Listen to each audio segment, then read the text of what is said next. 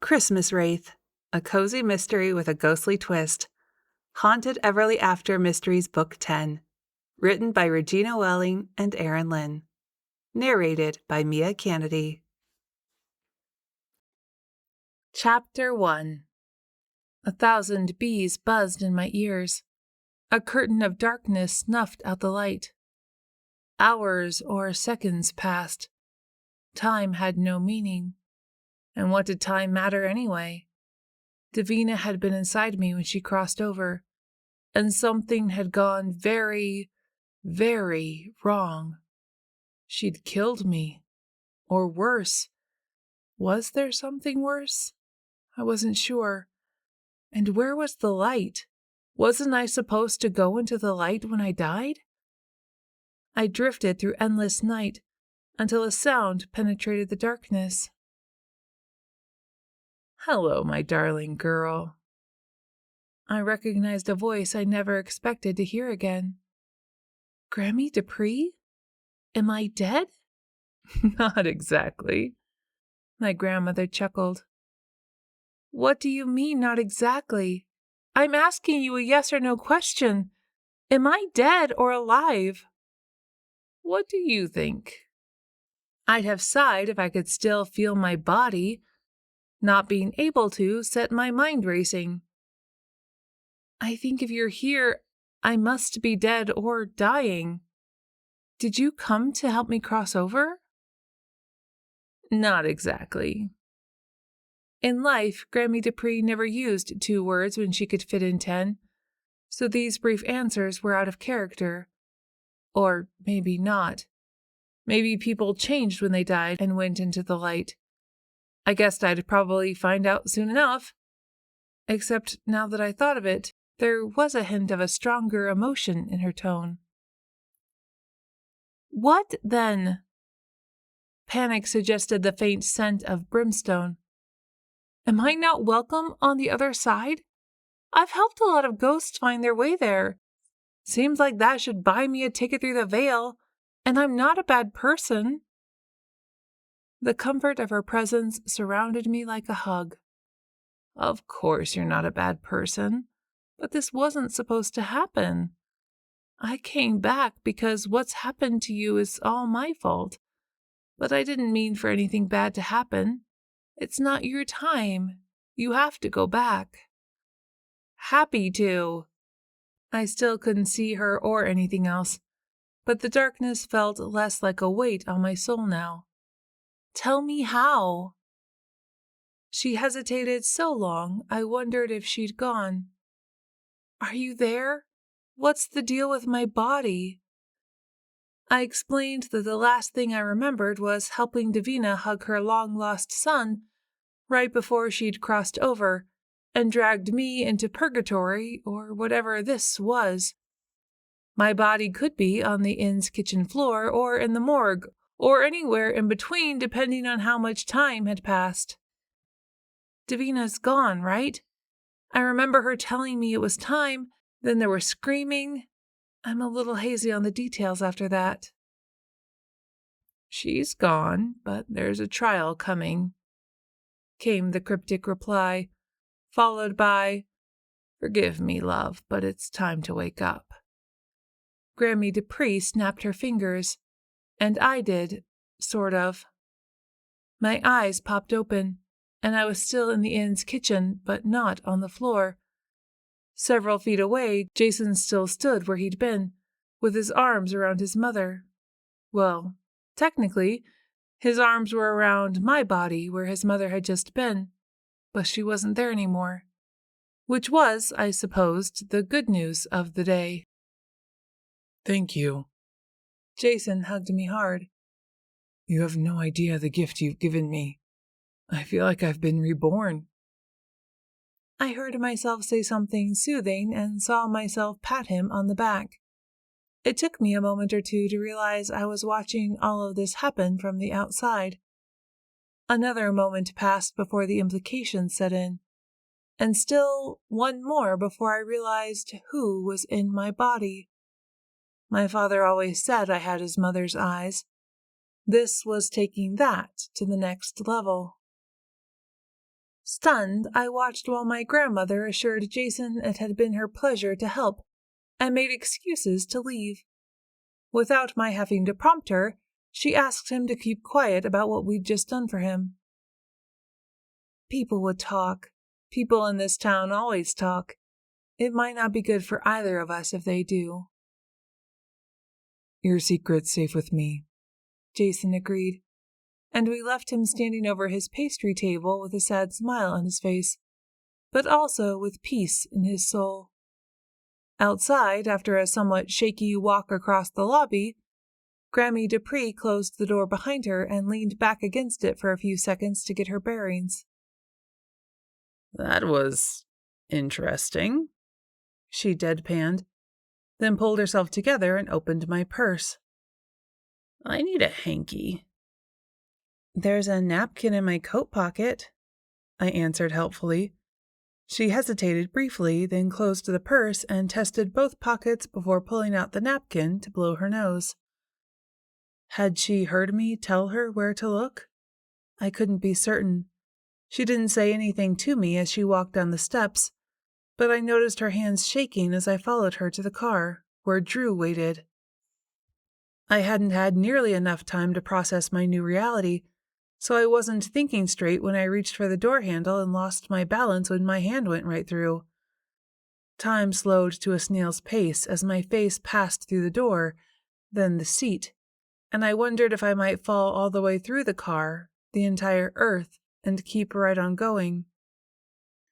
Maybe I was just the worst ghost to ever live, or die, or not die, or whatever it was I had done.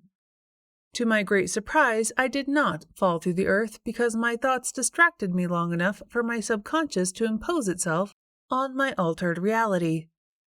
I ended up on my hands and knees with my head sticking out through the floorboard. If you're quite finished flinging yourself around, get in and we'll chat with your young man. Unless you think we shouldn't tell him, I could pretend to be you. You can see me then. That's comforting, I guess. No, we're not keeping secrets from Drew. Just tell him what happened. The sooner the better, because I wanted to hear the rest of the story too. The key to interacting with the regular world was to forget I wasn't part of it. My second attempt to get in the car ended with me in a near approximation of a seated position. Close enough, anyway. Everything go okay? Drew leaned in for a kiss and was surprised when Grammie Dupree held up a hand to stop him. Not exactly, she said. He settled back but kept his body angled toward hers. Mine. This was really weird. She echoed my thoughts. There's a story to tell, and it's a dilly. You'd better prepare yourself, young man. Drew cocked an eyebrow at the term. Young man? In a gesture I remembered from childhood, she waggled a pointed finger at him. My memory superimposed the shape of her fingers over mine. Take me home, please. Now both of Drew's eyebrows shot up. Are you okay? Did you bump your head or something? He leaned closer to inspect, but she pushed him away. His voice carried a slight echo, but hers didn't. Again, weird day. Or something, she agreed. This may be hard to believe, but there was a slight mishap, and now we have a dilemma on our hands.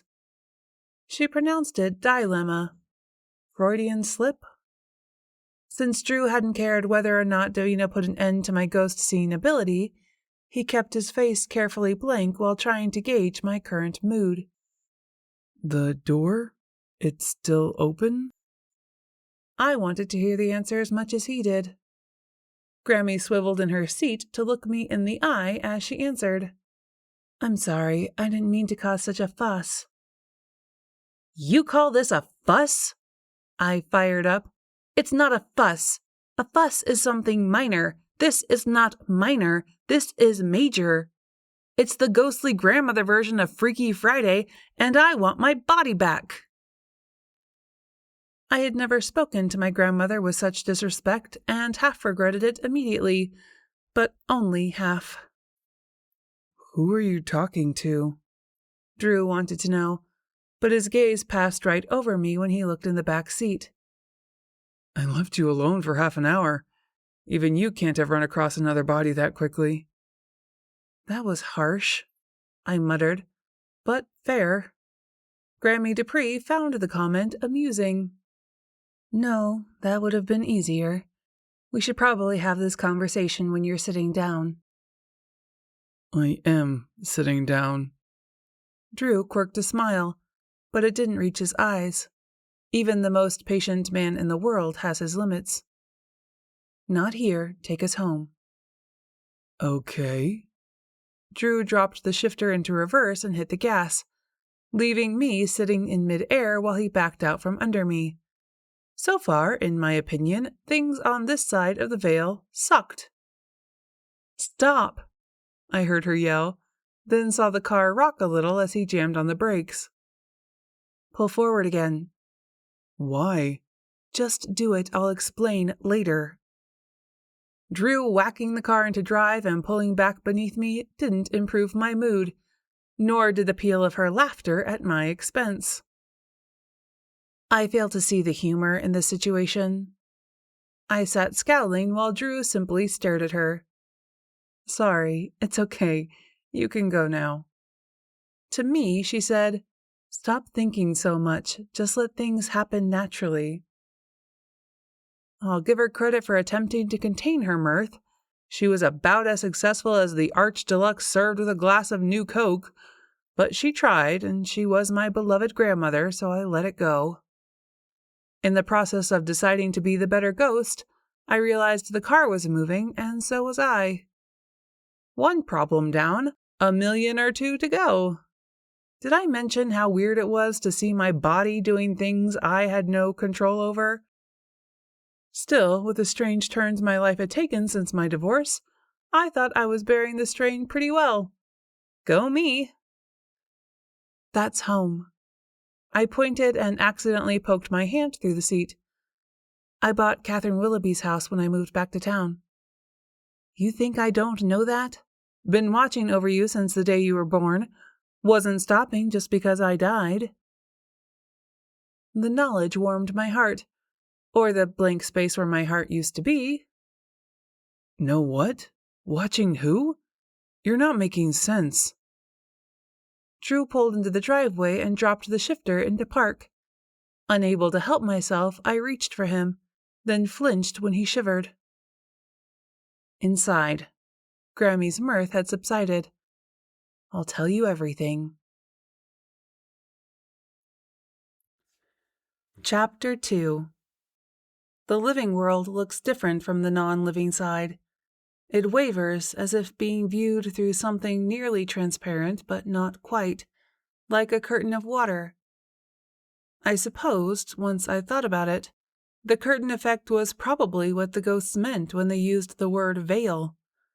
Excuse me if I'd been expecting some gauzy or lacy number, like from a wedding gown or something. Language is a funny thing. When she heard my voice, my dog came running down the hall. Molly danced toward me, then stopped and dropped to her haunches, her head tilting to the side as she looked at my body and then at me. Molly could see me, which didn't come as a surprise. I wasn't the first spirit she'd encountered since she'd come to live with me. Who's this now? Grammie was a dog lover, always had been. She bent to hold a hand out to Molly. Molly? Drew and I spoke at the same time. She's a good girl, I said. I can see that for myself. Tentatively, Molly got close enough to have her ear scratched while her eyes stayed locked on me. It's okay, sweet girl. I'll be back to myself in no time. I knew the words probably meant nothing to her, but I hoped she found my tone reassuring. Having heard half the conversation did nothing to ease Drew's mood. There, we're inside. His body blocked our progress, as he shed his coat and hung it over the newel post. Talk. I wanted to throw myself into the safety of his arms, but didn't because the mental image of me passing right through him was more than a little off-putting. He's pretty comfortable with the woo-woo stuff, but this isn't the same, so if you could... Grammie Dupree shot me a quelling look. It's best to rip off the bandage, I think. She turned to him and held out my hand. Sadie Dupree, nice to meet you. Drew took a step back. I can't tell if you're trying to be funny or what. There's nothing funny about any of this, I said, but he didn't hear me, naturally. Or what? Grammie Dupree confirmed. Definitely, or what? She took off my coat and tossed it on top of his. Everly's right here with us, and she's fine, for the moment, anyway. Be polite and offer an old woman a cup of tea, would you? I'm parched, and there's a lot to tell. Okay. Drew led the way back to the kitchen, but I could tell he wasn't okay by the set of his broad shoulders and the way he kept glancing back at her. We'd been together long enough for him to have seen some strange stuff, and he accepted the weirdness with an aplomb most people couldn't pull off. But everyone had their limits, and I worried we'd reached his. Black tea, Grammie Dupree said. Good and strong, mind you. None of that herbal or green nonsense for me. If he hadn't known something was up before, Drew would have picked up on the difference between my and my grandmother's tea preferences. I was an herbal girl, all the way. He set the pot of water on to heat, got out a cup and saucer, and filled a tea ball with loose-leaf picote, but said nothing until he poured hot water into her cup and settled in the seat across the table. I noticed he didn't get out a cup of his own. Talk, he ordered, and don't leave anything out. That Lucille Bennett shouldn't have meddled with things she didn't fully understand, and Leandra Wade isn't any better. Half-witted fools, the pair of them. She blew on her tea to cool it, then indulged herself by draining half the cup at one go and closing her eyes in bliss. If I stipulate that there was meddling by women who should have known better, will you kindly get on with the story? Drew leaned forward to pin her with a look. I want to know what's happening to Everly. Keep your shirt on, young fellow. I'm getting to it.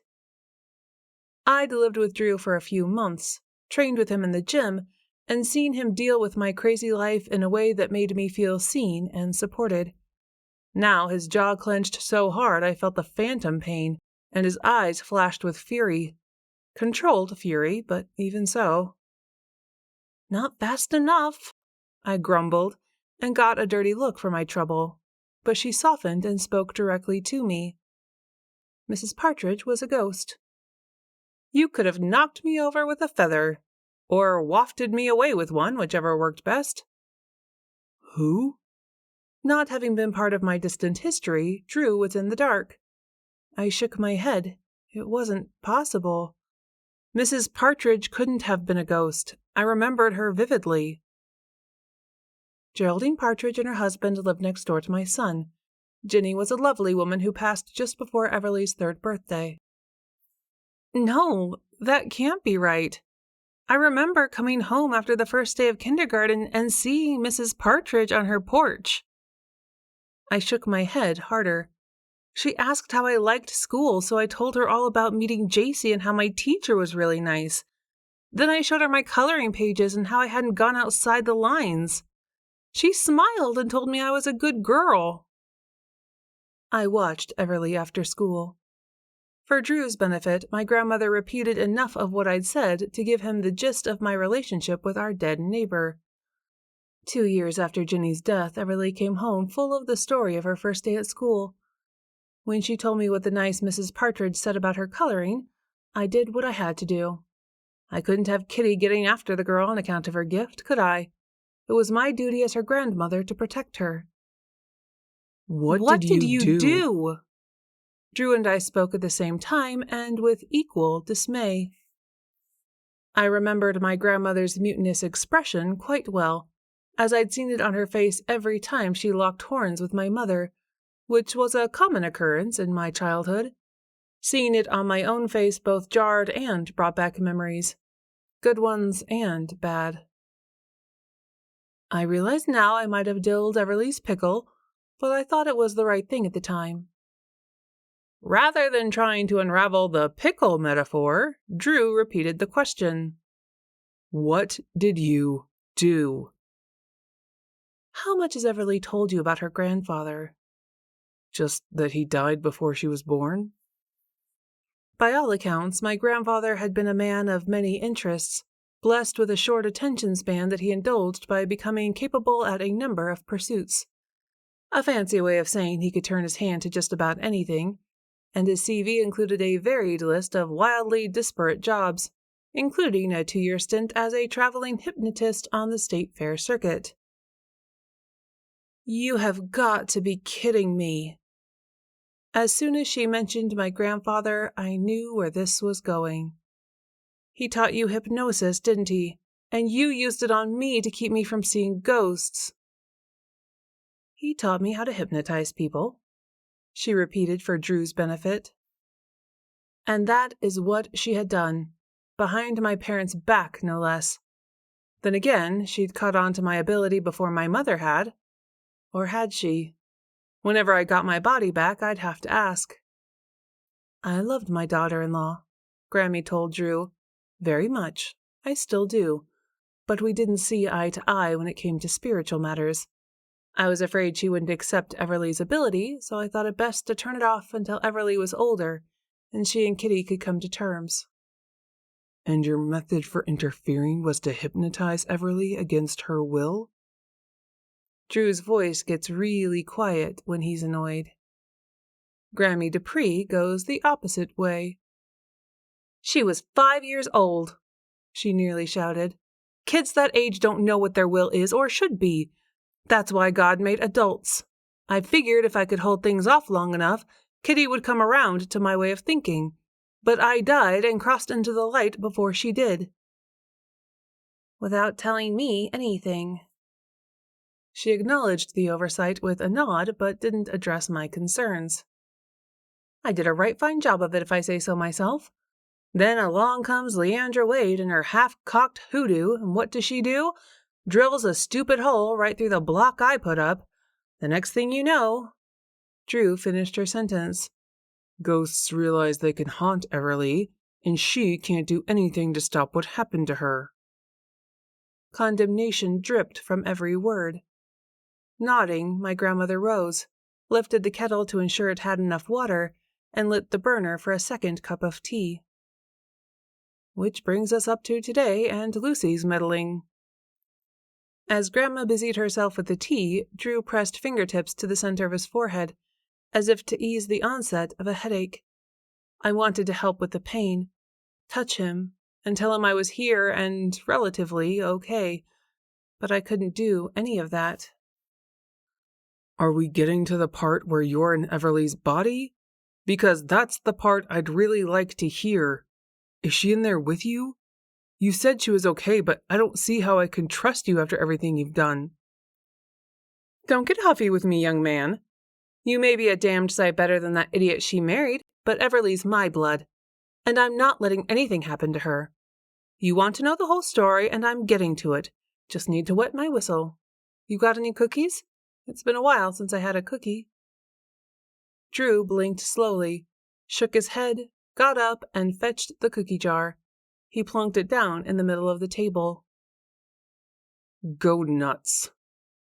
His patience might be long, but it wasn't endless, and his tone was the harshest I'd ever heard him use. You're scaring him. I kept my voice even and respectful. Please, Grammie, he needs to hear everything will work out. So did I, in case she was wondering. She gave me a look that I recognized as shame. I meant well. Things didn't turn out the way I planned, and once I'd crossed over, I saw the damage I'd already caused. So when Lucy announced her intention to meddle, I knew I'd get my chance to come through and fix my mistake. A tear formed in the corner of her eye. My eye. Someone's eye. Seeing it, Drew sighed and put on his placating face. I'm sure Everly appreciates the intention. Did I? Learning about my mother's psychic abilities had brought us closer than we'd ever been.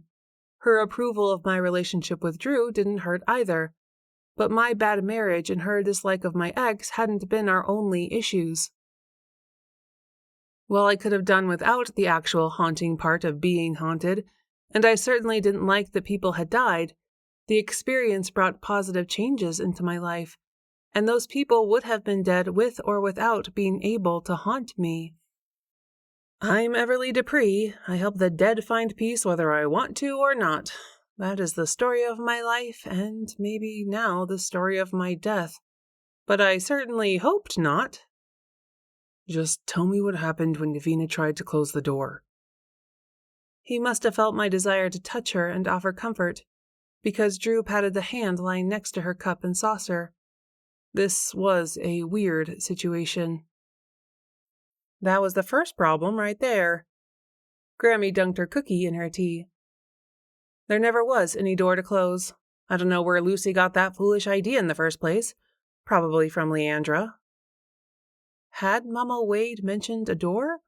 Or was it Kat Canton, the psychic medium from Oakville? Or Davina herself? I couldn't remember. Then what was it? A wall? You've heard of the veil between worlds? He nodded and circled one hand to indicate she should get on with it. The veil is not some curtain strung on a line between this world and the next. The veil is a living thing attached to each of us when we are born. Think of it like a coat of mirrored glass, the kind you can only see through in one direction. When you die, your spirit passes through the veil to reach the afterlife. It's generally a one-way trip, though some pass through before their time and get sent back. Others, like me, find their way back when the need is great enough. His forehead wrinkling, Drew said, "Sounds like Harry Potter's cloak of invisibility." I don't know who this Harry Potter is. Grammie Dupree waggled her hand back and forth. But if you want to call the veil a cloak, that's fine, and you can wipe that pinched look off your face. Most people cross over into the light when they die. The ones that stay between the light and the veil become ghosts.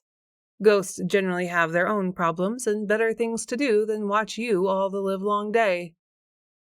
When he only offered her a bland look, she explained. Because it's a one-way street, people like you don't see spirits unless they want you to. People like Everly see more, but not many are so strong they can't tell the living from the dead. I blame myself for passing along such a powerful psychic talent. And you thought you could fix the problem by the power of hypnotic suggestion? She shrugged. Seems I did. For a time, anyway. All I wanted was to give her a chance to be like everyone else. And that was the only way I knew to help her shore up the weak spots so she wouldn't have to deal with the spirit side of things until she was ready.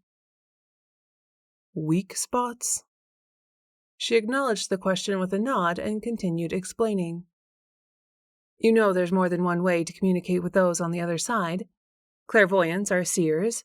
They see into the world of spirit. And clairaudients hear the voices of those in spirit. You got your touchers, like Lucy Bennett, who read items. Kinetics, Drew clarified. Psychometry. Grammie nodded. If you like fancy terms. Then there are the feelers who tune into emotions and so on.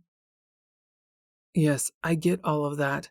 Are you saying that people who experience psychic phenomena more viscerally were born with weak spots in the barrier between them and the next world? Keep your shirt on. I'm telling this my way. But yes, your darts are hitting the bullseye. If someone's born with a weak spot over the eyes, they tend to be clairvoyant. Over the ears, we're talking clairaudient. Hands make a toucher. Heart, you get a feeler. The thinner the barrier, the clearer the connection to the other side. Make sense?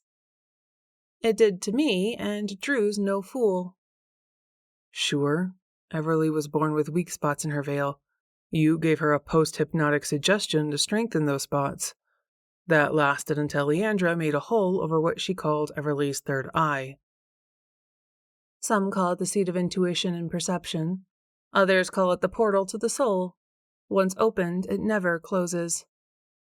She nodded as if that said it all, but it took Drew a minute to work through the implications. You're saying that because Leandra fooled around in that particular spot, Everly can't close her eyes or ears to the ghosts that haunt her. I can't imagine what would happen if I couldn't tune out things I don't want to hear. He does do that, I said. Telling him to hang up wet towels is like telling the wind not to blow. That's a man thing. She wasn't talking to him, but he didn't know that and brushed the stray comment aside. Leandra took away Everly's choice. It's as simple as that. You ain't so dumb, young fellow.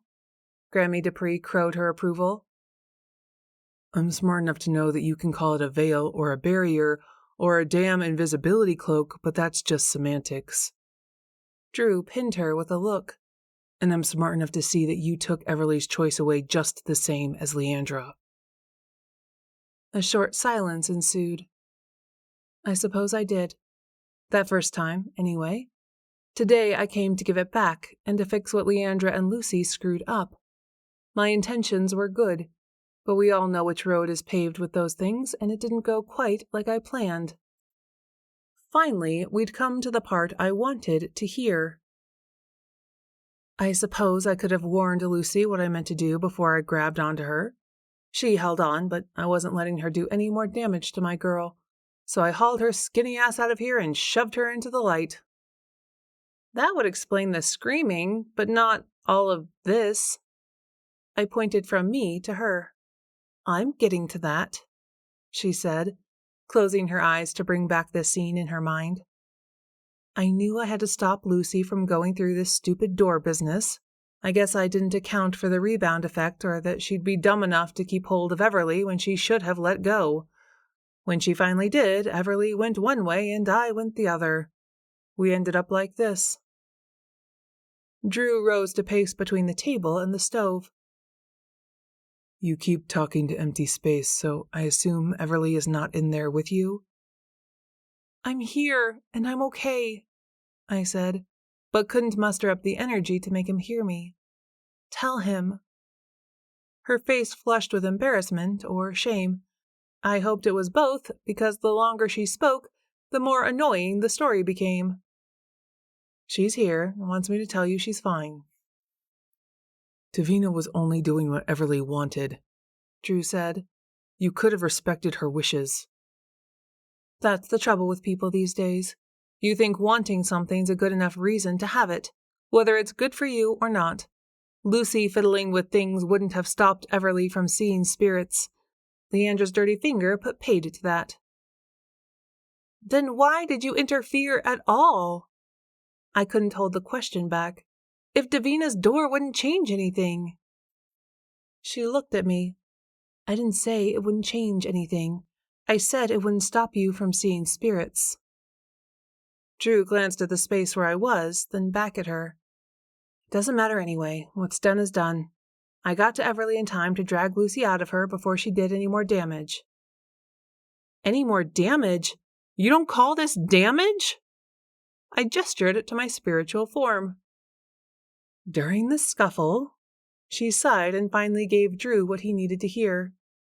Lucy hauled Everly into the afterlife, but only part way. Only? Drew went pale and sputtered. You mean she's a ghost?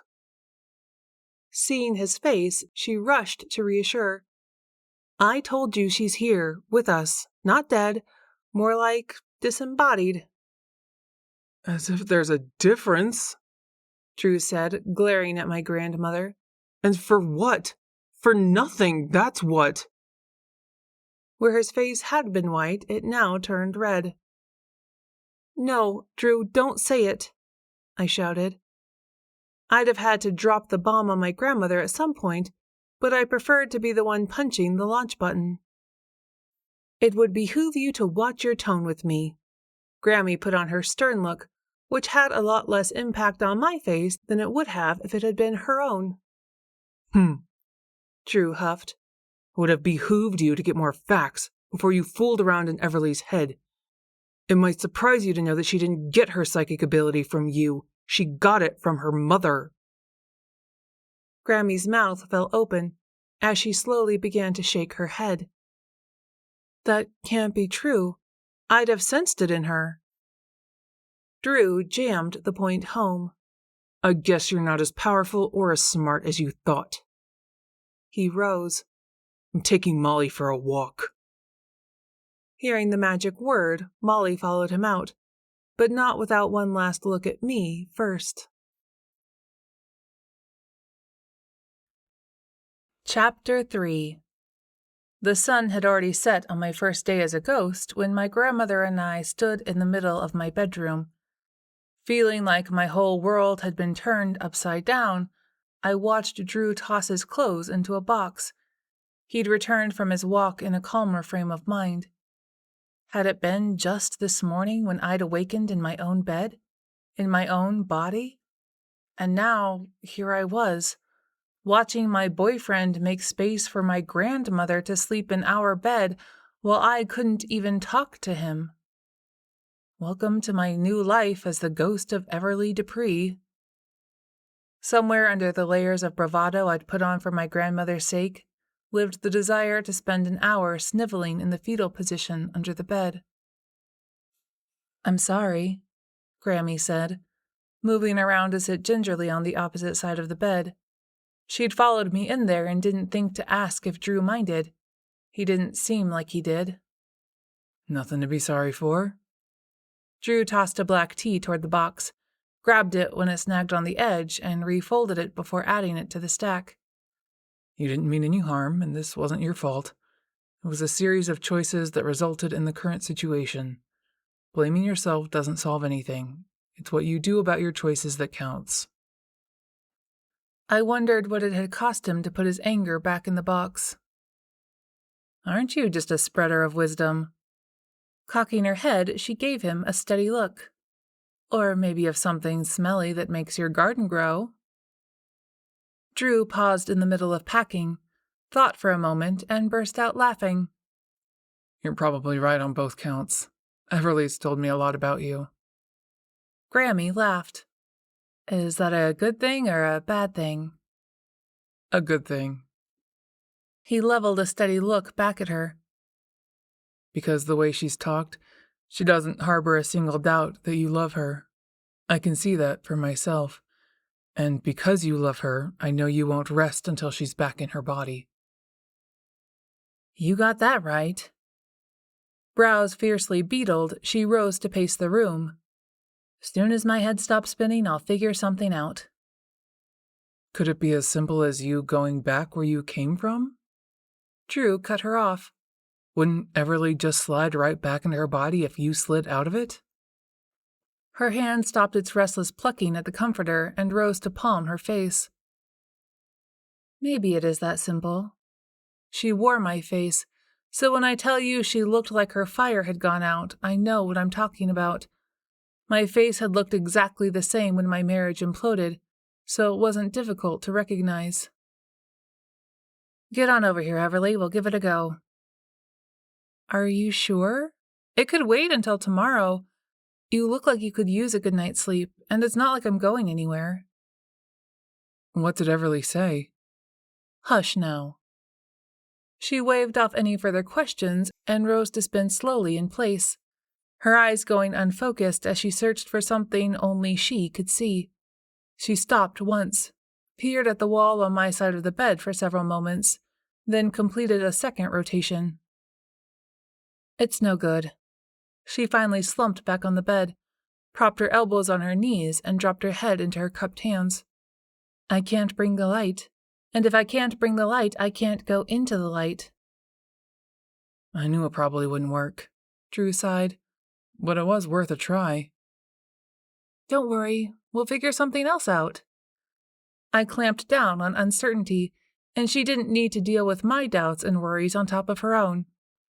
We're Dupree women, right? Nothing keeps a Dupree woman down. Heartened, I agree. Not cheating ex-husbands with more golf clubs than brains, not skanky former friends with no morals, not seeing ghosts when you didn't expect them, nothing. It was difficult to imagine that the woman sitting before me was actually my grandmother, when all I could see was my face. But I tried because it didn't do us any good if I couldn't get past the shock of it all. I'd always wanted to be just like her when I grew up. Our current situation took that notion to another level, one that existed in the weird zone. Her personality was the same as in life.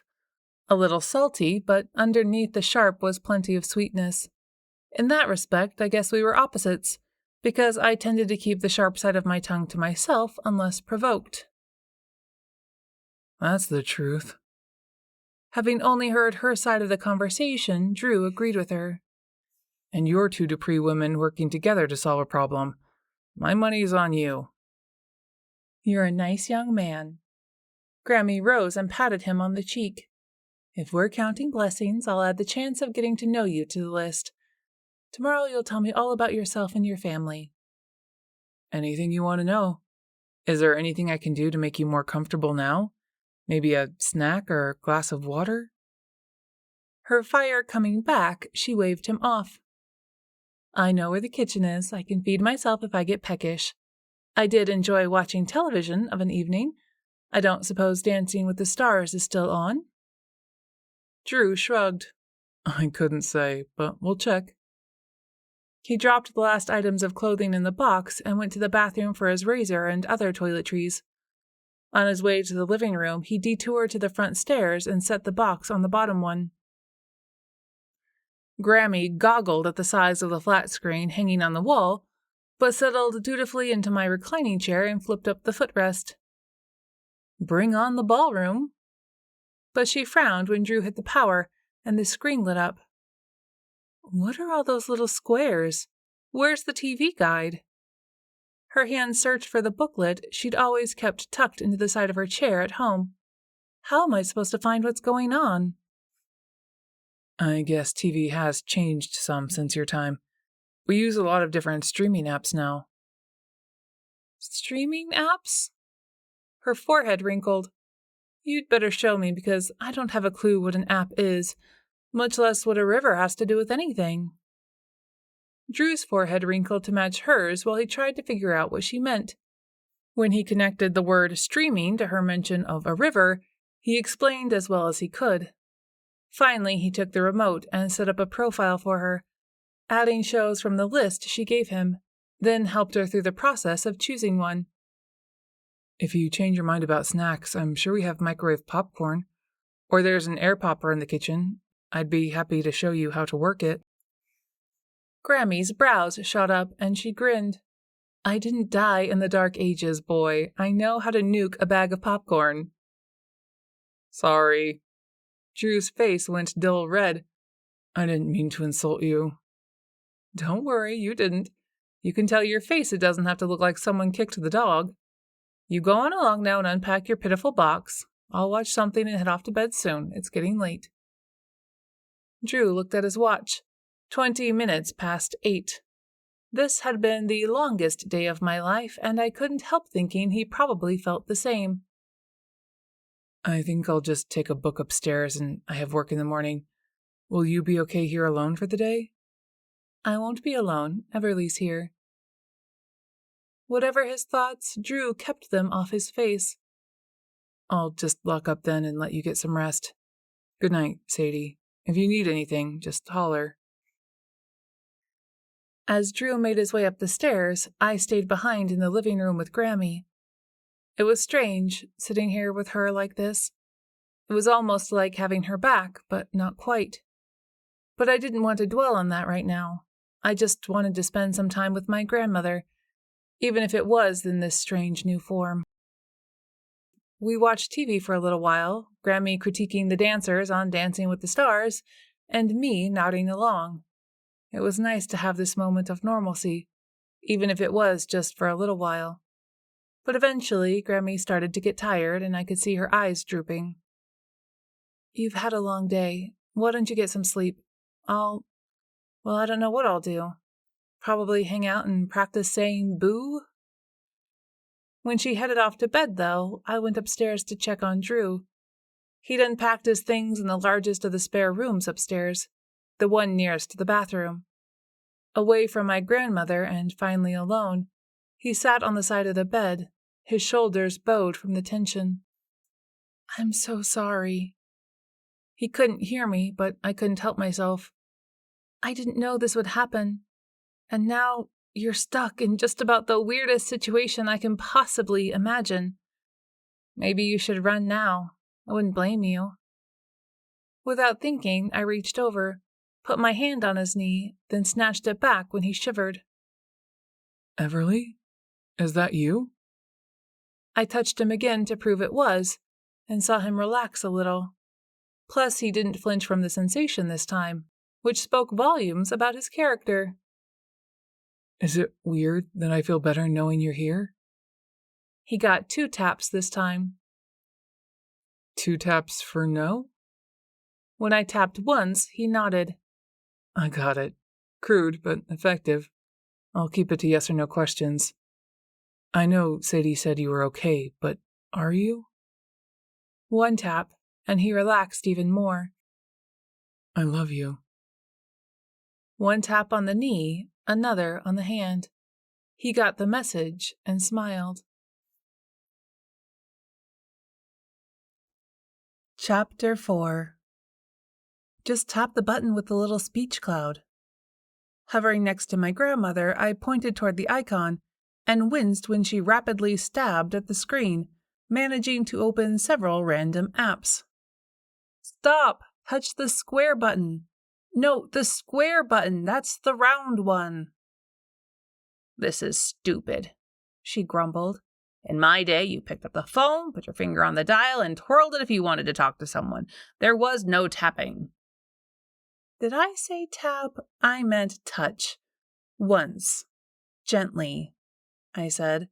And there were push-button phones in your day. Finally, she got the text app open, and after a few false starts, navigated to Patria's text thread. I felt like I'd run a marathon, with 1 foot tied behind my back. Okay.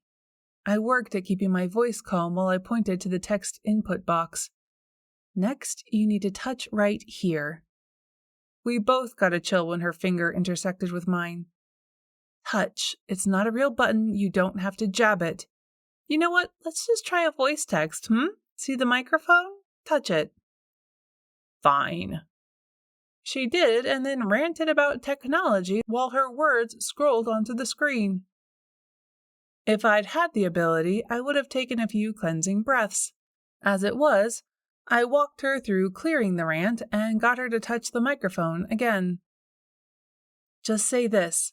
Can you meet me at the shop? It's important, I said, then winced when she all but yelled at the phone. In the end, the text went out, and within a minute, Patria's affirmative reply hit my inbox. It will take her a little while to get there. Gives us enough time to walk over. You want to walk? Go right ahead. I'll be driving that overgrown station wagon of yours. I may have winced. I'm not proud of that. I'm not sure your license is still valid. She already had the keys out of my purse, and there wasn't a thing I could do to stop her. I guess it's a good thing everyone will think I'm you, isn't it? Resigned, I followed her out the door and bit my tongue when she spun the tires while backing up.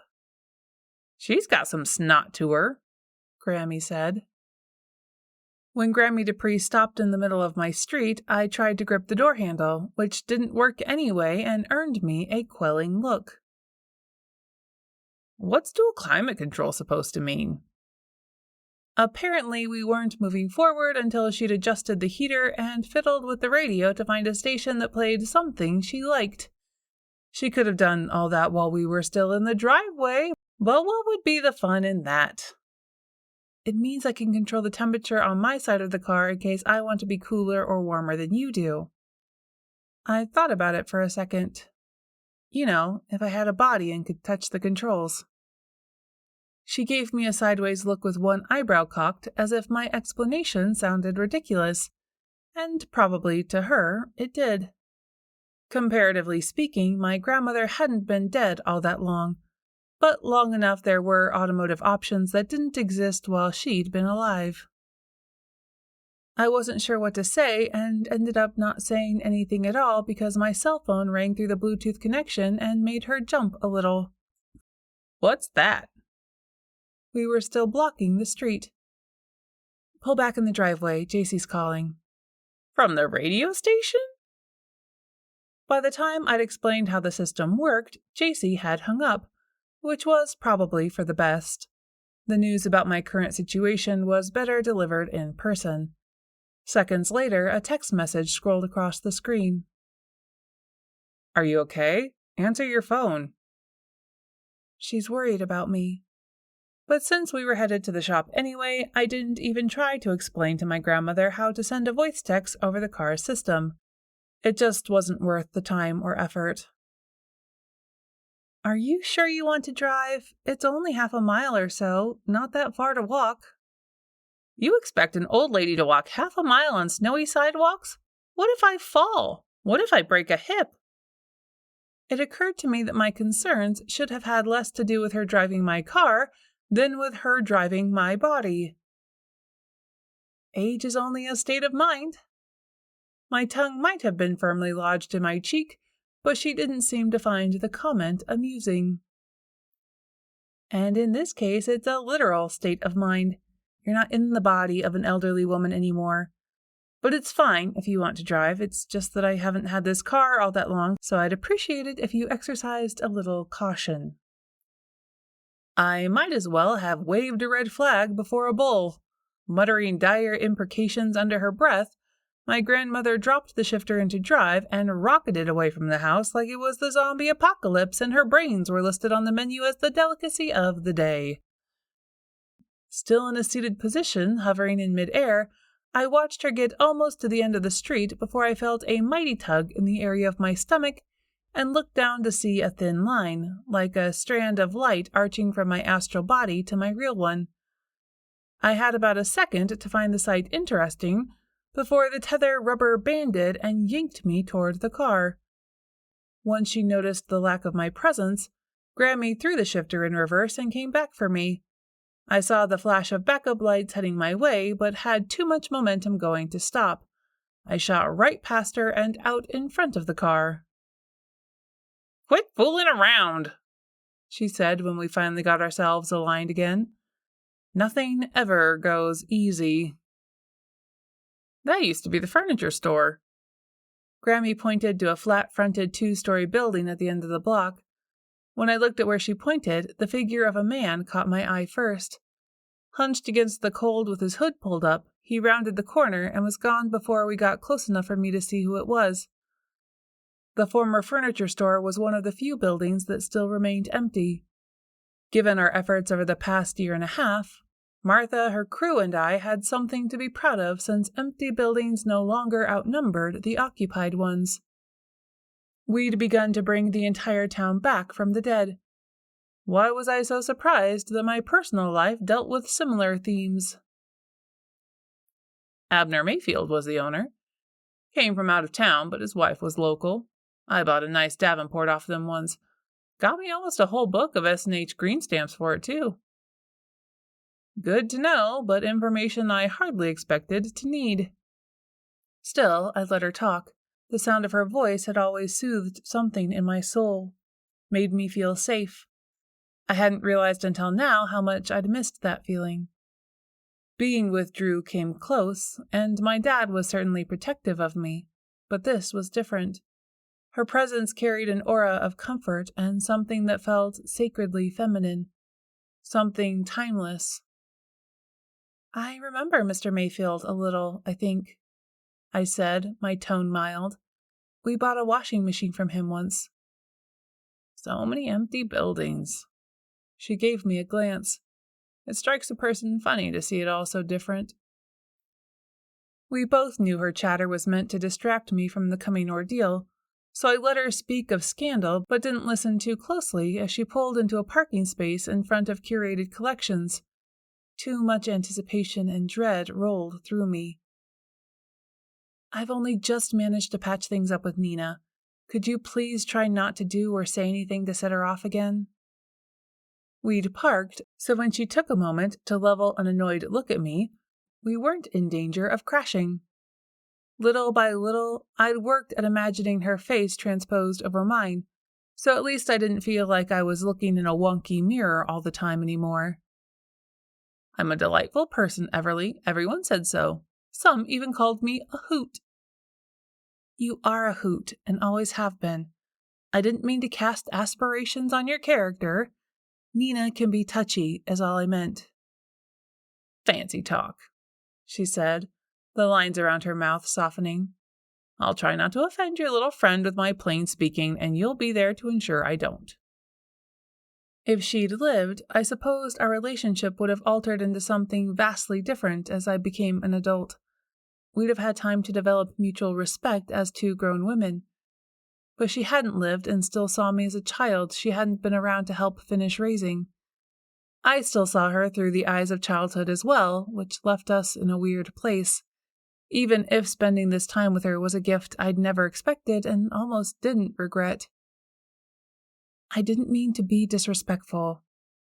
If I could have hugged her, I would have given her such a squeeze. You know I love you. As I love you. You sure you want to do this? People don't take kindly to talk of spirits and whatnot. Scares them. I was already shaking my head. My friends are made from sterner stuff, and they've already tasted what the other side can dish out. They'll stand. You'll see. If you say so. Now, would you rather go in and get this over with, or sit out here where passers-by can see you talking to yourself all morning? Oh, hell. I'd forgotten no one could see me. And while I contemplated her question, things got worse. Shoot, Mama Wade just pulled into the back lot. I know you have opinions about Leandra's meddling, but you need to keep them to yourself. I promise to try. Best I could do. Or we could wait another day, but then I ran the risk of ticking off my friends and waiting too long to tell them of my current undeadness. And yes, I was aware that wasn't a word, but some situations don't have accurate words to describe them, so I made one up. She's a good person and was only trying to help, which is all you were trying to do when, I waved my hand to indicate my non-corporeal body, this happened. Am I the pot or the kettle? I couldn't hold back a smile. Neither. You're my beloved grandmother who only wants what's best for me. Just as Leandra is my second mom who wants the same thing. Be nice. I'm always nice. That one earned her a cocked eyebrow. Grammie Dupree always meant well, but she didn't censor her opinions, so her definition of nice and mine were quite different. Be nicer than usual. I followed her inside and hoped for the best. I should have known that with Leandra there, things would go in a weird direction. Leandra is the engineer of the train to Weirdville, probably the conductor as well, and the ticket taker. You're not Everly, were the first words out of her mouth when I walked in. My guts clenched. What happened to Everly? Chapter 5. JC stood behind the counter, marking prices on a set of fine tableware while banging and thrashing sounds echoed from the small storage area behind the half of the shop where Nina sold artwork. Don't be ridiculous, Mom. Are you feeling okay? I'm fine, but that is not Everly. Leandra doubled down on her opinion. I can't get a clear picture of who it is, but I know what I know. She's right, Grammie said. I'm not Everly. If you're planning to drop a bomb on someone, it's best to do it quickly, I supposed. Patria stood from her examination of an antique dresser. Very funny. She's not, I'm telling you, Leandra insisted. That is not Everly. JC shoved her fingers through her hair.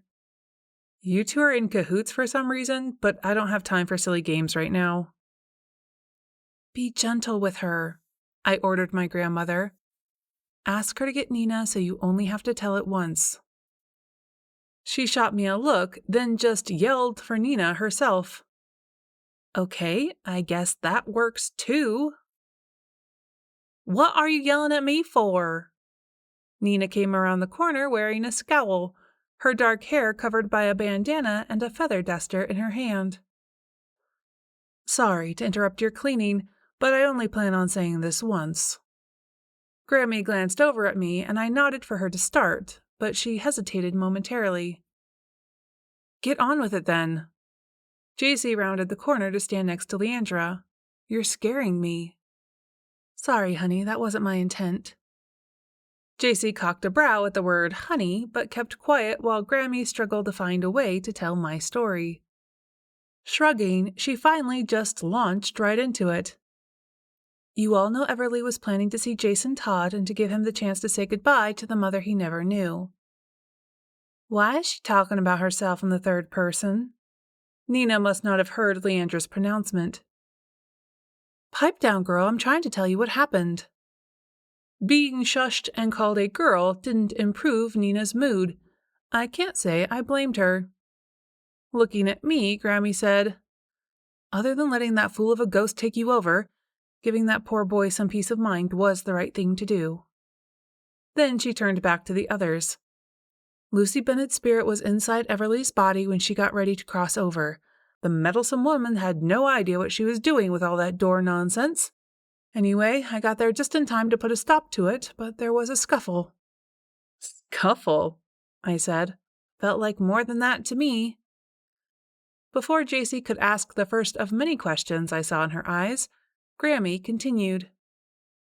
"Stupid Lucy didn't have sense enough to let go. She dragged Everly's spirit out of her body and somehow mine got sucked in." "And just who might you be then?" Nina wanted to know. Her face a study of mixed emotion, Leandra answered for her. "Sadie Dupree? Is that you?" "In the flesh, so to speak." "Where's Everly?" JC reached forward, took Grammie's shoulders in her hands, and gave her a little shake. Something she'd never have done if it hadn't been my body she had hold of. "Is she okay?" "I'm right here." But, of course, she couldn't hear me. "Everly's right here." Parroting my comment, Grammie pointed at me. "And she's safe for the moment, except that she's what you call a disembodied spirit." "You mean she's a ghost?" Nina's face had gone pale as her eyes searched the spot where I stood. Grammie scowled at her. Leandra cut in. "A disembodied spirit is not the same thing as a ghost." "Sounds like semantics to me." Patria arched a brow, but otherwise her face showed nothing of her thoughts. She must have been working at the Flip House because she wore paint-spattered jeans and a ratty old sweatshirt. Because she always needed something to do in a crisis, JC grabbed the electric kettle and went into the restroom to fill it with water for tea. "Maybe you should sit down and explain," she said when she returned.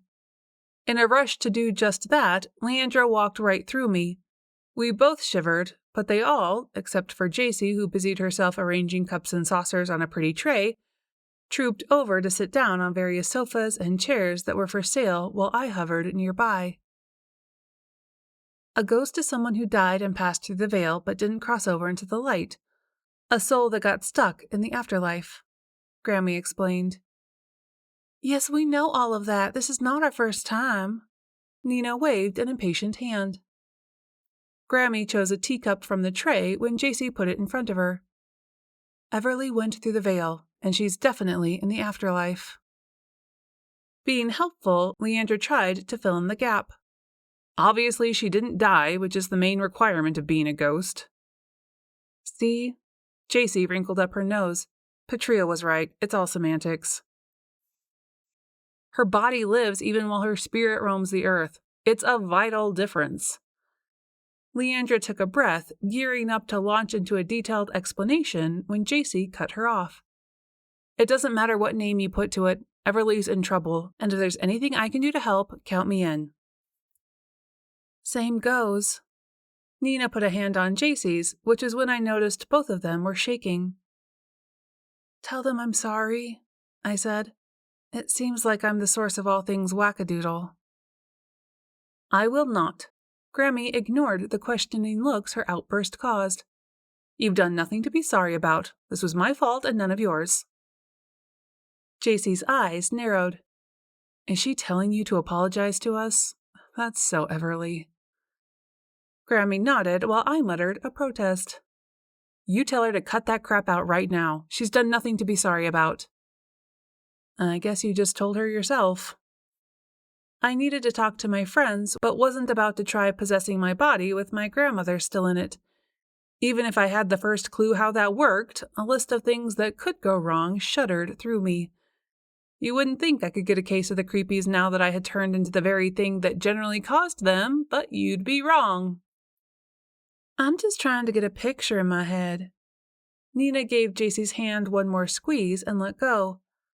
Davina was in Everly's body, and when it was time for her to cross over, she planned to shut the door behind her. There was no door. Grammie glared at Leandra, then at me when I hissed at her. But we can let that go for now, I suppose. She gestured for Nina to continue. Whatever. We'll just call it a metaphorical door if that makes you feel better. Davina was doing what she'd been asked to do when, what? You stepped in and jammed your metaphorical foot in the metaphorical door? Grammie waggled her shoulders. Not exactly, but close enough. I figured I'd drag meddling Lucy into the light before she had a chance to do anything stupid, but the idiot didn't have sense enough to let go when she should. Don't call my best friend an idiot. Leandra's tone was the firmest I'd ever heard her use. I call them like I see them. What I see, Patria somehow channeled my earlier comment and repeated it, is 2 wrongs didn't make a right, and now Everly's paying for your mistake. You did this, and you need to figure out how to fix it. Her hand going up to stop the others from piling on, Grammie said, I'm well aware of what I need to do. She's my granddaughter. You don't think I would leave her stranded on the wrong side of the veil, do you? Good, we're up to speed on the details. What's the plan? JC slid forward to perch on the edge of the sofa seat and waited to hear how she could help. How do disembodied spirits get back into their bodies? If it's happened enough times for there to be a name for it, there must be a solution. Her phone in hand, Nina snorted, then turned to the screen for everyone to see. According to what I can find, all ghosts are disembodied spirits, so I wouldn't get too excited about the terminology. But all disembodied spirits are not ghosts. We've already had this conversation once, and I don't see a reason to have it again, Leandra said. Anything on the interwebs about how to fix it? Seems simple to me. Nina gave my grandmother a hard look. You're in Everly's body. Everly needs to be in her body. Therefore, you need to get out. Problem solved. Been there, tried that, I said. She didn't hear me. If it were that simple, it would already be done. JC knew Grammie well enough to stand up for her. She put her hand back on Nina's. Sadie loves Everly. She wouldn't do anything to hurt her. Not on purpose, anyway. Slinging blame might feel good, but it doesn't help the situation. You always were a sweet girl and a good friend to my Everly. I'd had a day to settle into the idea of not being in my body. JC and Nina hadn't had more than 10 minutes. Even if this wasn't their first brush with the ghostly side of my life, it was the most disconcerting. JC's eyes kept darting to my grandmother's face and then away. I was sorry I'd brought more drama into hers and Nina's lives. Leandra? For her, I was not so sorry. Half of this mess could be laid at her door for doing well-meaning but disastrous hoodoo on me in the first place. Not that she'd meant to hurt me either. So really, there was no one to blame for my haunting issues but fate, and fate didn't seem to care that my life, or death, had been turned upside down. Patria cleared her throat loudly and pointedly until everyone turned to give her their attention. Assuming time is of the essence. She waited for my grandmother to nod her agreement. We shouldn't waste it on recriminations. It doesn't matter who did what or how and when. You said that you tried to vacate Everly's body. Tell us about that. I can do better than tell. I'll show you. Grammie stood, closed her eyes, and scrunched up her face with the effort. Don't! I yelled too late, as her hair stood on end, and the wave of energy she generated set glassware tinkling throughout the shop. When the sofa she sat on began to vibrate, Nina jumped up and stared at the spot where she'd sat. She doesn't have enough energy to call the light. Leandra reached out and clapped one hand over Grammie Dupree's wrist, then grabbed JC's hand with the other. "Join with me," she ordered. Her hair also lifted and blew in an invisible wind. JC did the same when she rose, holding her other hand out to Nina, who reluctantly took it. With her free hand, she motioned to Patria, who didn't hesitate to join and complete the circle. The energy level rose to a fevered pitch. A ghostly light flickered between these women who had put everything they had into helping me. I felt a tug at my center, drawing me toward them and into the center of the circle. My vision went hazier than before, as if the veil had thickened or moved closer, but that was all. Grammie wasn't going anywhere, and neither was I. I think she realized that about the same time I did, because she wrenched her hand from Patria's, breaking the circle. As the spectral energy dissipated, so did the static it had generated. Strands of hair that had floated up now plastered themselves to everyone's heads.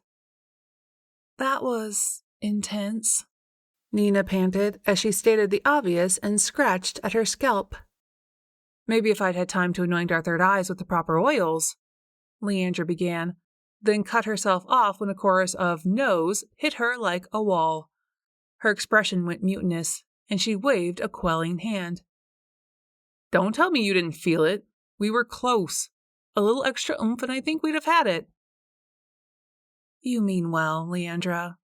Grammie patted her arm. "I know that, but oils wouldn't have made a difference." What would? JC and I asked at the same time. Taking a moment to think first, Grammie finally answered. "If we can bring the light into being by the force of our will, we'll probably need to be present at the passing, or maybe find a ghost ready to cross over, someone to trigger the light." Patria nodded. "That makes sense. You think you could piggyback off the spirit of someone who is already going through?" Grammie nodded. "Maybe. Never know until we try." I said, wishing everyone could hear me. "That's fine and good and probably would work, except for one thing. We're not ghouls. Would you want to crowd in on a family's worst moment while they're in the process of losing a loved one? I know I don't. It's not like we have a ghost handy, and I think we can all agree that we're not willing to kill someone." Faces that had brightened with hope fell when she relayed my comment to the others.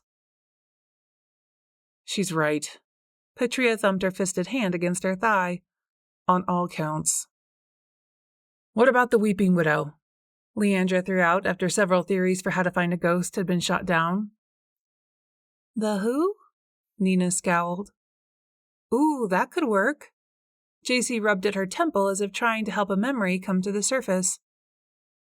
"She's Mooselick River's resident ghost. Everyone has heard of her, but no one I know has ever actually seen her."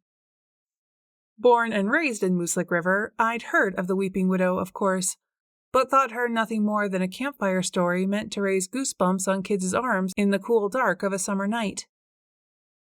It's said that she hangs out by the river, where she drowned herself in despair at the loss of her husband. It's also said that if you go down to the river on a moonlit night, you can hear her crying for her lost love. Nina shivered, and so did I. Just because I was currently a ghost myself and had dealt with more of them than I ever wanted, it didn't mean their stories didn't creep me out. Besides, going down to the river in the dark in the winter sounded stupid to me. Or, she drew the word out long, there's the haunted furniture store. Maybe you try the one that wouldn't require a slog through the snow during the dark of night? Patria's dry tone made her my hero. The old furniture store is haunted? Even though she couldn't see it from where she sat, Nina turned and glanced in the store's direction as she voiced my thoughts exactly. How did we not hear about this? You would if you tried to buy the building. I couldn't even get the local real estate agent to show it to me. Patria's reply opened up new questions. When did you try and buy the furniture store, and why didn't you tell anyone? JC began gathering up teacups. A month ago. I thought it would be a good investment. Patria held something back. Anyone who knew her well could tell. and judging by the blank stare she offered her friend, JC wasn't fooled. Okay, fine. Patria toyed with the button on her blouse. Nothing like ruining the surprise. You've outgrown this place. Letting go of the button, she flicked a finger toward the crowded space. A building the size of the furniture store would give you room to expand your businesses. I figured I'd buy it, fix it up nice, and offer you a rent-to-own lease. There's plenty of storage upstairs with space enough for you each to have an office, and the showroom is at least twice as big as this. It's a rare thing when J.C. Dean can't find something to say. Patria's admission flummoxed her and Nina both. There's been so much growth in town lately, I thought I'd better snatch it up while it's still cheap because I'm predicting a jump in the local real estate market. Don't, Nina said. Don't cheapen your intentions by attributing them to saving a few bucks. You try to do something amazing for us. Her eyes brightened with unshed tears. Even if it didn't work out, I can't tell you how much that means to me. Patria grinned. Who said it didn't work out? I got the keys from the loan officer at the bank, and haunted or not, I took a look, and based on what I saw, I bought the building. She had the keys in her jacket pocket. That's what I call serendipity. Leandra also grinned. Tell her... Oh, never mind. I wanted so much to hug Patria, and not one that would give her a case of the heebie-jeebies. This is from Everly. My grandmother must have sensed my need, because she grabbed Patria and pulled her in. She's proud of you, and so am I, even if I don't know you very well. If Patria felt a bit misty, she hid it well enough. What do you say, everyone? Should we go take a look at the place and maybe bust a ghost? JC's face fell. One of us will have to stay behind to run the shop unless you want to wait until we're closed for the day. And wander around in a haunted furniture store after dark? Nina shuddered. No thanks. You go. I'll stay back. You both go. I'll take care of things here, Leandra offered. Beth Ann's minding my shop. How's Beth working out?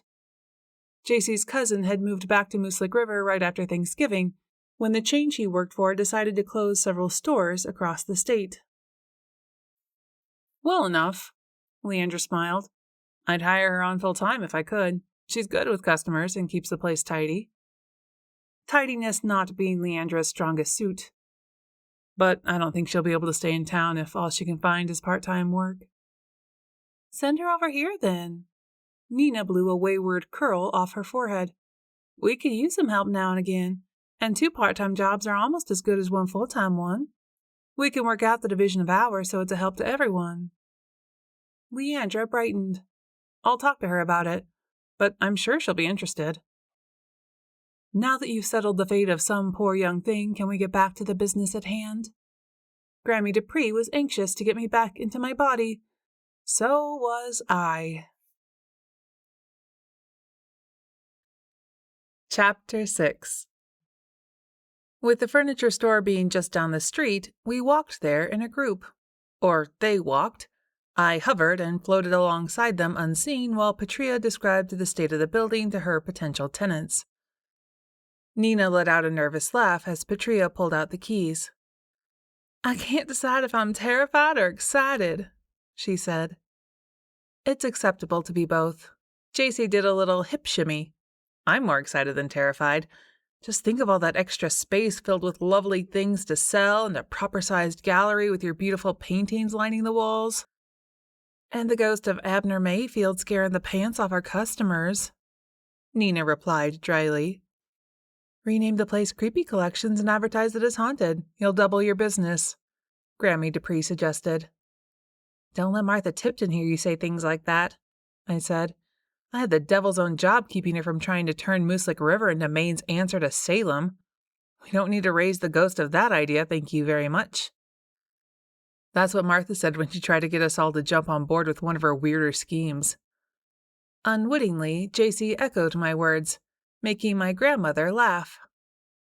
What's so funny? Patria wanted to know. Just a case of great minds thinking alike. It always was hard to see where Everly began and JC left off. Then she sobered. Seems like that's the case with all of you. I'm glad to see my girl has close friends.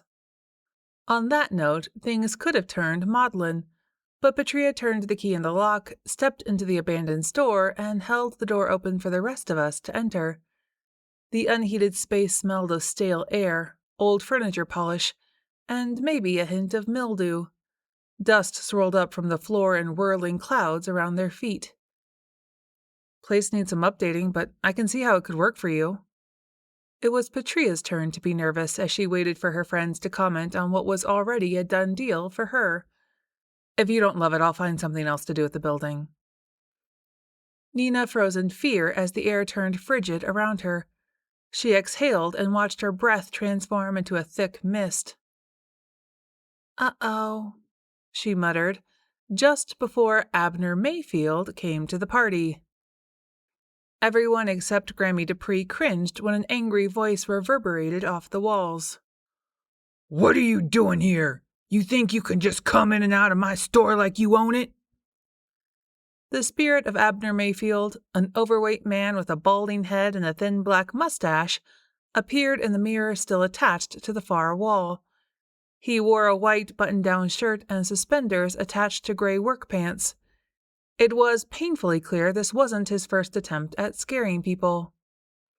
Nothing more now than a reflection of his former self, the sight of Abner was eerily disconcerting. He stared at all of us, me included, his eyes following us as we moved closer together. His mustache twitched, and his lips curled up in a sneer. Even before he spoke, his presence was strong enough to make intruders feel unwelcome. "This is my place now, Abner. I bought the building, and I say this respectfully, but it's time for you to leave." Petria's voice echoed through the room as she tried to be polite. Abner stood motionless, his eyes never leaving hers, while the lights overhead flickered on in response. Guys?" Petria said just above a whisper. "The power won't be turned on until next week. This is all him." The hum was low at first, but gradually increased to a crescendo, creating an electrified atmosphere that made the hairs on Petria's arms stand up. Dust particles glinted in the brilliant light, and tiny sparks flew about like fireflies. As Petria repeated her ultimatum, the lights seemed to join in, with an irregular beat that only added to the tension. Ice crystals formed over years' worth of dust and grime, making the glass sparkle darkly as moisture fogged the windows. Abner glared at Petria from the mirror and snarled, "What are you gonna do? Make me?" "No, I'm not here to make you do anything. I'm here to negotiate." Petria crossed her arms and stared him down. She could feel the energy in the room shift as all eyes turned to her. "I'd rather appeal to your sense of decency and justice, but if I have to resort to stronger measures, be sure I will." Abner laughed scornfully before he disappeared. A wisp of smoke wafted from the mirror's glass. As he left, the reflection of his spirit lingered briefly in the corner of Petria's eye before it faded away completely. When the others stepped up beside her for support and Petria did not back down, Abner reappeared on the opposite side of the showroom and set the walls to shaking while knocking sounds echoed through the empty building. Nina screamed when Abner tapped her shoulder, but when she turned around, he was gone. Hands shaking, she pointed to an empty space on another wall where the knuckles of a hand, index finger first, pushed in from the other side. The hand formed a fist. Nina screamed again, and so did JC when Abner ran his ghostly finger down the back of her neck. His touch was the cold of a freezer, the cold of an atmosphere in space, but overlaid with the sensation of spiders dancing under her clothes. The ghost seemed to be everywhere and nowhere at once, and when he spoke again, Abner's voice was gravelly, like he'd been screaming at the top of his lungs for years and years. His laugh was deep and deeply creepy, the sound of sandpaper on glass. "This is my place, and I will not leave. If you know what's good for you, you'll get out." Whether they wanted to leave or not, Abner's fury shoved against the women, pushing them toward the door. You can push me out if you want to, but I'll be back, Petria shouted over her shoulder. You're nothing but a memory, and no matter what you say, this is my place now. His creepy laugh followed the women out the door. That didn't go well, did it? Grammie Dupree proved herself the queen of understatement. Not sure what to do next, the women stood on the steps. JC looked around at the others and shrugged. Maybe we should call a priest or something? Grammie Dupree shook her head. I don't think that will work. His wife was a member of the church, but Abner was never religious. If he doesn't believe, using religion on him won't work. She sighed and ran a hand through her hair, considering their options. We could look up how to do an exorcism on our own, Nina suggested hesitantly, glancing back at the store nervously. No, Petria said firmly. I think exorcisms only work on demons. But even if they do work on ghosts, it's too dangerous to try when we have no experience. Grammie Dupree nodded in agreement. If we're calling in outside help, we need to find someone who knows how to handle cheesed-off spirits without putting the living in danger. JC snapped her fingers as if she'd had an epiphany. What about Everly's friend from Oakville? She's into all sorts of supernatural stuff. She might know what to do. Her name is Kat, I said to Grammie Dupree. She's a medium and a really nice person, but she doesn't have special powers or anything. She'd just try and talk to him the same as we did, probably with the same result. At least not without more information. Whenever I have to deal with ghosts, it helps to learn as much about their lives as I can. We need to talk to someone from Abner's family or one of his friends. Someone who knew him better than you did. Maybe we'll learn something that will help us find a way to help him move on. Grammie relayed what I'd said. I think she's right. I'll ask around and shoot you a text as soon as I find anything. JC had more contacts in town than I did, and bonus points for not having to coach my grandmother into sounding like me. Everyone else looked relieved. We were actually making some progress towards getting rid of Abner's spirit. After agreeing on a plan, we headed back to the shop. So, Petria finally said, what did you think of the space? Ghostly jerk notwithstanding. Nina shivered, but allowed, From what I saw, it's a good size, plenty of light. The floors are filthy, but felt solid underfoot. Lot of cosmetic work for sure. I wish we'd had a chance to look at the mechanicals. It looked like I remembered, JC added. They used to sell appliances in the back and bedroom furniture on the second floor. Shrugging because she hadn't been in town long enough to visit the store while it was open, Petria quoted as best as she could remember from the paperwork. The heating system was updated not too long before Abner closed down. That would make it about 7 years ago, so still some life there. But the plumbing, such as it is, needs a fair amount of work. Electrical system is in decent shape as far as it goes, but I was thinking I'd get an electrician in to talk about a few updates. Also, there's a service elevator in the back that will need a thorough going over before it's safe to use. I've already contacted the company, and I'm waiting on them to come out and give me a repair estimate before I start on the electrical, just in case there's something needed on that end. JC looked at Nina, and an unspoken conversation passed between the two that ended with a nod from each. We'll take it. Nina held out a hand to Petria to shake on the deal. Once Abner's gone, that's a deal breaker, but we'll come to terms on the rest. Damned right we will, Petria grinned. Friday night celebration dinner at Cappy's? As soon as Everly's back in her body, of course. Goes without saying. JC's heart wouldn't let her celebrate without her friend, even if I could be there in spirit. A phrase that had taken on a new meaning for everyone. Chapter 7. Back in the car, I gave my grandmother the bad news. I'm sorry to do this, but we have someplace else to go right now. I might be dead or something, but that didn't stop my life from rolling along. I told Martha I'd come today to help her choose what decorations to put up in the town square during the lighting contest. Do we have to? When she whined, it occurred to me that I'd not only changed physical places with my grandmother, but maybe we had an emotional shift as well. We do. Let's just say Martha has a history of going over the top, and I need to be there to rein her in. I gave her a quick description of the Valentine ice sculpture debacle. Okay, but when we get back, I want to watch my stories.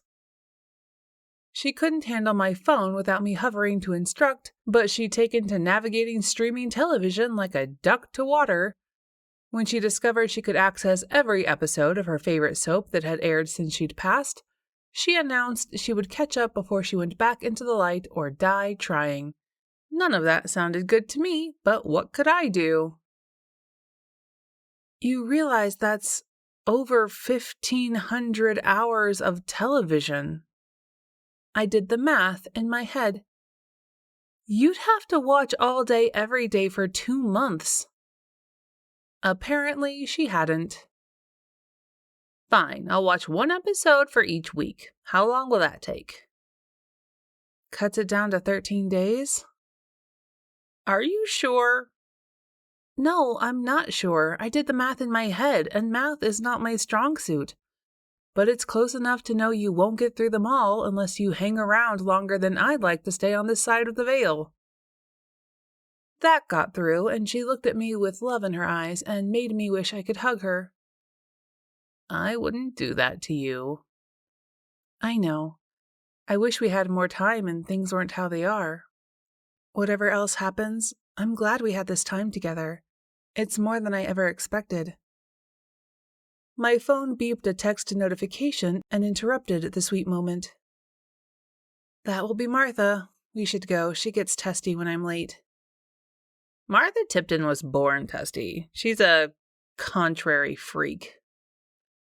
She paused to get the terminology right, but still butchered it. That's control freak, and you're not wrong on both counts, but we'll make this a fast stop, I promise. Then I think you should grab lunch at Bertino's and watch your stories until it's time to go see my folks. Bertino's? They're still around? She grabbed my purse, which I now saw was stuffed with nose tissue, along with my wallet and everything else I normally carried. I'd also caught her raiding the Starlight mince Drew liked to eat at Christmas. His favorites were the green ones, and so were hers. She'd dumped half the bowl into my purse on the way out of the house. Looked like I'd have to do an old lady purse purge when she was gone. Not that there was anything wrong with that. Probably break my heart too. But if there's one thing I've learned of late, you can't stop painful situations from happening. Only do your best to get through them. Bertie's has the best pizza in town. With the special spicy sauce, it's to die for. Probably not the best choice of words for my current situation. And you can't go wrong with the spaghetti and meatballs plate, or the lasagna. But first, we have to deal with Martha before another text comes in. Grammie's taxi service? She grinned at me as she started the car. Where to? The town office? Yeah. Well, the storage building in the back. What used to be the bus garage. The drive was short enough that we were 2 minutes early, but Martha was still ahead of us. She made a point of checking her watch when we pulled up. There you are. I was beginning to wonder if you were coming at all. Now I'm thinking we should go with a modern theme this year. Did you know they make glitter in a spray can? What if we did an entire forest scene in front of the gazebo, with silver glitter painted bare branches for trees, all strung up with twinkle lights? Grammie didn't answer right away, but since that was the desired effect, Martha continued. We have 2 or 3 of those lighted reindeer in storage. We could use those too and keep everything white. White lights are understated and classy, don't you think? Sounds good to me, I said. Are you out of your tiny mind? Martha's brow shot up in response to my grandmother's outburst. Mine had done the same. Excuse me? My grandfather helped build a nativity scene before he passed. That sparked a memory. Oh, I remember that. Or rather, I remember Dad taking me to see it when I was younger and telling me how he'd helped with the building and carving. He was so proud to have been part of a town tradition. That old ramshackle of a thing. Martha had no idea who she was talking to when she sniffed and used such a dismissive tone. It's over here. she threaded her way between shelves and stacked bins until she stopped in front of a 3-sided building made from rough lumber sitting in front of a roll-up door. "Grammie, don't," I warned when I saw the blush of temper creeping up her neck. Getting hot under the collar is a literal thing for redheads. She shot me a look and toned down her response. Not entirely, but it could have been worse. "That old thing was crafted with care and built to last. But if you're going to break tradition and go with some airy-fairy twinkle forest instead, that's just, well, it's stupid." I had never called Martha stupid to her face and had no plans ever to do so. But Grammie Dupree didn't care, and when I admonished her, she shrugged me off.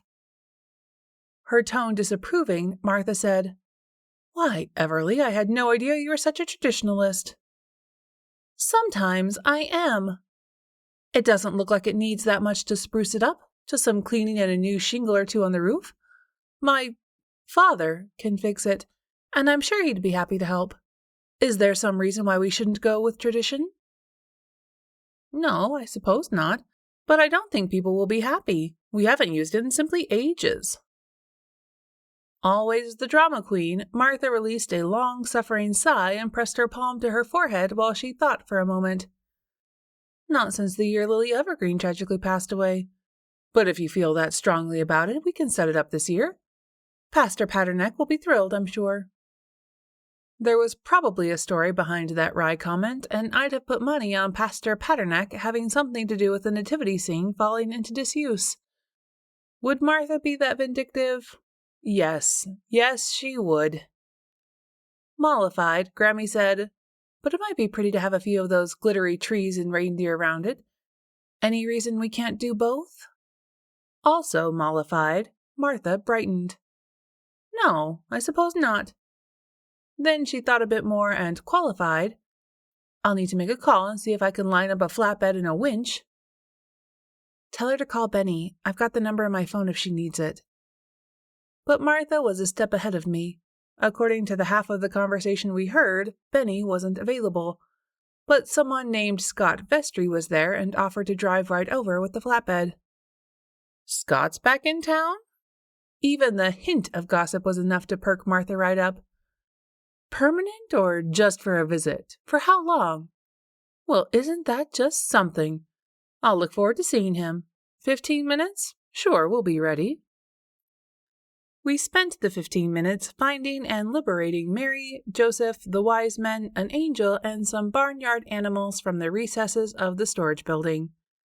Martha had a rough minute when we found the manger, but no baby Jesus. "We could use this." Grammie waved around a Cabbage Patch doll that turned up in a box of Lost and Found. "Are you kidding me?" Martha lost her composure. "That's a girl doll and ugly as homemade sin. We can't use that. Have you been drinking your lunch?" "No, but it doesn't matter. I found him." Gently, Grammie lifted the swaddled doll from the box where she'd found it. "You can calm down now." Being told to calm down didn't mean Martha would, but before she could work up more of a head of steam, we heard a vehicle pull into park, and a few seconds later the knock on the door had Martha scrambling for her composure. She hurried to the window to peek out, then opened the door with a flourish. "Scott Vestry, aren't you a sight?" Scott smiled warmly at Martha and stepped inside. I judged him to be in his mid-60s, but even so he was tall, broad-shouldered, and handsome in a rugged way. It looked like he could carry a bundle of wood or bale of hay pretty easily, which meant he was capable of helping us load up the manger and whatnot. Martha made the introductions, then promptly ignored me while she got the rundown on his life since she'd seen him last. "It's nice to meet you, Mr. Vestry." Grammie offered her hand. "Call me Scott, please. What's all going on in the truck?" He wore faded blue jeans, work boots, and an old flannel shirt-style jacket that looked like it had seen some wear. His dark eyes twinkled as he glanced around the storage building. "Some of this stuff brings back memories." His lips curved around the stem of an unlit corncob pipe he pulled from his jacket pocket. Vestry's manner with Martha was casual and familiar while she talked him through what she wanted. With an economy of motion, he let the winch cable out and tipped the truck bed up for easier loading. Since the three-walled stable had a set of ski-like slides and a sturdy hook already built in, it took only a few minutes to drag it up and settle it into place. During that time, I learned that the newcomer had grown up in Mooselick River, but had been living in New Hampshire for the last 3 decades. Martha stepped back, and I followed Grammie Dupree over to the 3 wise men statues to take a closer look.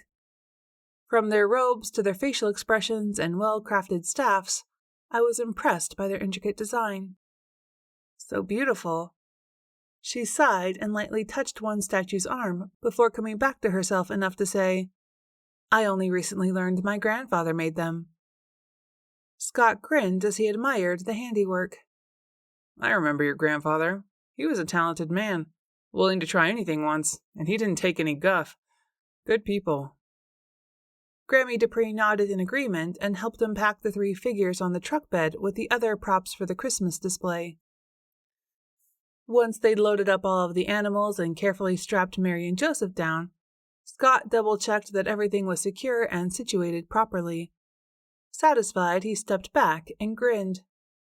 Looks like we're all set, he said, gesturing towards the truck bed and turning to Martha. You want to ride with me? Good heavens, no. I've got a dozen calls to make. Everly will go with you, and I've already sent Bess a message. Her oldest will meet you there to help unload. I can't tell you how much we appreciate your help. Not a problem, he said. It's nice to see the town looking festive. It sure is. We've had the garlands and wreaths up on light poles since just after Thanksgiving, so it's only the main display pieces left. Just drop it in the usual spot. You remember where that is? When Mr. Vestry nodded, Martha continued. We're planning to add a few glittery trees. I'll put Patricia on that right away. She's got crafty friends to help and fewer brain cells to lose from the smell of the paint. Bess and Patty landed on Martha's naughty list almost weekly, but that was the snottiest remark I'd ever heard her make. Something else must be up, but I didn't want to delve into their friendship dynamics when I had to use a go-between. Doesn't matter, let it go. Grammie was only too happy to follow that order, and instead of engaging in more discussion, watched the truck pull out with her husband's handiwork strapped to the back. Since her eyes had missed it up a bit, it was a good thing Martha had taken herself outside to call and issue Bess and Patty their orders. I wish I'd have had the chance to know Grampy. He must have been something. I mean, a woodworker who can also hypnotize people is a rare person. I wasn't trying to be facetious, but then I wasn't trying not to be either. He learned it all in the same place. If it makes you feel any better, Dad credits his father with teaching him a love for working with his hands, and he's carried on the woodworking side of the tradition at least. He's a good man. That's down to how you raised him. Misting up again, she nodded and followed me out. Still on the phone, Martha waved her goodbyes, so I assumed we were done. Chapter 8.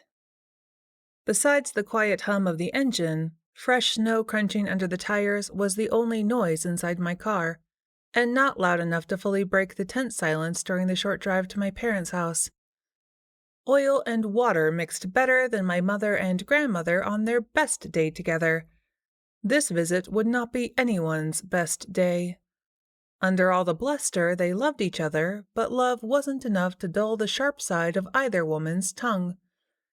If the thing with Abner Mayfield had gone better, I'd have already been back in my body, and my parents might never have known about my foray into the afterlife.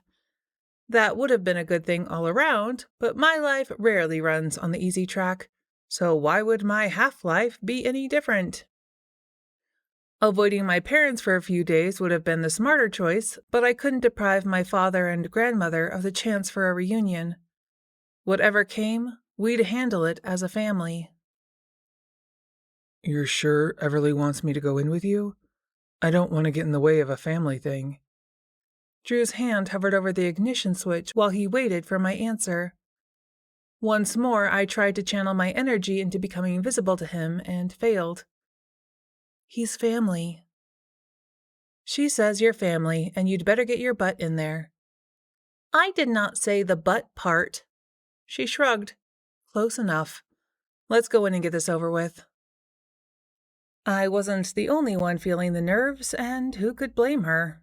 Joy often comes with a side of pain. Whatever you say. Drew reached over to offer comfort, rethought it, and pulled his hand back. The poor guy. It was just one weird thing after another since he took up with me. But my grandmother being in my body had to have pushed his boundaries close to the limit. I know it pushed mine. When he'd have gone around to open the door for her, she didn't wait and met him at the front of the car while I followed along behind, feeling powerless.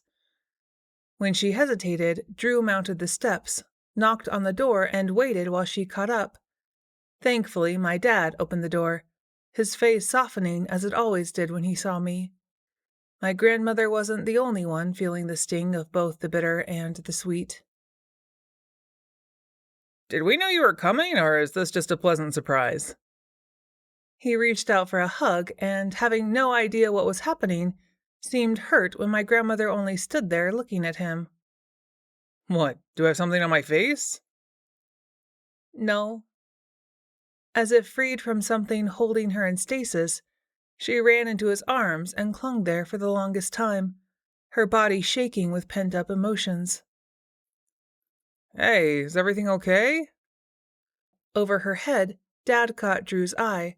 Drew nodded, but his glance strayed away. Can't say I blame him for not wanting to be the one to tell a story. Let's get you inside, You can tell me all about it. Since his arm stayed around her, Grammie let herself be led through the door and let Drew take her coat, but she couldn't take her eyes off her son as she struggled to find the words to explain the latest catastrophe.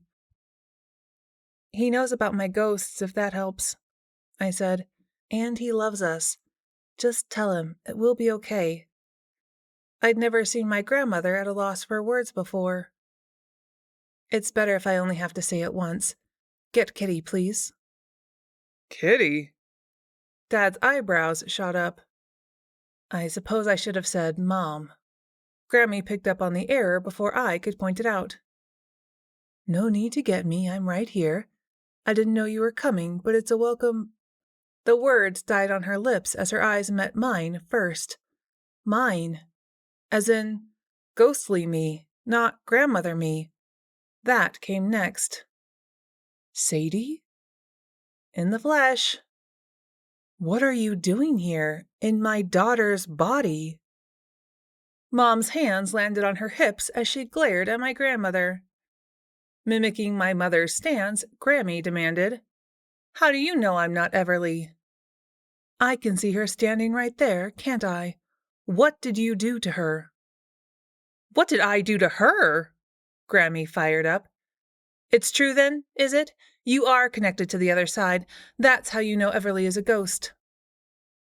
Disembodied spirit, I corrected, since she was the one who'd used the term first.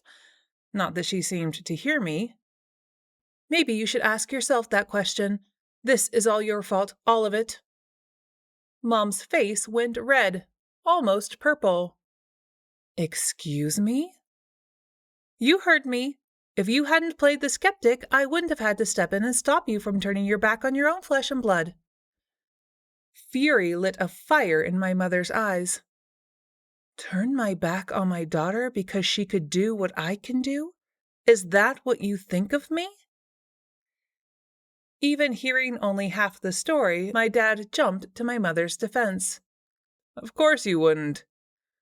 Well, in the face of such logic, Grammie let her foul mood fall away. How was I supposed to know all of that when you acted like I'd rolled in a pile of horse dung every time I brought up the subject of ghosts and psychic visions? Gee, Mom can do sarcasm like a champ when she wants to.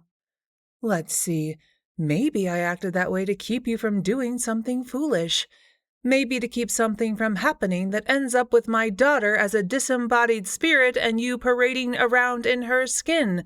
I guess that didn't work out very well, did it? Mom, calm down. I finally found my voice, and it felt good to speak to someone besides my grandmother. It wasn't her fault. Or not entirely. There was a minor accident with Davina. Somebody, Dad said, had better tell me what's happening here, right now. Whenever his blood pressure spikes, my dad's hair gets, for lack of a better word, poofy. The more agitated he is, the poofier his hair gets. This was easily the worst case of the poofs I'd ever seen. Mom didn't seem to notice he'd spoken. Minor accident? You call this a minor accident? That's enough! My father's voice thundered through the room. Stop talking in riddles and half sentences. I want to know what happened. This is awkward. Drew put himself in the middle of things. Everybody sit down and I'll explain. It took a minute or two to get my parents to comply, but once they had, he launched into the sordid tale of my trip to the afterlife. Mom? His face a study of emotions, my father seized on the chance to speak to his beloved mother. Is that really you? Kitty, Drew said softly, why don't we give them a few minutes together? Everly can join us in the kitchen and fill in any gaps I've left in the story. Reluctantly, she let him draw her out of the room while I hung back for just a moment to listen to a mother and son reunion that was as awkward as it was touching.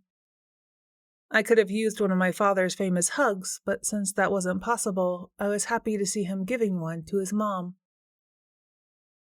I can't believe you didn't come to me as soon as something happened. Why am I always the last to know anything that's going on in your life? Poor Drew.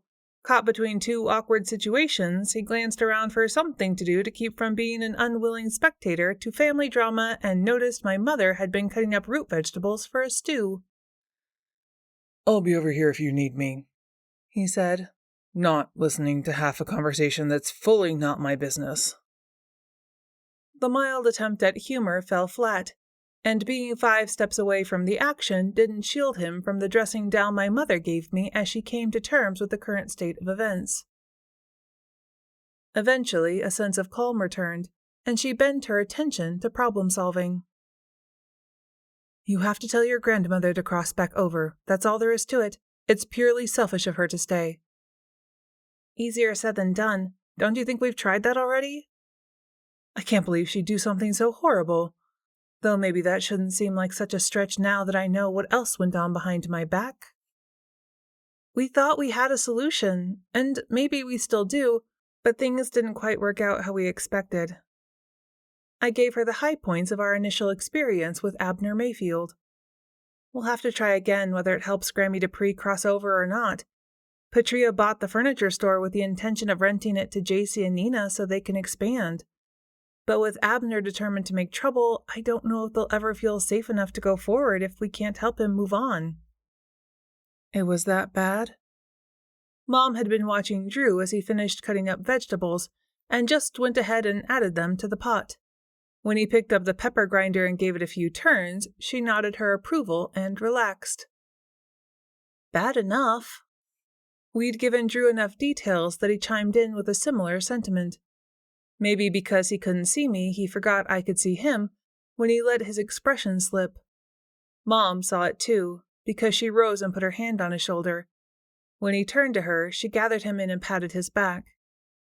It will all be okay. He nodded but didn't speak, and held on until my father and grandmother entered the kitchen. Grammie looked like she'd been through the ringer.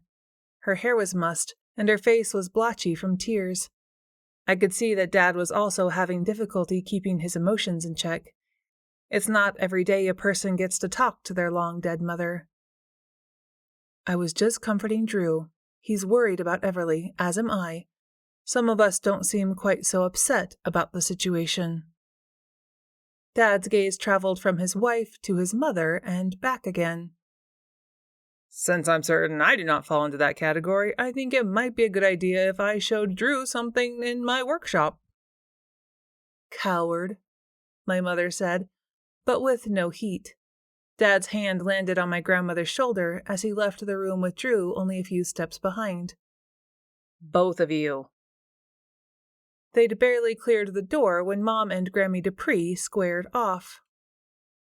"You know," Grammie said, "if you had told me you had the gift instead of going out of your way to shield Everly from my so-called crazy notions, we wouldn't be in this pickle right now." "Me? What about you?" I watched her for signs, thinking I'd explain when and if the time came. But you didn't give me a chance. Kitty's eyes narrowed while Sadie tried her best to look innocent. Why bother to fill her head with tales of ghosts when you'd fixed it so she couldn't see them? What was the plan there? "To protect my granddaughter and prepare her for what she had inside." How did that work out for you? Have you ever even seen a real ghost? "I have now," Grammie muttered. I didn't want to be present for this conversation, and since I also couldn't leave, I decided to end the argument once and for all, so I channeled my mother. Yep, I used her most chiding tones against her. I'm not proud of it. Or maybe I am. "Children!" My voice echoed when I put some force into it. I hadn't been expecting that. "That's enough. You both made choices. Not all of those choices were good ones, and I'm the one paying the price. So quit throwing blame at each other and accept the situation for what it is, or I'll go find someone else to help me." That was an empty threat since I didn't seem to be able to travel more than a few feet from my body, but they didn't have to know that. I'm sure Leandra would be willing to do whatever it takes. That last bit got their attention. "There's no need to go bothering Leandra with our personal business," Mom said. "She already knows," Grammie informed her. "Leandra knows? You told her before coming to me?" Uh-oh. Could almost hear the whoosh as the opener broke the seal on that can of worms. "It wasn't like that, Mom. I went to talk to JC and Nina and she showed up." "So it goes JC, then Nina, and then me?" "And Petria." I know Grammie was trying to be helpful. "I see. JC?" Kitty held up her hand with her palm flat. "Nina?" She moved her palm over to indicate the pecking order. "Petria, Leandra, and anyone else who happens to show up at the opportune time, then me." How did I end up on the hot seat? I'm the victim here, remember? Stop trying to deflect. We've all done things we could have done differently. Can we just stop fighting and work together as a family? Mom rose to stir the pot. Literally, not figuratively, the pot of stew. "For what it's worth, Kitty, I never meant to get between you and Everly. I didn't think of it that way." Her back still turned toward the table, my mom's shoulders dropped from their hunched position. "I know you loved Everly, and you wouldn't knowingly hurt her any more than I would." They hugged it out. The world did not end, and I realized this chance for them to work things was one more unexpected blessing from this situation. With the hatchet finally fully buried, all three of us Dupree women put our heads together to figure out a plan. Even if he wasn't murdered, Abner clearly has unfinished business. He's not about to tell us what that is, so we'll have to find his family and talk to them, if he has any left. "There was a sister," Grammie remembered. "Abner had a sister who lived out on County Line Road." "Betty?" Mom pulled the name out of her memory. Grammie nodded. "That's the one. We'll go talk to her." But before she finished, my mother was shaking her head. "Betty passed a few years back." Her shoulders drooping slightly, Grammie sighed. "That's too bad. I liked Betty. Didn't she have a little girl? What was her name? Millie? Marion?" I guessed I knew where my dogged determination had come from. Grammie had at least 2 helpings of it. "Mabel," my mother supplied. "You mean Blue Moon Mabel?" I said. Mom nodded.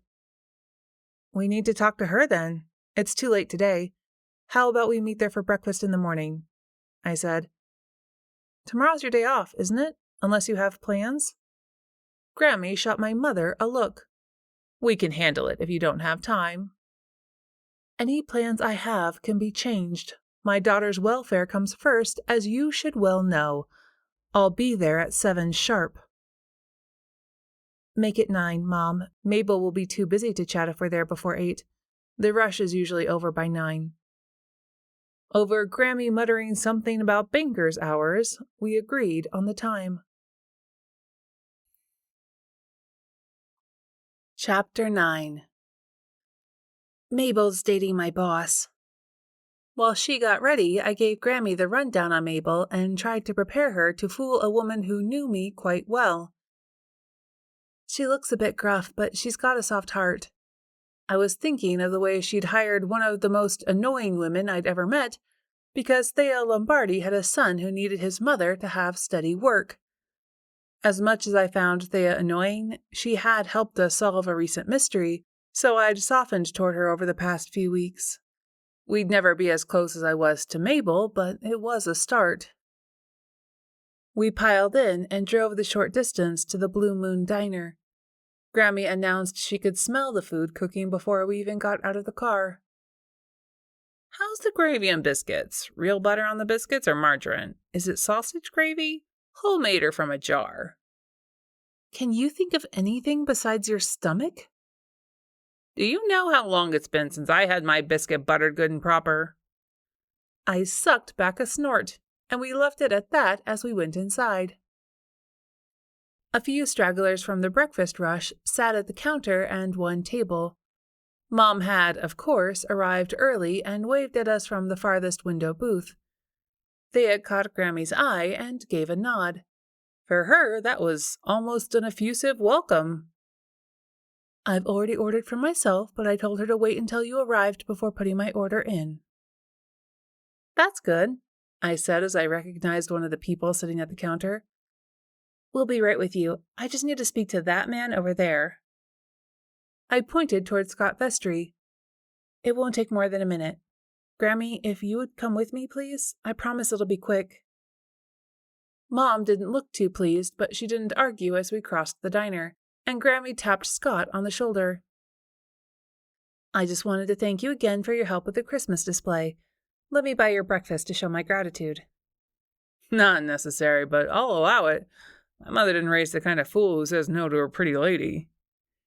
He grinned and downed the last of his coffee while I told Thea to add his meal to my bill. Give Martha my best the next time you see her. How do you know Scott Vestry? Mom demanded when we returned to the table.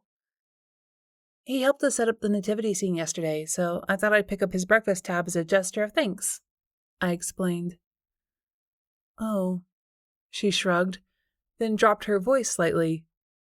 The people at the table just asked for their check, so they'll be clearing out soon, and everyone else has been served. The place will be empty before long. When she gave the update, Mom added a second dollop of cream to her coffee and gave it a stir.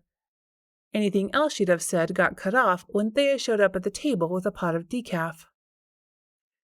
You want the usual? She didn't smile, but didn't give me, or rather Grammie Dupree, her patented disapproving look either. Major progress. What kind of gravy do you put on your biscuits? Grammie wanted to know. And is it homemade? You've got your choice between sausage gravy or white, both made fresh this morning. If Thea thought that was information I should already know, she didn't let on while she took Grammie's order and double-checked with my mom to ensure she didn't want any changes. When Grammie dumped 4 sugars in her coffee, Thea cocked a brow. I took mine with 2, but it was too late to do anything about it now. She glanced in the general direction of my body's belly and let a tiny smirk play across her lips. Great! There'd be speculation and rumors of my impending motherhood before the day was out. But those would take care of themselves when time proved them untrue. I'd had worse things said behind my back. We chatted until Mabel brought the food and Mom invited her to join us. I could use a minute or two off my feet, Mabel said. Thea, get my iced coffee out of the kitchen and put me up a piece of graham cracker pie. When Thea began her usual spiel about calories, Mabel only pointed a finger in the server's direction, and it stopped. Once we were settled, my grandmother broached the subject of Abner and his furniture store. Patria bought the building. Did she? I'd heard rumors someone had made an offer, but that was all. A bite of creamy filling covered with fluffy meringue and a sweet graham cracker crust went into Mabel's mouth and sparked a serious case of food envy in me. What's she planning to do with it? Tear it down? That'd be a shame. Mom shook her head. No, Patria's not the tear it down type. She's planning to preserve what she can and update what needs updating. She hoped to get some history on the building, and I remembered you had a family connection. Wasn't Mr. Mayfield related to you? Uncle Abner was a character. So I'd heard, Grammie Dupree said. I also heard the furniture store is haunted. Geez, Graham, nothing like shoving the elephant right into the room. When Mabel laughed, it seemed like she was laughing at my comment, but since she couldn't see or hear me, I realized she wasn't. That's the story, and I'm not going to lie, it's probably true. Probably? Mom spoke up. Mabel lifted one shoulder and let it drop. Far be it from me to discount what at least a dozen people were certain they'd seen. Toward the end, Abner was, let's just say his sidecar wasn't attached to the bike anymore. That tracked with the aggressive style of his haunting, I supposed. Grammie took a bite of gravy-slathered biscuit, closed her eyes for a second or two in appreciation, then probed, Tell me more. I only know bits and pieces because I was just a kid when he died, and my mother had more imagination than she needed, but Mary Ann Payne tried to show the store to Leo once, and neither of them would tell me what happened or step foot in the place ever again. If we had to, I could have Grammie call Leo and ask about his experience, but I'd rather not bother my boss without anything until I had to. It would be easier to talk to Mary Ann since she tended to be chatty anyway. Dementia? At Mabel's mystified look, Grammie clarified. Abner, I mean. Oh. Mabel finished off her pie and pushed the plate away. Maybe. I don't know if he had any official diagnosis or anything. I don't remember all that much about him, except he always seemed so jolly, and he gave me a miniature dresser once. I think it was part of a display or something. Using her hands, Mabel indicated an area roughly 1 foot wide by 1.5 feet tall. It was about this big, and the drawers opened and everything. An idea why he'd haunt the furniture store? Since Grammie Dupree had opened the door, my mother walked right through. I have no idea. We didn't see much of my uncle after my aunt died. In the early days, he'd bring Junior around at holidays, but my mother treated him so badly that he stopped after just a few years. If he's haunting the store, it's probably because he died there. He was closing it up when he had a massive stroke. Died right there in his office. What happened to the store after that? Now this I do know. Mabel's straw made hollow sucking noises when she finished off her drink. Auntie Carolyn passed nearly 20 years before Uncle Abner, and at that time he changed his will to leave everything to their son, but Junior died in Iraq during Desert Storm. A soldier? Mabel shook her head. Civilian casualty, that's all I know, really. We weren't close because my mother swore Abner had something to do with Auntie Caro's death. Now we were getting somewhere. Mom's expression hardened. What do you mean? Mabel sighed. Auntie Caro died of a heart attack, but my mother said there had to be something more to it. I frowned. Why would she think that? Because Auntie Caro had several miscarriages, Mabel said quietly. One not too long before she passed. They'd been trying to have another baby for years after Junior was born. My mother figured it was all Abner's idea to keep trying. She thought the repeated pregnancies put too much strain on Carolyn's heart. Grammie shook her head sadly. It sometimes happens, especially when folks are under a lot of stress. Mabel nodded in agreement. But at the time, my mother was convinced that Abner had done something wrong, and she never let up on him about it until the day he died. Mom still looked skeptical. If Carolyn died of natural causes, why did your mom suspect foul play? Mabel shrugged again. I think she needed someone to blame more than anything. She paused for a moment before continuing. But I don't think he was the one pushing for more children. Auntie Carol had talked about wanting a big family all the time. It was just her and my mother growing up, and they didn't get along when they were younger. I think my aunt just wanted to make sure Junior wasn't lonely. As an only child, I understood her thinking. If it hadn't been for Jacy and for Leandra's utter willingness to share her daughter with my family and her family with me, I might have felt the sting of being a lonesome child. Except it probably felt worse for Carolyn since she'd had a sister and still felt that way. Do you know anything about Abner's side of the family? He didn't have anyone else that I know of. I think that's why they both wanted more children. I don't think my mother understood that about her sister.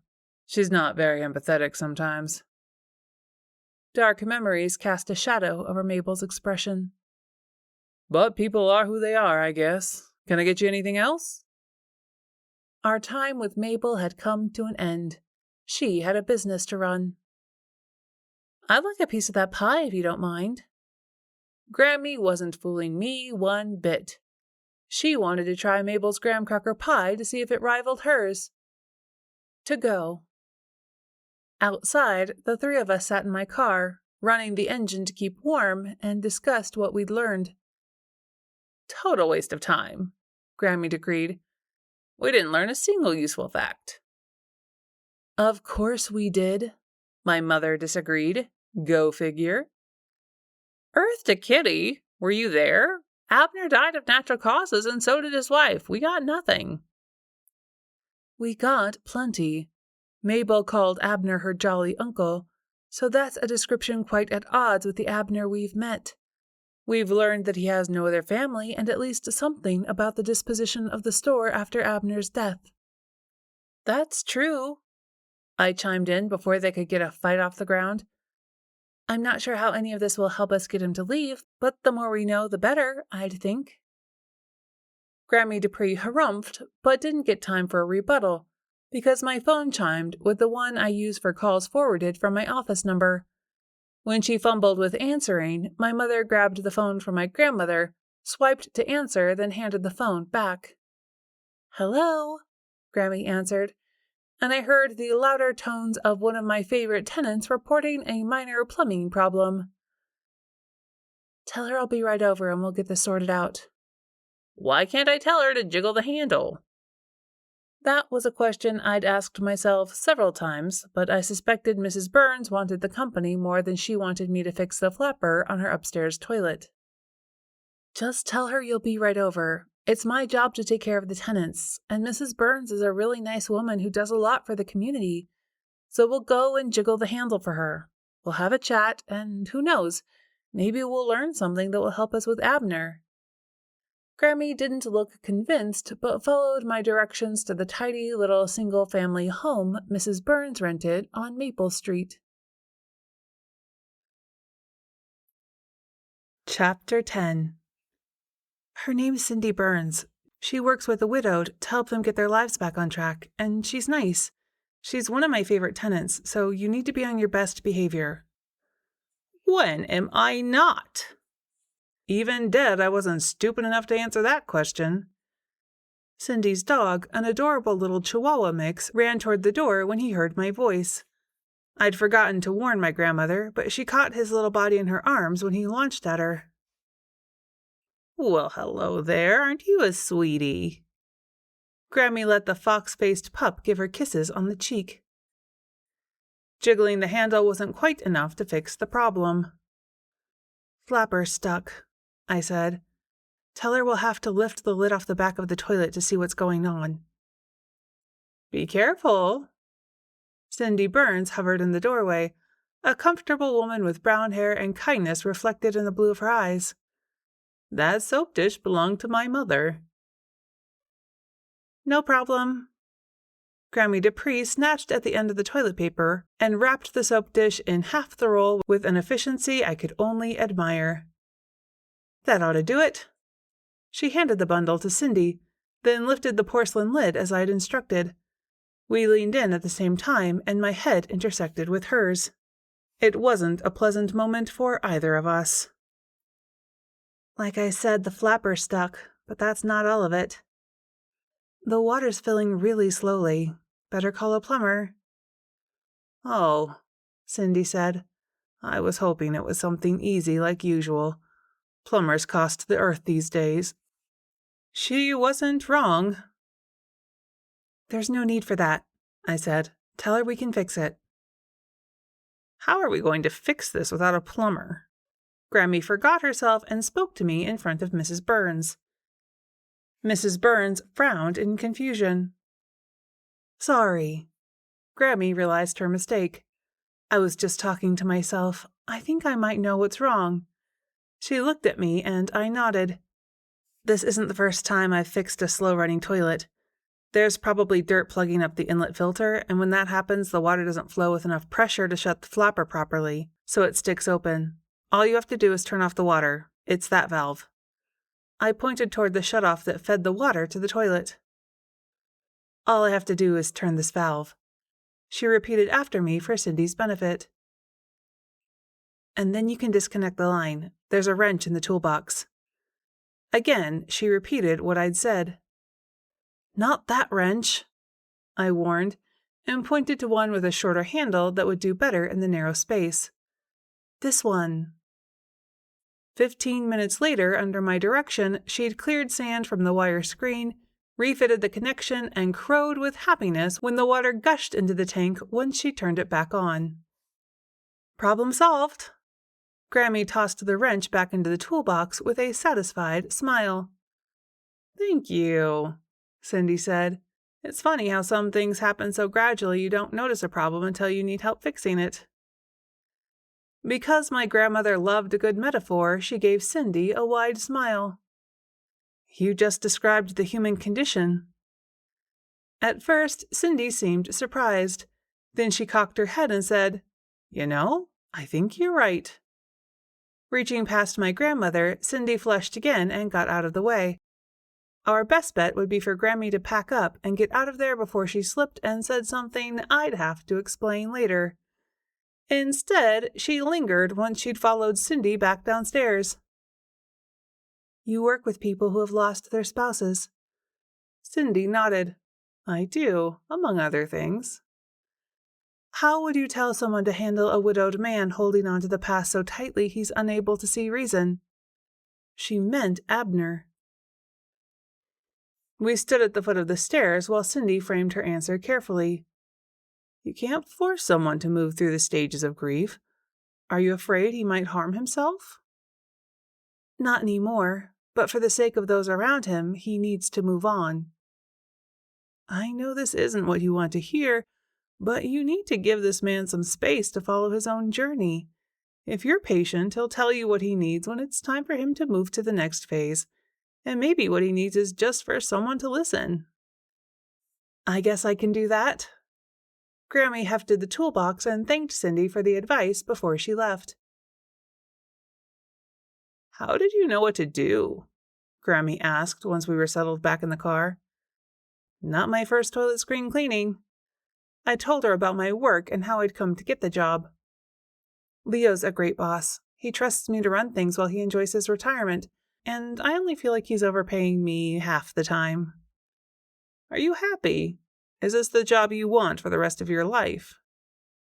I hadn't given the rest of my life all that much thought, including the career portion of it.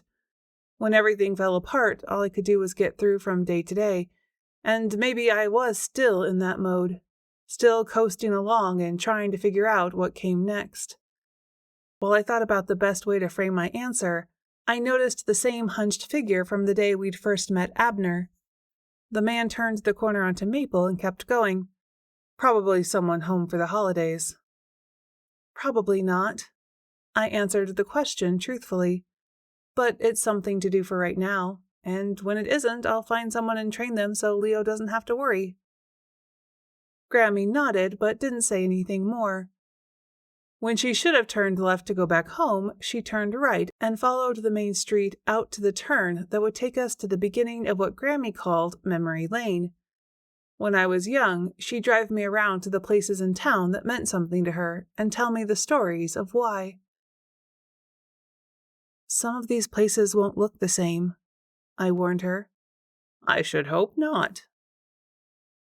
As always, we started at the county fairgrounds that had gone unused since the change in the roads took most of the traffic to Hockenau, and the fair had also relocated there.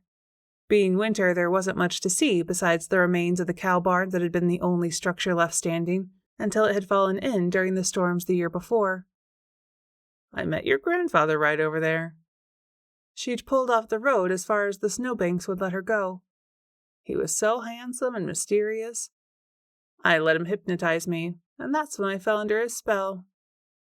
It had all sounded romantic when I was a child. Now I wondered if she meant something a bit more literal. He didn't coerce you, did he? Don't be ridiculous. Your grandfather was a fine man, and when the carnival moved on, he stayed behind to be with me. He started over. I know how that feels. Sort of, I guess. I mean, my story isn't the same because I came home, so it wasn't starting entirely over, but I know how it feels to change your life entirely. The rush of freedom from cutting ties, but also the fear of no longer having a full plan for the future. It's overwhelming in all the best ways, but scary, too. He'd have been proud of all you've accomplished. If I'd been in my skin, I'd have blushed. It's not so much. I don't know about that. You're doing good work helping Martha bring this town back from the dead. She couldn't have done it without you. By then, we'd pulled away from the fairgrounds and moved on to the next stop on our tour of Grammie's finer moments, the house where she'd been raised. They've added on, I warned, and put up new siding last fall. Nothing stays the same. Grammie glanced at the house as we drove past, but didn't slow down until she pulled into a picnic area that also served as a school bus turnaround. 4 wooden pavilions, empty and forlorn, lined the plowed drive. Grammie Dupree pointed toward the one closest to the lake's edge. That's where he proposed, she said as if this were the first time I'd heard the story. Grammie's face softened as she remembered her wedding proposal. It was a beautiful night, and the stars were like diamonds in the sky. He packed a picnic meal for us. Only sandwiches and chips, but for him, that was romantic. He'd even brought a little bottle of wine for me to try and a bottle of cream soda in case I didn't like it. She laughed at the memory, still slightly amused. He knew I probably wouldn't. You never did, either. While she might dump a good slug of whiskey into her morning coffee if she hadn't slept well, and she would put away a couple of beers with a good steak dinner, I'd never known my grandmother to enjoy a glass of wine. He got down on one knee and pulled out this little velvet box from his pocket. I had no idea what he was doing until he opened it up and showed me the opal his mother had left him. It glimmered like fire in the moonlight, and my heart skipped a beat when he asked me to marry him. Grammie had tears in her eyes as she smiled joyfully at the memory of that special night. It wasn't fancy or anything like that, she said with a shrug, but it was perfect for us. We were married 2 weeks later in front of our family and friends.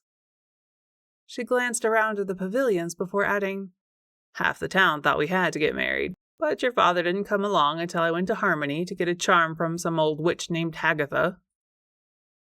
Okay, we'd been down her version of memory lane multiple times. This was the first time she mentioned anything about witches. Excuse me? Oh, I know there's no such thing as real magic, but I needed to feel like I had some power over my body, if that makes any sense. I've never told anyone about this except for your grandfather. My mother would have skinned me alive, then called the church elders to pray over my flayed limbs. I'm honored that you'd share this story with me. I didn't know you struggled with fertility. I had known she struggled with her family relationships. My great-grandparents had died within weeks of each other, not too long after I was born, and they hadn't approved of most of their daughter's life choices. I count myself lucky that even if he was the only one we'd have, we were blessed with your father, then with your mother, and then with you. You didn't think to go back for a second charm? Grammie's eyes widened. Lord, no. By the time your daddy was old enough that I'd started thinking about another baby, that old witch would have been long dead. She looked like a wrinkled old corpse the first time I saw her. I didn't even bother going back. Besides, Your daddy was all the family we needed. Such a loving boy." Tears prickled, and that surprised me since I didn't expect to feel any sort of physical emotion in my current state. "He's a loving man. I couldn't have asked for any better, and that's a credit to you." By then we'd hit our fourth and final stop, the one I knew she relished the least but would not skip. The curve in the road where my grandfather had met his end on a dark and stormy night. "I knew," she said, and I knew what she would say next because I'd heard it so many times. "I knew before the sheriff knocked on my door. I felt his light go out." And then she surprised me. "He never left me. Your mother thought I was crazy because I saw him sleeping beside me in the morning, wandering about the house. We never spoke, but I saw him every day for the rest of my life.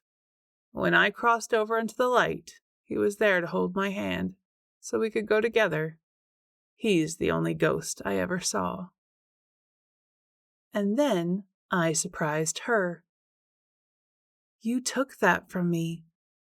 If what you're saying is true, I could have seen him too. I could have known my grandfather.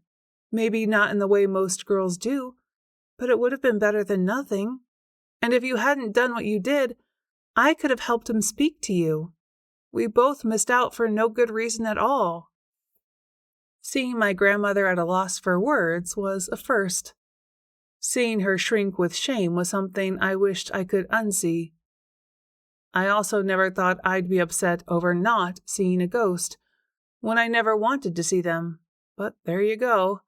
Life never goes the way you expect.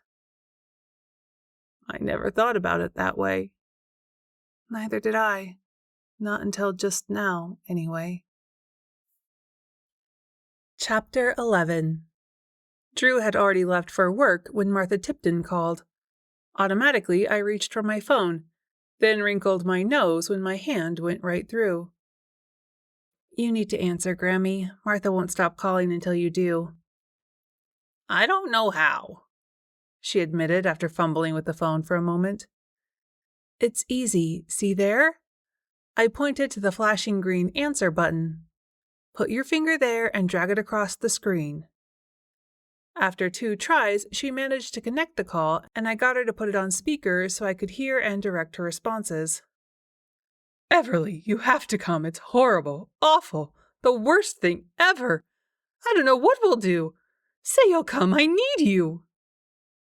Martha's shrill tone made us both wince. "What's happened?" Grammie didn't need me to prompt her to ask. Natural curiosity did the job for me. "We've been hit. There's a thief in Mooselick River. Our little town is no longer safe. I don't know what to do." She wasn't fooling me. For all her dithering, Martha had the makings of an army general, and woe betide anyone who stood in her way. She knew what she should do, but it was easier on her if she got me to come and do it for her. "Call the police," Grammie suggested in a tone dry enough to crackle. "Ask her what was stolen first," I whispered before remembering Martha couldn't hear me because I was a ghost. "What's missing, Martha?" Grammie asked. "Clyde!" Martha's wail had both of us leaning away from the phone for a second. "He's gone." "Who's Clyde?" Grammie mouthed. "I have no idea. You'd probably better ask her." "If someone has been kidnapped, you should hang up and dial 911. "Who said anything about a kidnapping?" Getting to the bottom of anything to do with Martha Tipton involved a long and winding trip through the dangerous terrain of her thought processes to reach a conclusion that may or may not be important. I'd have sighed if I had breath, but this time Grammie did it for me. "Explain yourself and don't take all day." It sounded like Martha was speaking through clenched teeth, but at least she got the story out. "Clyde is the donkey from our nativity scene. You know, the one you helped set up for the lighting contest. It's kind of a big deal." Grammie and I exchanged a look. A wooden donkey was missing, That was the crime of the century in Mooselick River? So you're saying someone stole the nativity scene donkey? Grammie asked. Yes, he's gone and I can't find him anywhere. Martha sniffled and Grammie sighed. Have you checked in the storage rooms? She asked. Maybe we accidentally left him behind. She knew better, and if it were a ploy to buy time, it would fail, but my grandmother didn't know that. Of course, Martha replied indignantly. I checked everywhere. And he wasn't there? Grammie prodded her. No, Martha said with a heavy sigh. He wasn't there. Grammie looked at me for confirmation that this was indeed a crisis, and I nodded my head solemnly. Everything with Martha was a crisis. She replied with a resigned nod, then returned to the phone and asked if anything else was missing. No, nothing else, but I have some theories. Grammie and I exchanged a glance. Martha was famous for her theories, most of which would win a medal in a conspiracy theory contest.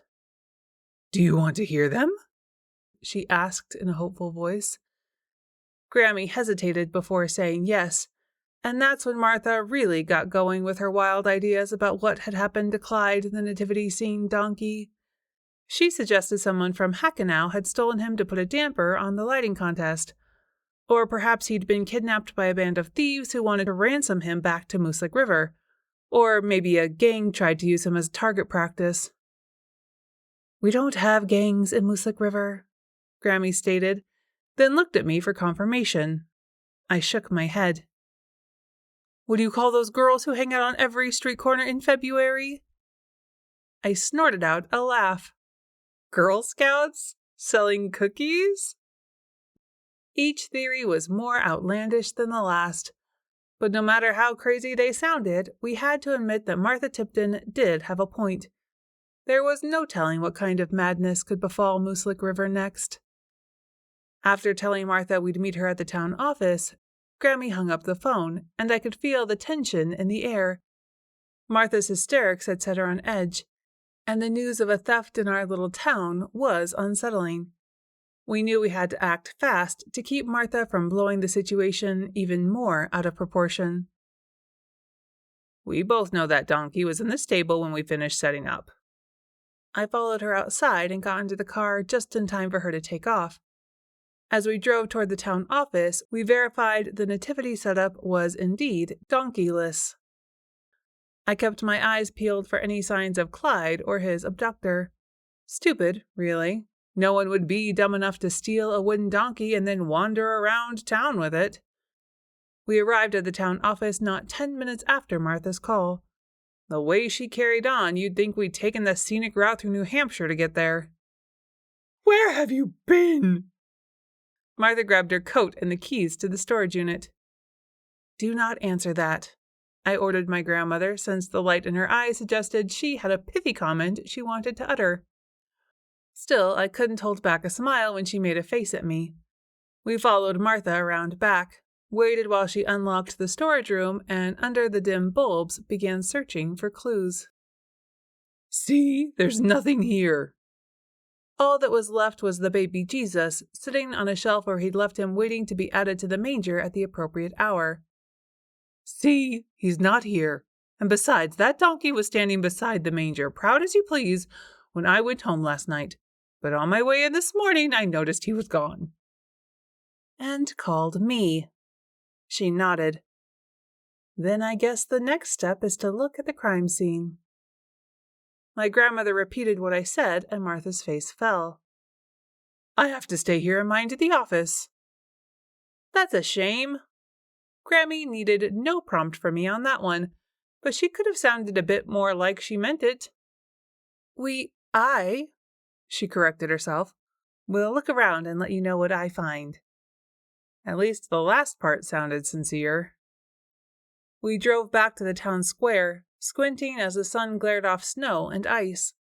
Grammie hunched over and peered into the stable. Straw covering the ground obscured any footprints left behind by the donkey thief or thieves. There was no evidence to be found, and there was no sign of the donkey. "Take a picture," I said, "so we can study it later." "With what?" Grammie gave me a look that wasn't flattering. "You think I'm made of cameras or something?" "They had cell phones when you died, Grammie," I chided gently, then remembered she hadn't ever owned one. "They all have cameras built in now. You can take pictures and send them to people just like those text messages we got from JC.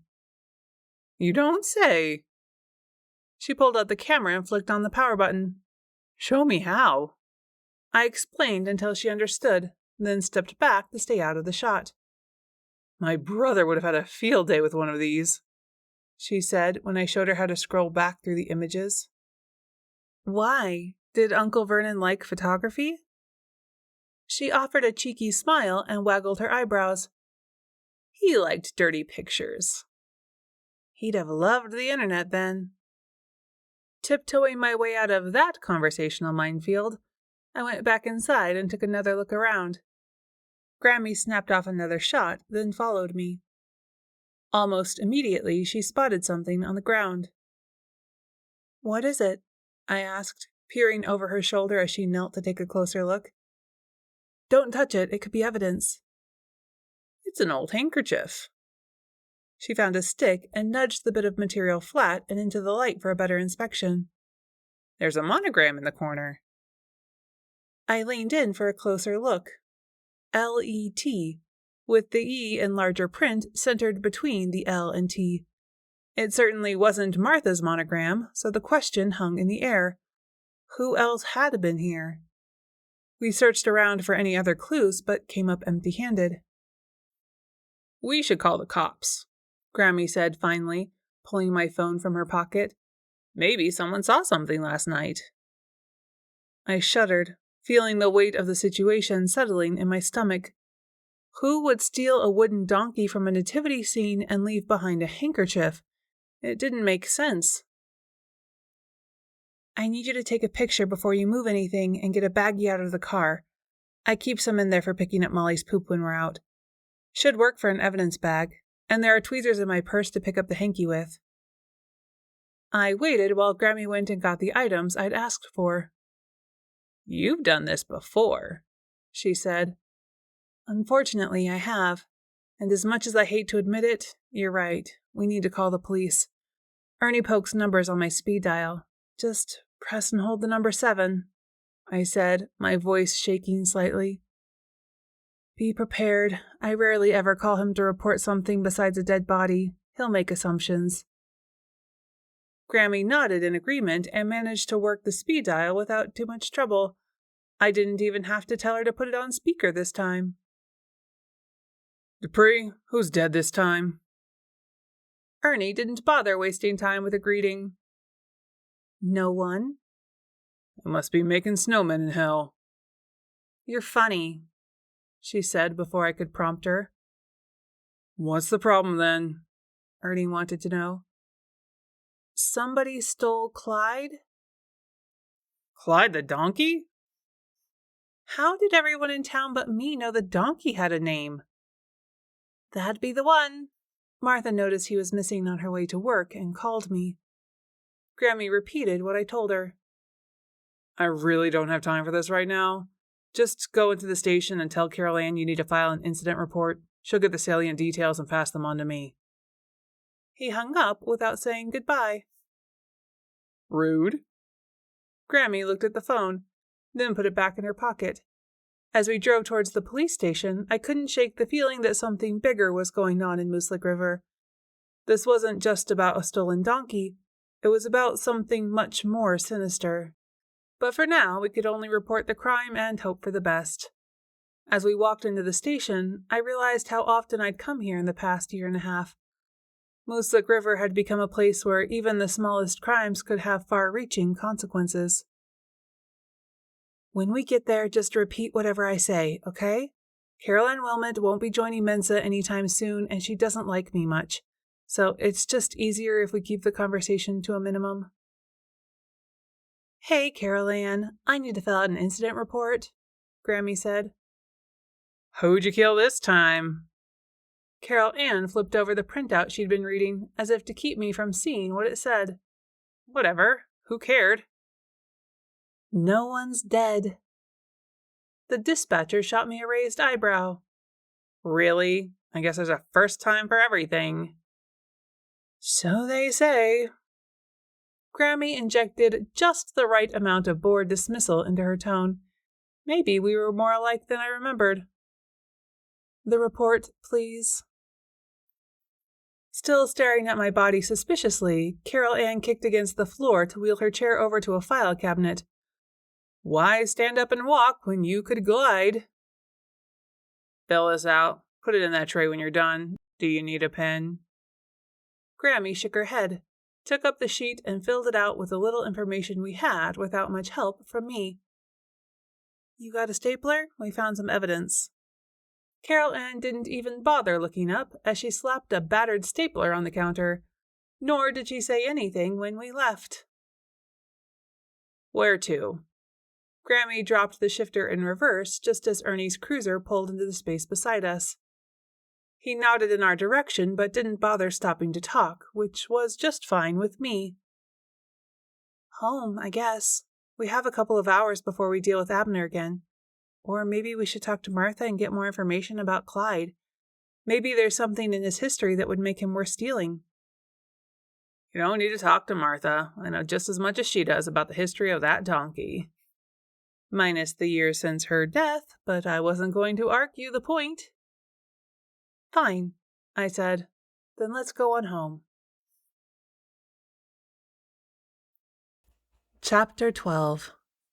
Petria unlocked the door to the furniture store, stepped in just long enough to turn on the lights, then stood back with JC and Nina to let my grandmother and mother enter first.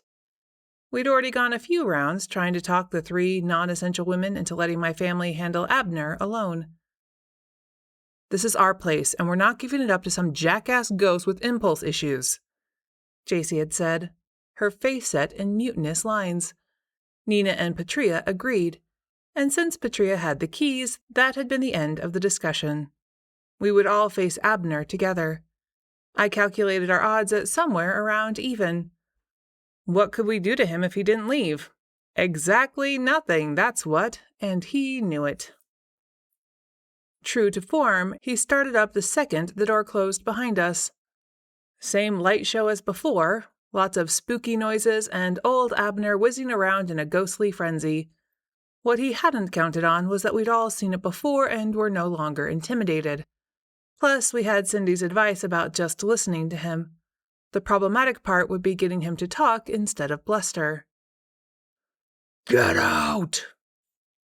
His voice reverberated through the air, shaking it with the force of his conviction. Nobody left.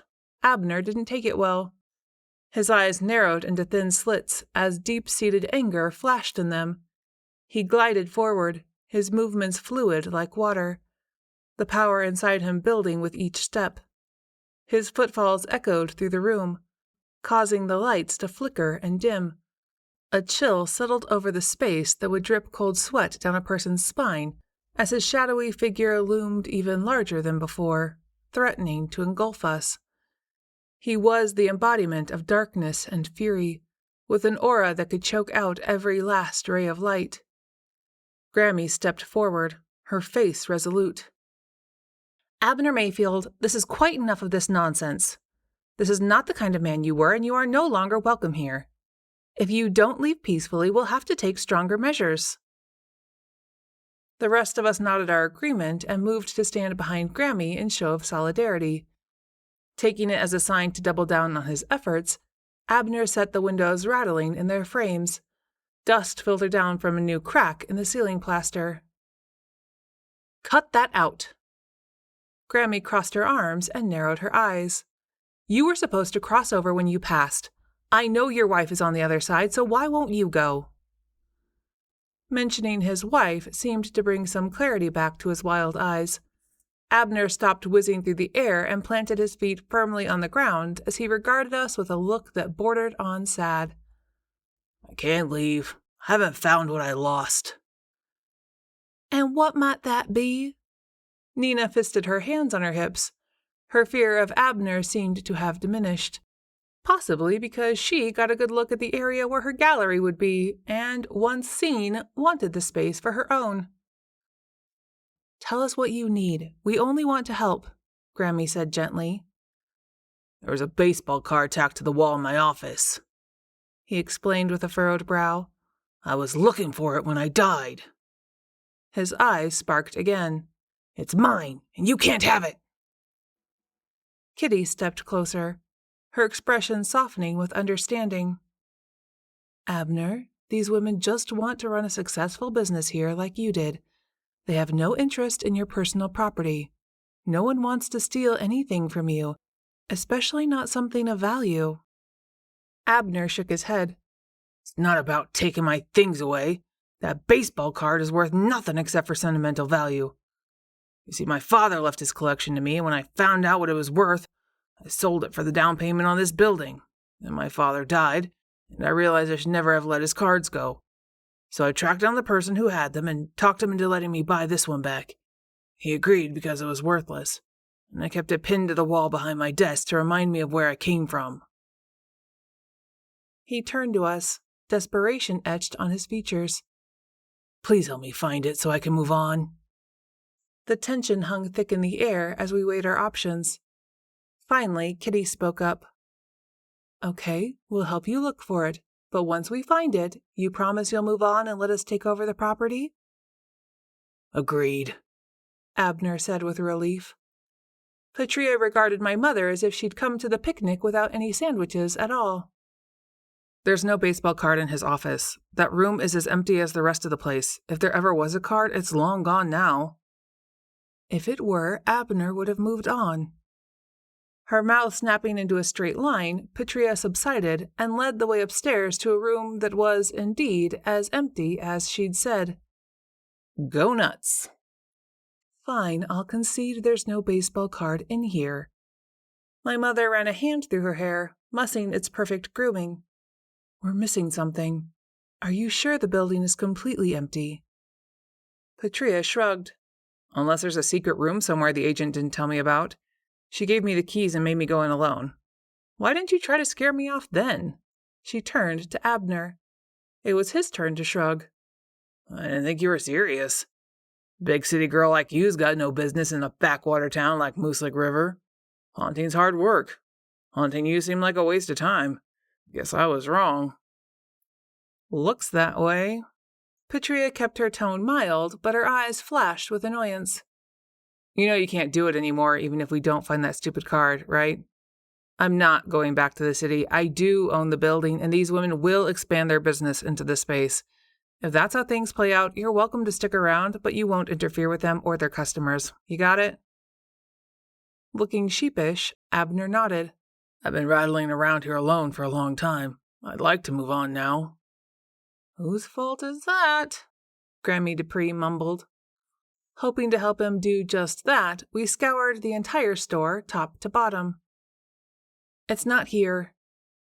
Standing, JC brushed the dust off her knees of her jean-clad legs. Who did you buy the building from, Patria? Maybe they'd know something helpful. Unlikely. Patria's gaze flicked toward Abner. There was no next of kin. Our son died overseas. Abner allowed a hint of sadness to cross his face. And Abner's wife passed just a few years after he did. Without him, she kept the store running as long as she could, then sold off the contents and closed up when the town started to die off. She moved out to Shady Acres and passed just a few months later. According to the paperwork, Mrs. Mayfield left everything to her sister. That would be Mabel's mother, Betty. But there was a small mortgage on the store, and Mabel already had her diner by then, so Betty decided to let the building go back to the bank. It's been up for sale, at least unofficially, for years. JC gave Abner a pointed look. Put it this way. Patria grinned. I let them think they'd passed off a problem property on someone who didn't know what they were getting, but I also ensured that they didn't get a penny more out of me than I wanted to spend. It was a win all around, and one I intend to pass on. Curated collections will thrive here, won't it, Abner? He held up a hand. I won't get in your way. no matter what happens to me. Good enough. Patria crossed her arms and surveyed the room. Let's think this through. Mrs. Mayfield would have been the one to pack up the office when she closed the business down. Do you remember that, Abner? The building wasn't heated, so it was already cold in there, but those among the living shivered as a new chill assaulted the air. I do not, was all he'd say. Thanks for being no help at all. Grammie Dupree shook a finger at the ghost. You stubborn old fart. Takes one to know one. Before this devolves into I'm rubber and you're glue, let's just think for a minute. Nina tugged her collar around her ears for extra warmth. Abner, did you always haunt the store? I mean, since you died and all? No, he admitted. I guess I stayed with my wife at the beginning. It's hard to remember. Then I was here in my empty store and couldn't find my baseball card. I can't leave without it. It used to hang right here. Abner pointed to a pinhole in the wall. Do you think you could leave us alone for a minute? Nina gave Abner her best smile. So we can talk things through without you getting all cranky and making it colder in here. He didn't seem pleased, but Abner faded from view. When she was sure he was gone, Nina said, He has to go. I'm not saying I won't want to move our shop over here if he doesn't, but he has to go. We know that card's long gone, right? I mean, it pretty much has to be. I'm calling Mabel, JC said. She might know something. Pulling her phone from her pants pocket, she stepped out of the room for privacy, returning just a couple of minutes later. Mabel wasn't much of a talker. There's good news and bad news, she said. Always the way of it. Grammie Dupree waited to hear. Start with the bad. The good news, JC gave Grammie a look, is that Mabel knows where the card is. The bad news is it will take some work to get to it. The kind of work that won't make Abner happy. Screw him, Grammie Dupree said what we all were thinking. He's getting our help, and he'll have to deal with whatever form that help takes. Where's the card? Turning, JC approached the wall where Abner had pointed out the pinhole. Mabel says she and her mother helped Carolyn Mayfield clean out the store. Mabel pulled out the pen and the card slipped from her hands. It fell between the floorboards, she said, and disappeared. Kneeling, Patria grabbed for JC's cell phone and, when it was handed over, activated the flashlight feature. That shouldn't have happened. I don't mean Mabel dropping the card, but it shouldn't have disappeared. Not if there's a proper subfloor underneath. There isn't. Not in that spot. Abner's voice made us all jump. When this place was built, they used a series of ducted vents to heat the upstairs. Air shafts, I guess. Excited as she always got when it came to old buildings, Patria snapped her fingers. I've seen that before in old houses. They put a vent in the ceiling and the floor above, then line the shaft with metal ductwork. It's a total fire hazard. Abner nodded. That's what the fire department told me when they made me take them out. We added a heating system up here. He pointed toward the series of ductwork and fans overhead. Then I removed the vents and just patched up the holes. That's one of them. Plunge cutter ought to do it. Good thing I have tools in my car. Nina followed Patria out in case she needed help bringing in the tools while the rest of us waited. I thought we asked you to take off, Grammie said to Abner. Where am I supposed to go? I didn't listen the whole time. Finally, after the liberal use of her nifty power tool and some prying, Patria managed to make a hand-sized hole in the floorboards. Flashlight. She held her hand out like a doctor waiting for a scalpel. Grinning, JC activated the option on her phone and handed it over. I see something. Patria lay full out on the floor, her face pressed into the hole while she angled the phone to illuminate the cavity. She levered up a bit, then set the phone aside and reached into the hole. Got it. She pulled out the card and sat up. Abner knelt, hovering his hand above the card, admiring it reverently. A satisfied grin spread across his face as he studied the crinkles along its edges and the faded colors of its print. His face lit up with the glory of that moment. But when he tried to close his fingers over it, he realized a universal truth hidden in a cliché. You really can't take anything with you when you go. Well, would you look at that? He tried again and failed. Now what? Grammie Dupree asked. Here's the card that caused all kinds of trouble. You've been scaring the pants off people for years over it, and you can't even pick it up. Her tone made him drop his head and look at his feet. So now what? You want us to hang it back on the wall? Sell it to cover the repairs this place needs since you've forced it to sit empty all this time? We could put it in a frame, or a plaque with your name on it and your dad's name too, Nina offered, but Abner didn't seem interested in that option. Would it make you feel better if we passed this on to your next of kin? JC picked up the card and held it gingerly between her finger and thumb, like it had ghost cooties or something. I ain't got no next of kin except on my wife's side. That's your niece, Mabel, over at the diner, I said. She spoke very highly of you, said you were always a jolly uncle to her, and she remembered you fondly. I guess that would be fine. Some of the other cards were worth money. This one's just worth the memories to me. Mabel won't know the value isn't what makes up the worth. Abner looked up at us, sadness in his eyes mixed with understanding. My daddy didn't collect cards for the money, he said softly. It was about the memory of sitting in the barn, drinking an RC Cola and eating old King Cole potato chips while listening to the game on the transistor radio. With his face lit from the inside by good memories, I got a glimpse of the man Mabel must have known, and he was a heck of a lot nicer than he'd been when we first encountered him. Your father would have been proud of all your accomplishments, Abner. Count on Kitty Dupree to say the right thing. She had a knack for it. With or without the card to anchor your memories. I suppose you're right, Abner admitted. Go ahead and do whatever you want with it. Just seeing it again was enough. Now, it's time for me to move on. Next time, don't be such a jackass. You could have just asked for help the first time we came in, and it really wasn't necessary to scare the nice real estate lady either. I suppose not, but there won't be any next time. Sorry for being such a nasty spook. Thanks for your help, though. With those words, Abner slowly rose off the ground while a bright light filled the room with warmth. We all stood transfixed and watched as the brilliance began to draw him in. Wasn't this what we had been waiting for? Grammie! I shouted. She must have forgotten the final part of our plan because she frowned, and then her face cleared. Abner paused one last time before disappearing forever, and gave us a final nod of thanks. Grammie grabbed me and tried to follow as he crossed into eternity. I felt the pull of her intention, drawing me toward the warmth and comfort of my body while she tried hard to catch up to the vanishing light. It's working, she shouted as Abner's spirit released itself from its earthly bonds, and a wave of peace washed over me.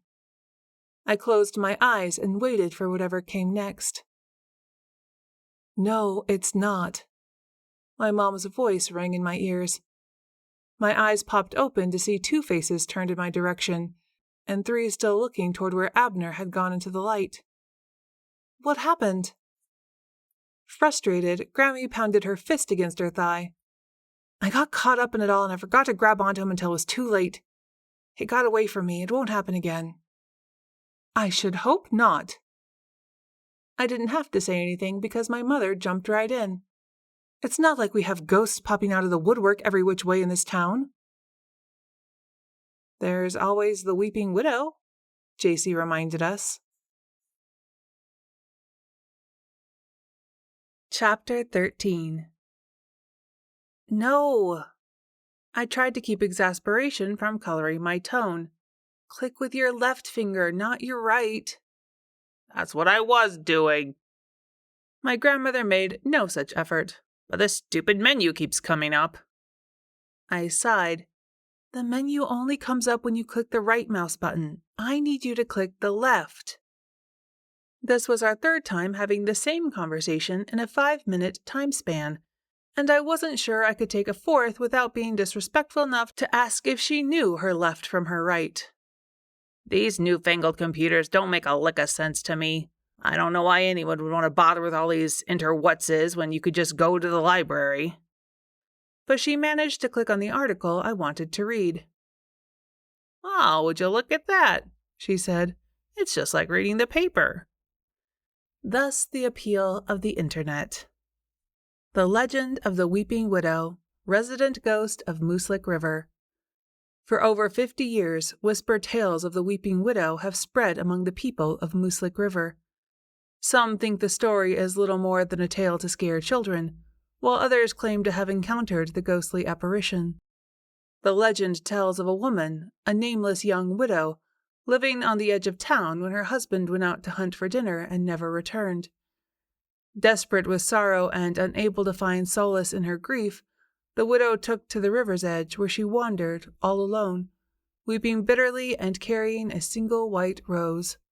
Months passed as the widow struggled with the painful cloud that had settled over her life, until one night she simply disappeared, never to be seen alive again. What happened to the weeping widow? There are several theories. Some say her grief built over time until she could stand the pain no more, and when the next spring's thaw filled the river's banks to bursting, she leaped into them to be reunited with her one true love. Others say the young widow had pushed her husband into the river during a moment of anger, and when the guilt finally overwhelmed her, followed him to a watery grave. Did she commit suicide, or did someone give her a push? Most agree that the woman met her end in the dark and cold waters of Mooselick River. Those with courage enough to brave the river bank at night often see the ghost of the weeping widow, her white gown shimmering in the moonlight as she wails her sorrows into the wind, her desperate sobs echoing through the foggy night air. As the years passed and the legend grew, more and more people made pilgrimages to the river to pay their respects to the weeping widow. By 1978, it had become a tradition among newlyweds to visit the site and offer a single rose to the river on her behalf. Should the waters carry the rose downstream, the marriage would thrive. But if the rose sank, the new couple's love was doomed to end in sorrow. I finished reading the first section of the text out loud, then waited for my grandmother to scroll down, but she didn't. "What a load of utter rubbish! Who wrote this crap?" Grammie Dupree wasn't one to mince words, but she had me curious, so I checked the story's byline, which she could have done herself, but I didn't point that out. It's an older story, written in 1997 by someone named Millie Nicholson. I wonder if she's related to Carleen. If Carleen is a snippy little brat who used to tie a bell around her cat's tail, then yes, Millie would be her mother. A wry twist of her lips gave me all I needed to know about my grandmother's opinion of Millie and Carleen. I don't know about bells and cats, but Carleen isn't a fan of mine, and the feeling is mutual. Click the back button and we'll keep looking. What back button? Grammie held up the mouse and squinted at it to see if there were any labels on the buttons.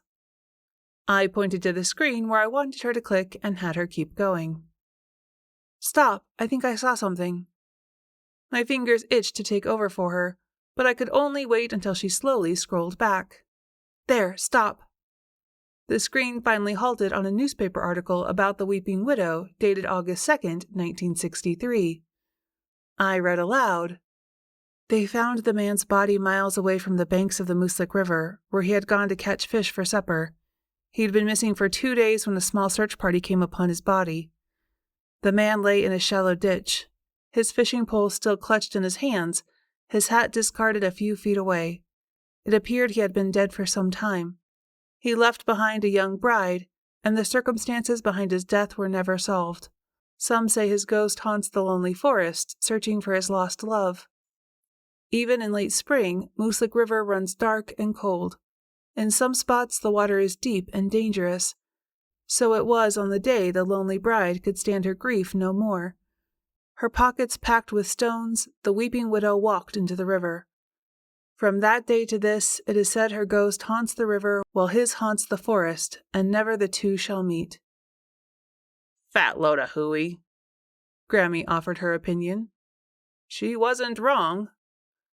Both stories are lacking in basic detail, and was he hunting or was he fishing? There are contradictions. Are we sure any of this actually happened? What were their names? What year did they die? Did they have any family in the area? And what part of the river is she said to haunt? We need more to go on. We'll keep looking. I'm beginning to get the hang of this thing. She picked up the mouse and waved it around. What else can you look up? Anything and everything, I said, not wanting to discourage her, but also not wanting to give her any more ideas. Or just about. But like anything else, there's the bad with the good because people can post anything they want, and you're stuck trying to decide what's true and what isn't, just like we're doing now. Taking that information in, Grammie kept scrolling and found several more snippets on the Weeping Widow, but it was a blog post detailing a first-hand account of one man's experience with her that gave us a general location. All that was certain, he wrote, was that the legend of the Weeping Widow was so powerful that it seemed to take a life of its own, one that still lingers in the air around Mooselick River to this day. The townsfolk eventually grew fearful of this strange apparition. Some feared that she was an omen of bad luck, while others thought she was simply lost in grief and needed help. On a cold and windy night, my father found himself in a particular spot on the banks of Mooselick River, when a woman appeared, dressed in flowing white and appearing to need help. He approached and offered assistance. When he got close, however, the woman vanished into thin air before his very eyes. He never saw her again. But he said to be near her was to be overwhelmed with sadness and despair. He felt her loss in his bones and told his story to everyone he met. Some said that anyone who caught sight of the Weeping Widow was cursed with an unending sorrow. Others speculated that she was searching for something in the river but had never found it. Whatever the truth, the woman's grief touched my father in a way he passed on to me. I'll admit I found the idea of her fascinating. Could I be the one to succeed where he had failed? To offer her comfort or knowledge and help her find peace? I had to know, so I chose a night where the moon rode high and round to light my way, and I followed the river to where it bends below an outcropping of stone. I know that spot, I said to Grammie Dupree. It's not too far from where we found Delly Harper. Engrossed, she only nodded and kept reading. So did I. It was the sweet smell of lilacs that drew me, the faintest hint of floral perfume in the otherwise still and silent night air. Then I saw her. She was the river, the fog, and a feather on your tongue all at once. And I'm not even sure it's metaphorical to compare the sound of her weeping to a drug that slides through your veins. All I know is I wanted to give her comfort. Creeping wisps of steam curled and spiraled above the water. The air felt thick and heavy. Black tendrils, like octopus tentacles, slithered and pulsed beneath the water. I felt the call, the pull of its dark depths offering respite from the pain. The full moon beamed in the sky, its reflection shimmering on the river. The Weeping Widow looked up at me with tear-drenched eyes. The light of her ghostly pallor illuminated the elegant white rose she clutched in her hand. The widow's long black hair hung in dampened tendrils down her back. Her muffled sobs echoed off the granite and broke my heart. She was a sad poem locked inside a trunk under a staircase. She was the memory of a scent, that ghostly olfactory presence the trace of a fragrance can leave behind in the air. She was motes of light fading into darkness. I begged her to stay, to talk, to heal, but she saw no reason to stay. The rose fell first. Arms spread, the widow followed, her water-logged dress pulling her down like an anchor. The river's current swept her hair into tangles and turned her pale flesh into a beacon of white in the darkness of the water. Flowery talk, Grammie observed. $10 says that guy found himself a dark-haired wife. I wouldn't take that bet, but at least now we knew where to find the Weeping Widow. Chapter 14. My grandmother was using my body to talk to my boyfriend about my childhood. I've had some weird experiences, but that one threatened to top them all. We'd had my parents over for dinner, so there'd been plenty of reminiscing already, and Drew wanted more. Everly was a beautiful baby, Grammie said, warming my heart. With the cutest little tushy you ever did see. Fit right in the palm of your hand and jiggled when she ran. Why did she have to go and ruin it? And then she made it worse. Reminded me of her father's when he was a baby, and they both liked to take off running as soon as you got them naked. Gah! Thanks. I have my father's butt. Just what I needed to hear.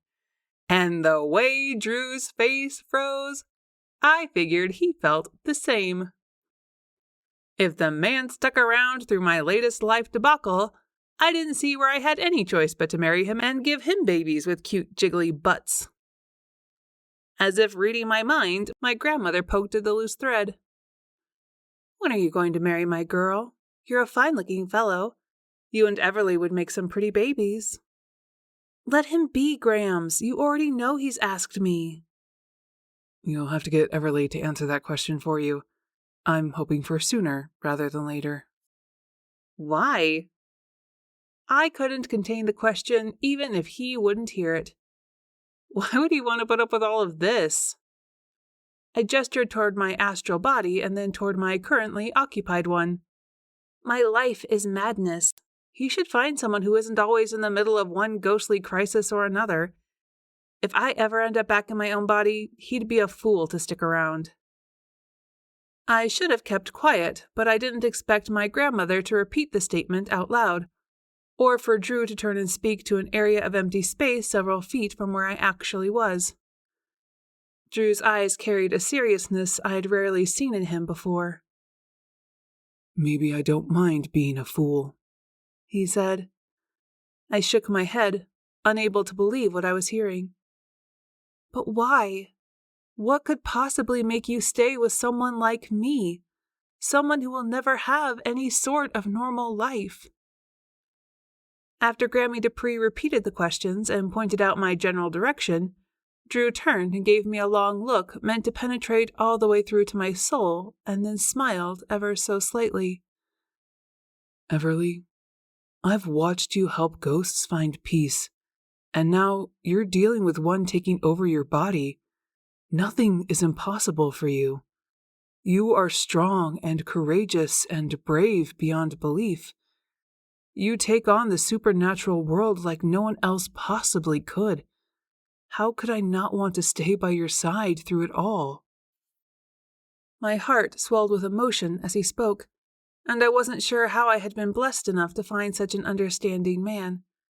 Sure, under everything, he wanted to protect me, but he also knew I had the strength to face whatever life threw at me. That was a type of faith I couldn't ignore. Sighing, I muttered, "How am I supposed to hold out against the Mary Poppins of boyfriends? He's practically perfect in every way." Grammie's smile stretched across her face, and she exclaimed, "While I'm here, I'd love a chance to help plan the wedding." Brows shooting up, Drew stared at her. Do you know something I don't? Everly hasn't said yes. Yet. Grammie Dupree's wheels were turning. I could all but see her thoughts. "I have faith in you, young man. Ask her again when this is all done." But Drew's head was already shaking. Been there, done that. It's her turn now. Such a turning of the tables would have been considered a scandal in Grammie's day, but she took the statement in stride. Nothing wrong with switching things up once in a while. Does she have to buy a ring, get down on one knee? Or what is it when they have the planes fly and make words? Skywriting? Grammie! I burst out in surprise. Stop! Mortification burned a path from my head to my toes. What? She turned to me. I was just getting the lay of the land for you. You want him to say yes, don't you? So you'd better do it right. My forehead felt as real and solid as ever when I clapped my hand over it. We should plan the wedding while I'm here. I missed my chance on the first one. Whether she was talking to Drew or me wasn't clear, but her face was mine, and I know my own face well enough to know sadness when I see it. So did Drew. I'm sure Everly would love to hear your ideas for her wedding, whenever it might take place. What about you? Did you have any ideas in mind? But Drew was already shaking his head. I'm easy. A wedding is one day. A marriage, at least mine, anyway, is for life. So long as I end the day with Everly, I don't much care what color flower she carries or if the tables are draped with, what's that netting stuff that looks like a ballerina's tutu? Tulle, Grammie Dupree grinned. Sounds like hammers and pliers to me, but whatever. I'd marry her anywhere, anytime. Grammie laughed again. You remind me of my husband. He was an affable man most of the time. But like a kernel of popcorn, if you ever added heat and got him agitated, he'd pop. You never could tell which way he'd fly. Kept things interesting, as I liked to stir him up from time to time. Made life more fun, if you know what I mean. I was afraid I did, and that Drew did as well. I wouldn't have been surprised to see him put his fingers in his ears to block out more information than he needed to hear. I was tempted to do the same. Bless him, Drew changed the subject, sort of, by asking for more stories from my childhood. I have millions of them. Drew's eyes lit up as Grammie Dupree launched into the description of my first steps. Hearing her tell the familiar tale, familiar to me at any rate, I wished I could hear it in her voice rather than mine. Still, her folksy charm came through. Ask my son to show you the video sometime. Sorry, Grams, no one uses VHS tapes anymore. So unless Dad converted those to digital format, I doubt Drew will get the chance. You can be sure I will. Everly never mentioned there were videos. I'd love to see them. Although she spoke to Drew, my grandmother aimed her smile at me. We had a house on the outskirts, off of County Line Road. You know the area? Drew nodded. I spent some time camping out that way while we were all looking for Baxter Thomas. So you know how dark it gets in the country. You can't even see the lights of the town from there. On a moonless night, it's so dark you can't see your hand in front of your face. Drew nodded again. One Friday night, Everly decided she wanted to touch a star, so she sneaked out of bed and tried to climb up onto the roof. Thankfully, I heard the trellis creaking under her weight and got to her before she put herself in harm's way. I couldn't have been more than 5 or 6, but I remembered the incident. Tell him the rest. Tell him what you did. Kitty would have my hide if she knew I got out the ladder and we both climbed up there safely. We couldn't touch a star, but I don't think I've ever seen so many at one time, or felt them so close I could swear they were singing. We stayed up there half the night. Drew chuckled at the thought of me trying to reach the stars and asked for another story. I've got 1,000,000 of them, replied Grammie Dupree. She went on to spin tales of how I used to chase fireflies around the yard, how Jacy and I made an igloo out of snow in the backyard, and the time I thought I should feed a family of ducks in the pond a full meal of spaghetti and meatballs. But the story that made Drew laugh the most was when she told him about a particularly hot summer day at the lake. I'd begged my grandmother to let me swim until she couldn't take it any more. She finally relented, but only after making me promise not to get my hair wet because she didn't feel like dealing with the tangled mess it would become. So there I was, bobbing near the shore with my hair piled on my head when a frog jumped off a nearby rock and landed right on top of my head. My grandmother ran down to the shoreline as fast as she could, yelling for me to get out of the water, but it was too late by then. I had already sunk below the surface. When Grammie Dupree got to me, she discovered that not only had I gotten my hair wet, but during the struggle I'd ended up with muck and bits of lily pad stuck in it. To make matters worse, that pesky frog was still tangled in the mass of curling red strands. When I finally emerged from the lake looking like an extra from The Little Mermaid, we learned my dad caught the whole performance on his video camera. I'd be willing to bet there's a VHS machine somewhere in this house. Drew grinned. Catherine never threw anything out. If it's not, there's always eBay. What's that? Grammie wanted to know.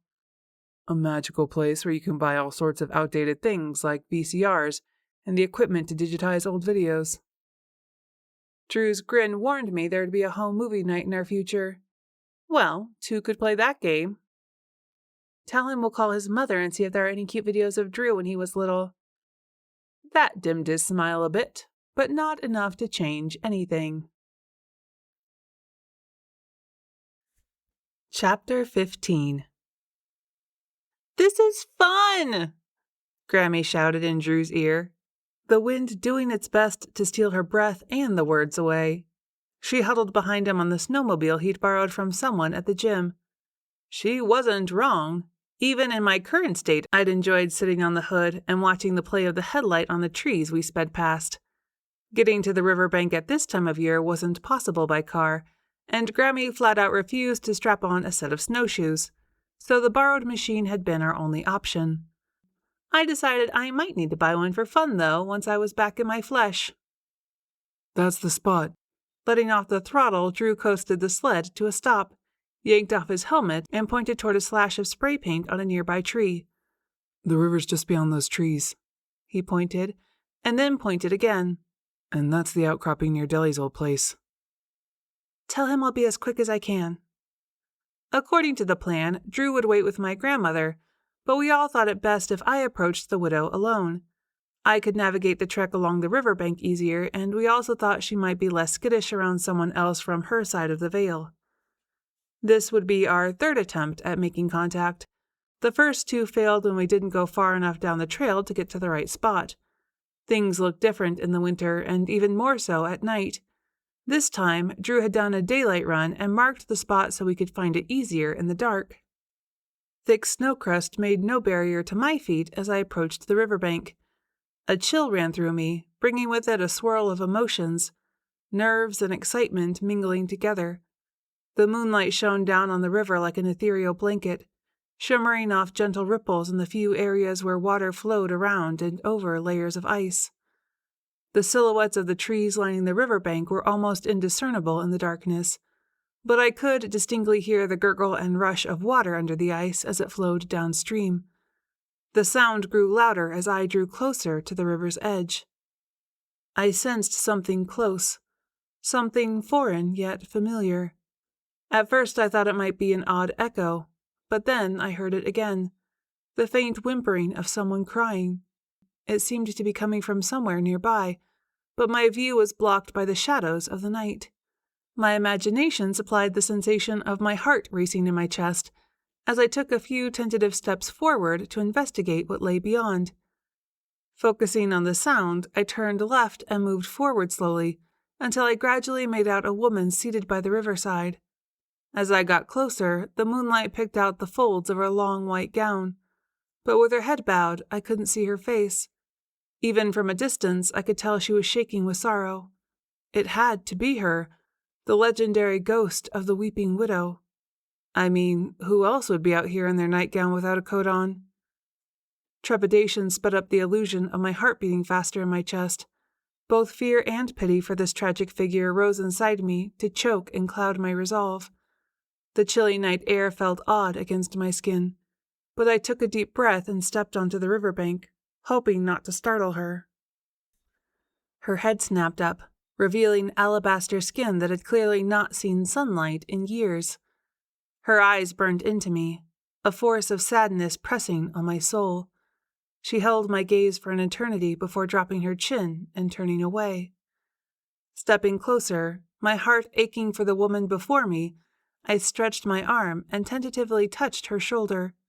It felt real, firm and solid as nothing had been done since I'd ended up on this side of the veil. When I expected icy cold from the winter chill, I found instead an inner warmth emanating from her form. Pain and sorrow radiated off her in waves that rippled over my skin. Her distress felt like it was suffocating me, pulling me in. There were no words I could think of that would bring comfort, so instead I just stood there, feeling helpless and awkward with my hand on her shoulder. The longer I left it there, the harder it was to pull it back. Without warning, she peered up at me with moist eyes, her voice soft yet sorrowful. "What do you want?" she asked. Her eyes were dark, her cheeks still rounded with youth. She couldn't have been more than 16. I hadn't expected her to be so young. My throat tightened as I took a deep breath and attempted to answer. "I've come to help you find peace," I said honestly, "to offer what comfort I can and see you safely into the light." Her gaze lingered on mine for a moment before she spoke again. "The only way I will leave this place is by finding out what happened to my husband. He didn't come back. I waited and waited, then came here to find him, but he still didn't come. I've been waiting a very long time."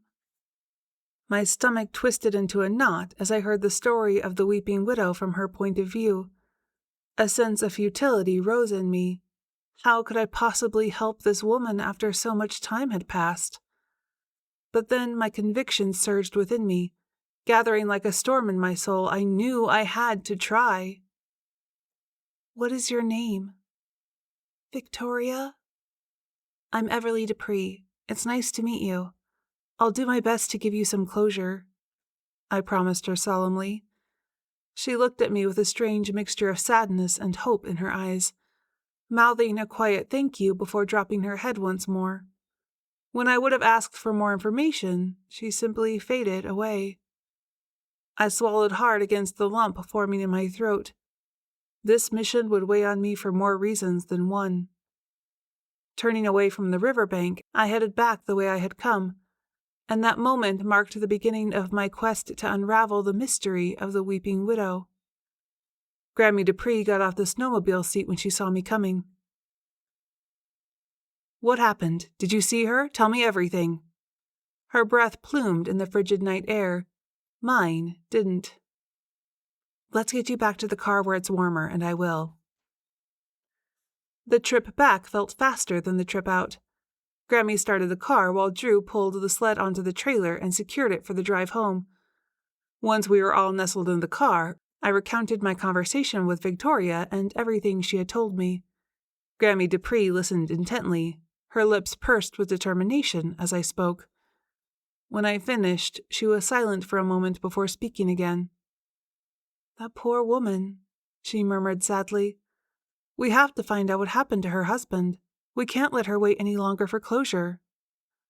I nodded in agreement, and we began discussing our next steps, where to start looking for clues and who to talk to, as we drove home under the starry night sky. Chapter 16. To ensure I dreaded the trip to the town office even more than usual, we didn't make it out the door the next morning before Martha Tipton called. Grammie put the call on speaker so I could hear and direct her responses. "Everly, I'm afraid we have a bigger problem than ever before," Martha said in a strained voice. "Something else has been stolen from the nativity scene, and that's not all. What is the world coming to? I'm at my wit's end and I can't think what to do." Not knowing what to do was Martha's way of getting me involved, but we both knew she could handle anything short of an earthquake on her own. "Can you come? I need your help." But the queen of drama wouldn't be happy unless she had someone to share the chaos with. Since I'd moved back to town, that someone had become me. I sighed and rubbed my temples. This was the second time something had gone missing from the display, and I was beginning to think it wasn't kids playing a prank. "Ask her what's missing," I said, but when Grammie opened her mouth to do so, I held up a hand to stop her. "Never mind, it doesn't matter. Just tell her I'm on my way." "Sure, Martha," Grandma said reluctantly. "I'll be there as soon as I can." "Don't take too long. We need all the help we can get if we're going to catch whoever's behind this." The call went dead as Martha hung up without saying goodbye. Grammie scowled at the phone. She always did think she was in charge of every little thing. Anything that gets done in town, you can pretty much be sure she's the person behind it. I've been helping her for over a year and haven't spoken 10 words to any of the selectmen, or women, not that the terminology matters. Martha runs that office like a general directs troops. Grammie chuckled at my comment, but my mind was still on the missing display items. It wasn't the first time something had been stolen already this year, but Martha seemed more upset than before. I wondered if the thief had gotten bolder or if Martha was just feeling particularly overwhelmed. As we made our way to the town office, I couldn't help but wonder if the thefts were related to using some of the older decorations. If so, this was all my fault, or Grammie Dupree's if you wanted to get technical, but that didn't really make sense. Then again, stealing things that belonged to others didn't make sense to me at all, so it was probably a mindset thing. When we arrived at the office, Martha was waiting for us outside. She looked even more frazzled than usual and had bags under her eyes. She must have been losing sleep over the thefts. "Thank goodness you're here," she said, climbing into the back seat. Apparently, we were driving over to look at the display. "Someone took the Bessie." Grammie frowned. "The cow? That's terrible." Martha nodded, her eyes wide. "I know. And it's not just Bessie either. Someone also stole a garland." We'd pulled into the town square by then. It wasn't more than a 2-minute drive. Martha bounced in her seat, pointing to the space between 2 light poles where the garland should have been hanging. "It was there last night, but it's gone now. It's like they're targeting the most important symbols of the season." Grammie Dupree made a tutting noise. "This is why we can't have nice things." I couldn't help but roll my eyes. It's just a garland. It's not like someone stole the Star of Bethlehem. Maybe it blew away. I didn't mean for the comment to be repeated, mainly because Martha hearing it resulted in exactly what I'd been trying to avoid.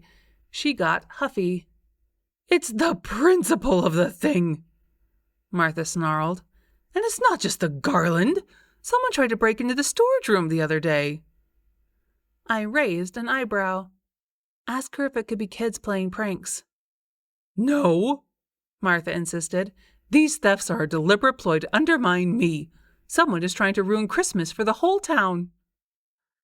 I sighed, hoping Martha was wrong and this was only a prank. What we didn't need was someone deliberately and maliciously trying to steal Christmas. "Tell her we'll figure this out," I said, trying to sound reassuring.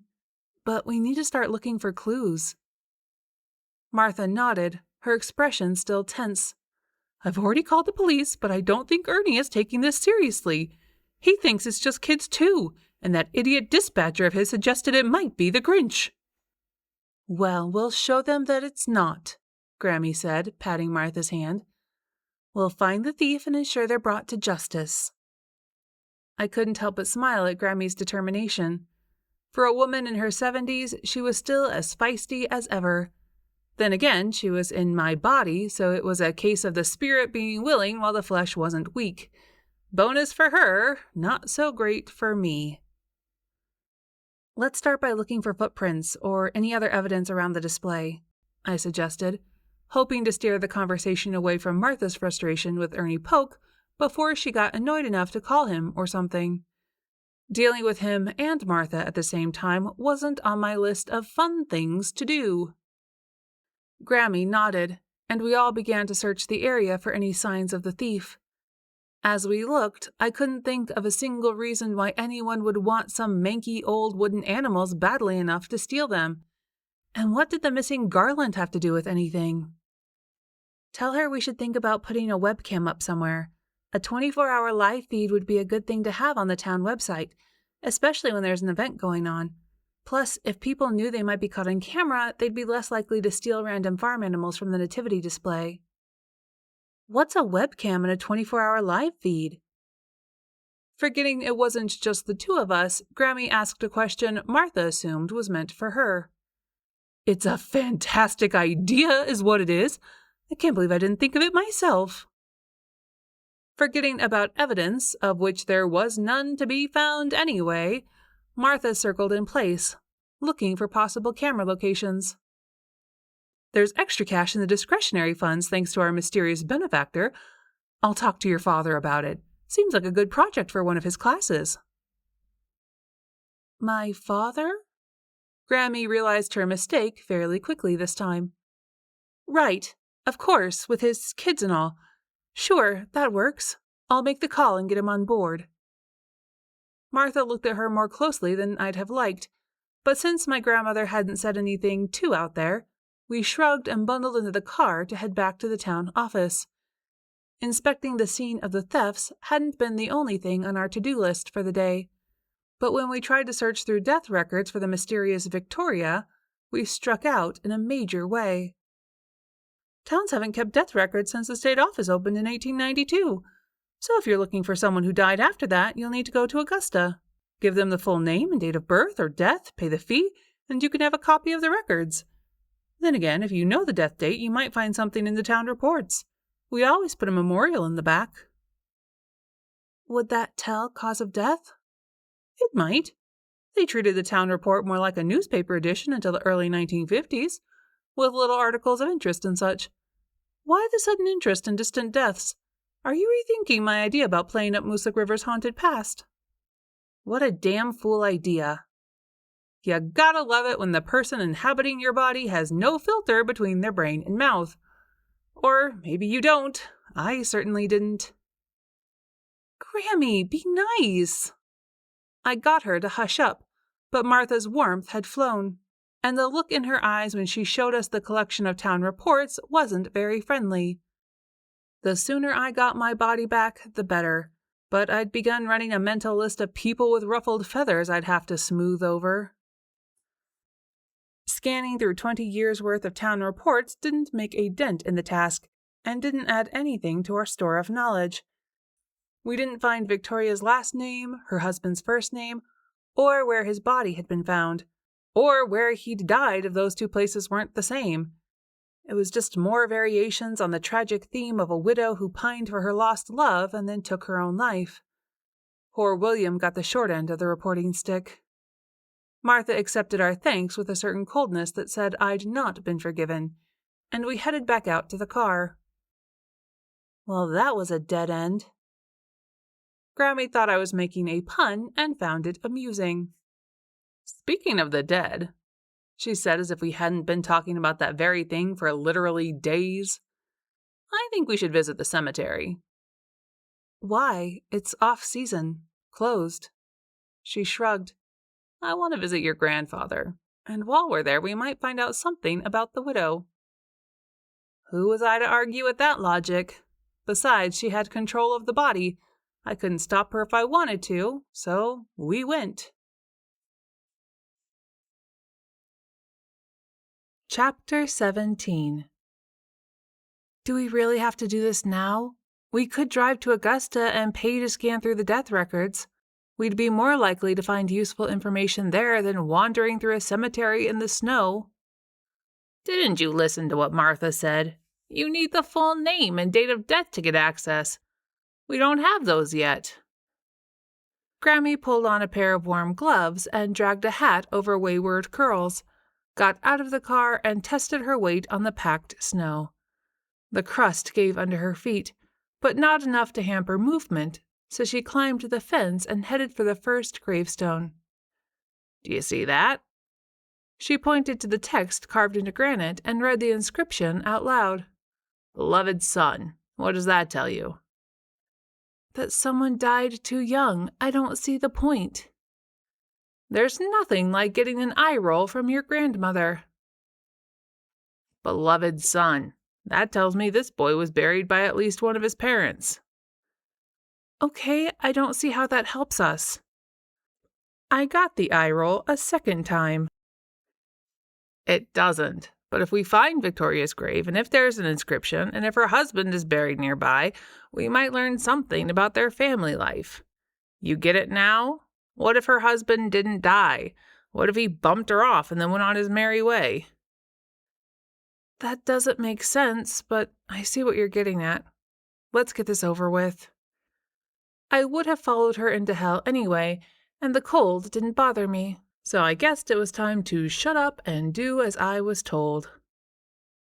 We trudged through the snow, a crisp white blanket that glittered in the sun. Every marker we passed felt like a story of love, courage, and devotion. Some were remembered with wreaths or plastic flowers, while other graves lay bare as if forgotten in time. But all of them contained tales of life and death intertwined together in a circle that could never be broken. My grandmother was one who believed in omens and symbols. She paused for reflection at every grave we encountered, her weathered fingers tracing carvings with reverence. When she came to my grandfather's, one with a dove, a symbol of peace, hope, and redemption even after death, she said softly, "He would have been proud of you." The calmness of that cemetery was overwhelming. It brought home the fragility of life and mortality. Even in tragedy, there can be beauty and respect when honoring our loved ones. And no matter what, we must keep living our lives with courage and strength. Searching for Victoria's grave was a reminder of this lesson. I guessed I was glad we'd come. I still didn't think the trip would be useful, but there were worse things to do with an hour. While Grammie continued to chat with her husband's grave, I wondered, as if drawn to the other sections where decades had passed since anyone had left flowers. Maybe it was the sense of peace, or perhaps it was the fact that I'd felt such a kinship with the widow, but I knew I had the right one when I saw the name Victoria etched in old granite. "I found her!" I yelled, and while I waited for my grandmother to join me, I began to feel as if someone's eyes were on my back. Not possible, I thought, unless it's another ghost. When something dark fluttered in my peripheral vision, I turned, but saw nothing except for my approaching grandmother. That she held back a smirk was something I could ignore. A blanket of pure white snow covered Victoria's grave, and her husband's as well. I could sense a solemn power in the air and whispered, "It feels like we're standing in a sacred space. We should be quiet." Grammie nodded and stepped closer to read the epitaph on their tombstone.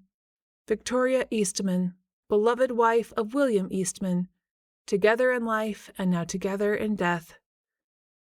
"She died 3 months after him," I heard Grammie murmur under her breath, the tears streaming down her face, sparkling in the pale winter sun. The level of her emotions took me a little by surprise. Maybe she wasn't any happier being in my body than I was out of it. "But they aren't together yet, are they?" I asked, my voice shaking with emotion. Grammie lifted her chin and looked me straight in the eye. "Not yet," she answered with conviction. "But we'll make sure that changes, won't we?" "We will," I agreed. "Now take a picture of the gravestone so we have it for our records." So what if I broke the mood? The cold northern breeze caressed us as we silently said our goodbyes to Victoria before walking back to the car. Despite the sorrowful circumstances that brought us there, peace glimmered within us like stars on a winter night. "Death is part of life," Grammie said quietly as a snowflake settled on her shoulder. "It's something that can't be avoided or denied." She paused to look up at the clouds above before pulling away from the cemetery with a heavy heart. "It's hard to understand how 2 lives could be cut so tragically short." I nodded my agreement. "What next?" "Research," I answered. "Mom's at the library. Might as well stop in there as go home." When we passed the nativity scene, we both glanced over to see if anything else had gone missing.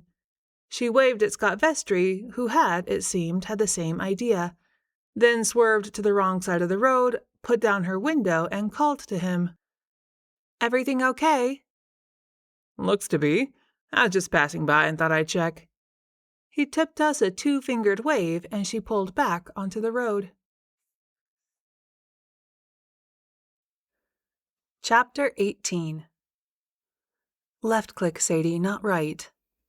My mother stood on Grammie Dupree's left while I looked over her shoulder from the right. "That's your index finger." "You mean this one?" Turning, Sadie held up a finger that was not her index and earned one of Kitty's bland stares. Deeming it wise, I kept my mouth firmly shut. Let them fight it out, and I'd happily stay off both of their lists. Win for me. "I could do it faster," Mom offered, earning herself a 1,000-yard stare. "Yeah, these two were oil and water. Or maybe oil and vinegar. If you shook them up and added some seasoning, they made a great team." I could have gone for a good salad right about then and almost felt my stomach rumble. "So, I told you I could do it." Grammie turned to me, beaming with pride. I found William Eastman. Looks like his death is a bit of a mystery. Mom bent down to read out loud. A shocking discovery was made in the forest near the small town of Mooselick River on Tuesday, when a small group of loggers discovered the body of a man slumped against a maple tree, his limbs still in the awkward postures of death. The deceased was identified as William Eastman, a local man who left his home earlier that day. Sheriff Duncan and his deputies have yet to determine the man's cause of death and have not ruled out foul play. Eastman left behind his grieving bride of 7 months, who is not considered a suspect. No clues have been discovered, but the police are seeking further information regarding the circumstances of Eastman's death. I have questions, Grammie said. What's the awkward postures of death supposed to mean? I know, right? I said. That's a weird turn of phrase when the rest seems fairly normal. My mom, no longer content to sit through another hunt and peck typing session, keyed William Eastman's name into her phone's search bar. There are a few instances of that article on the web, but nothing else so far as I can see. Search for something like Ghost Man Haunts Forest or Woods in Mooselick River. She did and found a few more results than before. Looks like the Weeping Widow had more coverage, but then you have to figure that being on the Riverwalk Trail, she's easier to run across than he is. I'm surprised more people haven't reported sightings of Victoria or William since Shady Acres opened.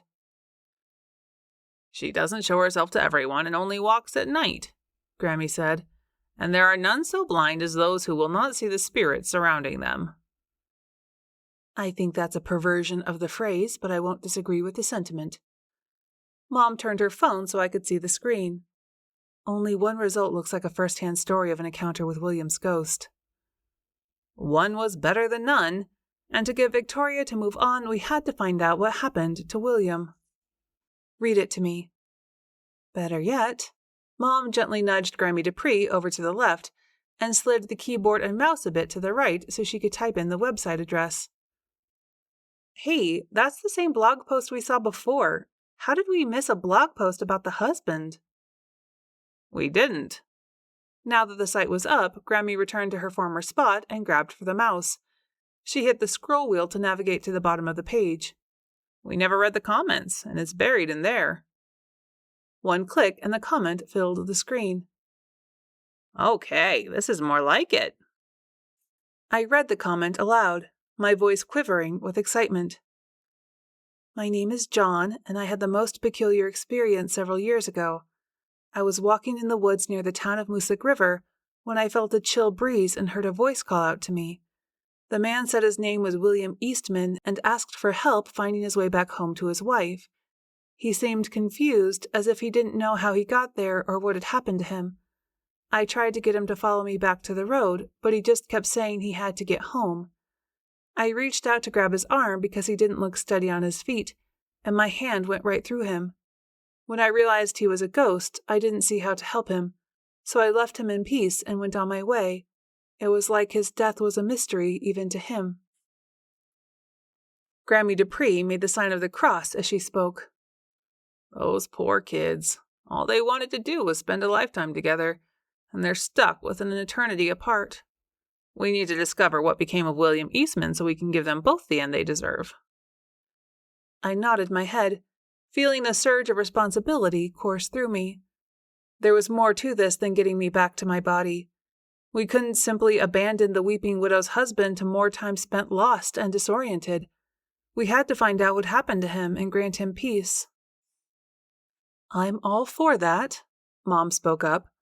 But the woods near the town of Mooselick River doesn't give us nearly a good enough description of where to find William Eastman. We need more information about both of them, I think. But something had been niggling at me since we'd found the headstone. The name Eastman, it's been bugging me since we left the cemetery, but now I realize why. I know someone else with that last name. I wonder if he's a relative. Even from the wrong side of the veil, I felt the perking up of both their moods. Really? Who? His name's Adam. He works in the kitchen of Cappy's Tavern. He's a nice guy. Might be worth going in for lunch. Do they still make the best beer-battered haddock in the county? Yes, ma'am, they do. I go there most Friday nights with my friends. I do feel peckish, Grammie said. Maybe we'll stop in for a bite on our way home. Not a bad idea. I missed food, though, so watching her eat my favorite meal wouldn't be much fun. I'll confess to feeling envious since it's been a while since I ate at Cappy's, and I hate to miss out on the fun. It was a rare thing to see my mother pout, but she had to stay at the library until the end of her shift. Next time. Grammie didn't seem to notice or care if her daughter-in-law felt left out. You'll have to be on your best behavior, I warned as we headed to the car.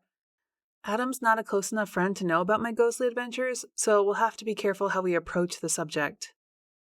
She nodded, but I worried her careful and mine were not the same. What could I do in any case? She had control of my body. The rest of me was just along for the ride. When we arrived, Grammie Dupree peered around the tavern, a space crowded with tables but very few people on a Wednesday just before noon. It looks just how I remember it, she said. Some things never change. Sit at the bar, I said when she headed toward one of the tables. There's a window near the one end that overlooks the kitchen, and Adam will bring your food out if you do, but if you take a table, it will be Miranda or whoever else is serving today. When Grammie gave me a look, I shrugged. Not my first time having lunch here. I usually went to the Blue Moon Diner, but I intended to steer clear of that place while I wasn't in charge of my body. After the first visit, I realized there were too many people and chances she'd let something slip that I'd have to explain later. If there was a later. I had to shut down that type of negative thinking. We'd find a way for her to move on, and I would get my body back. I had to believe that. That's Adam there. Looks like he's flying solo today. Hey, Everly, how's it going? Adam said when my grandmother slid onto one of the bar stools. Miranda's on break, and Milo had his final checkup today. He's expecting to get a clean bill of health, so his wife will let him go back to full-time hours. Ask him how Milo's feeling. He got bashed on the head a few weeks ago. I know, Grammie said to me, then realized she'd made a mistake when Adam gave her a look. Sorry, I just meant I'd heard he was feeling better. Nice save. He was lucky. Anyway, what can I get you? She ordered the haddock lunch plate, and while he returned to the kitchen, she muttered to me. I told you I've been keeping an eye on you from the other side. Seems like you'd know how to use a cell phone then. I gave her back the same snippy attitude she'd used with me, not a tone I'd ever have used with her when she'd been alive. Sorry, all of this stresses me out. Understandable. She forgave easily, at least, and kept up a bit of small talk with Adam while he cooked her fish. When he returned to plop the plate in front of her, she all but hummed with anticipation. Looks good. Got any vinegar to go with those fries? Adam's forehead wrinkled. I thought you were a ketchup girl. But he grabbed a bottle of malt vinegar for her and pulled out a couple of lemons while she liberally doused her fries. He was right, though I generally went for onion rings in any case. She said, I thought I'd try something different today. This is how my grandmother likes her fries, and I've been thinking about her a lot lately. Good segue, I said. She gave me a brief nod to acknowledge the compliment. In fact, I was just at the cemetery. I like to visit her sometimes, and I noticed Eastman's buried nearby. Any relation of yours? I believe the names were Victoria and William? In the middle of slicing his knife through a lemon for garnish, Adam paused, his face turning slightly red. Oh, you mean Great Aunt Victoria? Grammie nodded, her mouth too full of haddock to speak. You know the story about her, I assume, or else you wouldn't ask. She swallowed hastily. Just curious. I'd forgotten all about her until I noticed that headstone and it sparked a memory. They used to tell campfire stories about her when I was in Girl Scouts. Probably still do. Adam went back to his chopping and slicing. Her story was tragic, but what's funny is everyone tells how someone else saw her. Not a single person in our family ever had a first-hand encounter with her. It's all hearsay. Half the food on her plate gone, Grammie Dupree shifted her attention from food to give it fully to him. The best ghost stories always are. I suppose so. I fished that area of the river a few times, and while I've never had what you call an encounter, I felt like she might be watching me a time or two, like a tickle on the back of your neck, you know? I do, I said before she did. I know exactly how that feels. It's creepy. What about William? There have been sightings of him too, but no one seems to know where his ghost hangs out. Would you or anyone in your family know where his body was found? Sure do. Adam slid the lemon slices into a glass bowl with a plastic lid, which he stashed in the refrigerator below the bar top. When did you turn into one of those ghost hunter types? Tell him the story came up while we were getting things ready for the lighting contest and you found it interesting. She did, and I think he believed her. Doesn't matter anyway. You know that assisted living facility, Shady something? Unfortunately, I did. Shady Acres. They dug their duck pond on the spot where William Eastman died. In my head, I calculated the distance between the river and the duck pond. What was he doing way out there if he'd gone fishing? Adam shrugged. That's part of the mystery. No one knows what happened to him that night. Only that he'd been missing for a couple of days when some loggers found his body in an area where they'd been cutting wood. Cause of death? Grammie grabbed the vinegar bottle again and doused the next layer of fries. I caught a whiff of the sharp tang and realized I could smell things. A little, at least. Was this helpful information? I had no idea. For all I knew, all ghosts could smell stuff. I'd have to ask the next one I ran into, I supposed. Add that to my mental checklist. Right after I get back in my body and never let anyone touch my third eye again. Someone bashed him on the back of the head with a rock. Murder? Grammie Dupree perked up. Why are we just hearing about this now? Because the official cause was listed as death by misadventure, whatever that means. Having done some research in this line of things, I said, it means the killer made it look like an accident, or that there wasn't enough evidence to tie the death to a local suspect, and whoever was in charge didn't have the means, interest, or ability to pursue the case. Grammie repeated what I'd said, and Adam nodded. Sounds about right. I only know what came down through family stories, but he'd suffered multiple blows to the head, so it can't have been an accident. Since there didn't seem to be anything else he could add to the conversation, Adam boxed up the rest of Grammie's lunch while she fumbled through my purse for money. Outside in the car, she started the engine, then turned to me. Thoughts? I have a few. You're not dressed for a hike, so you can sit in the car while I see if I can scare up old William and get him to follow me back to the river. You really think I'll sit in the car while you have all the fun? What I think is that you love me too much to risk losing one of my toes to frostbite. Fine. She turned toward home. We'll compromise. I'll go home and change into warmer clothes, and then we'll see about this duck pond ghost. I wouldn't be able to stop her, so I didn't bother to try. I thought compromise meant both people get something out of a deal. This seems more like you getting your way. If you're looking for an apology, it's not coming. When we got home, she stashed the leftovers and let the dog out to pee before heading to the bedroom for warmer things to wear. Let's take Molly. She could do with a run and she loves to ride in the car. And she could go for help if Grammie took a fall.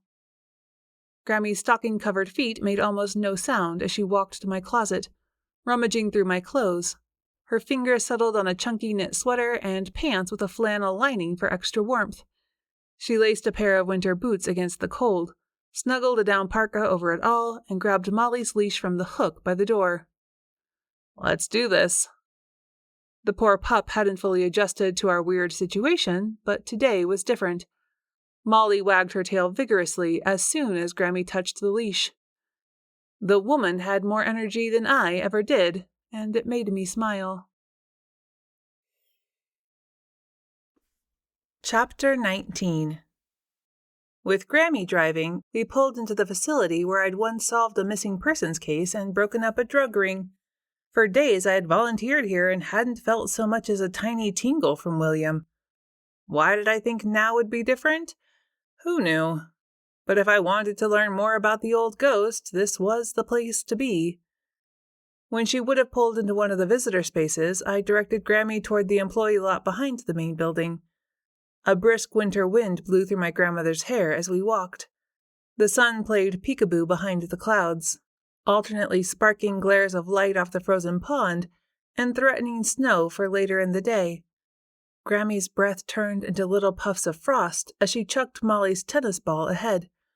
Molly ran full out, not noticing or caring about anything beyond the yellow, fuzz-coated missile she chased. I could feel William's presence growing stronger with each step closer to the pond, so much so that my vision blurred with anticipation when I reached its edge. A solid layer of ice coated the pond, thick and strong enough for Grammie to walk on top of it. With a deep breath, she muttered a prayer for courage, stepped out onto the expanse of silver gray, and we started making our way towards its center. Should have brought skates. I don't think I own any skates. If I did, they were probably hanging in Dad's workshop somewhere. Or else Catherine might have a pair floating around the old house, but if she did, I hadn't seen them yet. Nor did I have time for fruitless searching. Plus, ice skates on my feet, even when I wasn't in my own body, were likely to lead to the necessity of crutches. I didn't need that angst in my life. A darker bank of clouds swallowed up the sun, so all that remained was an eerie silence broken only by the sound of my grandmother's hesitant footsteps and my dog's breathing. I closed my eyes and focused on William's energy, trying to sense where he was.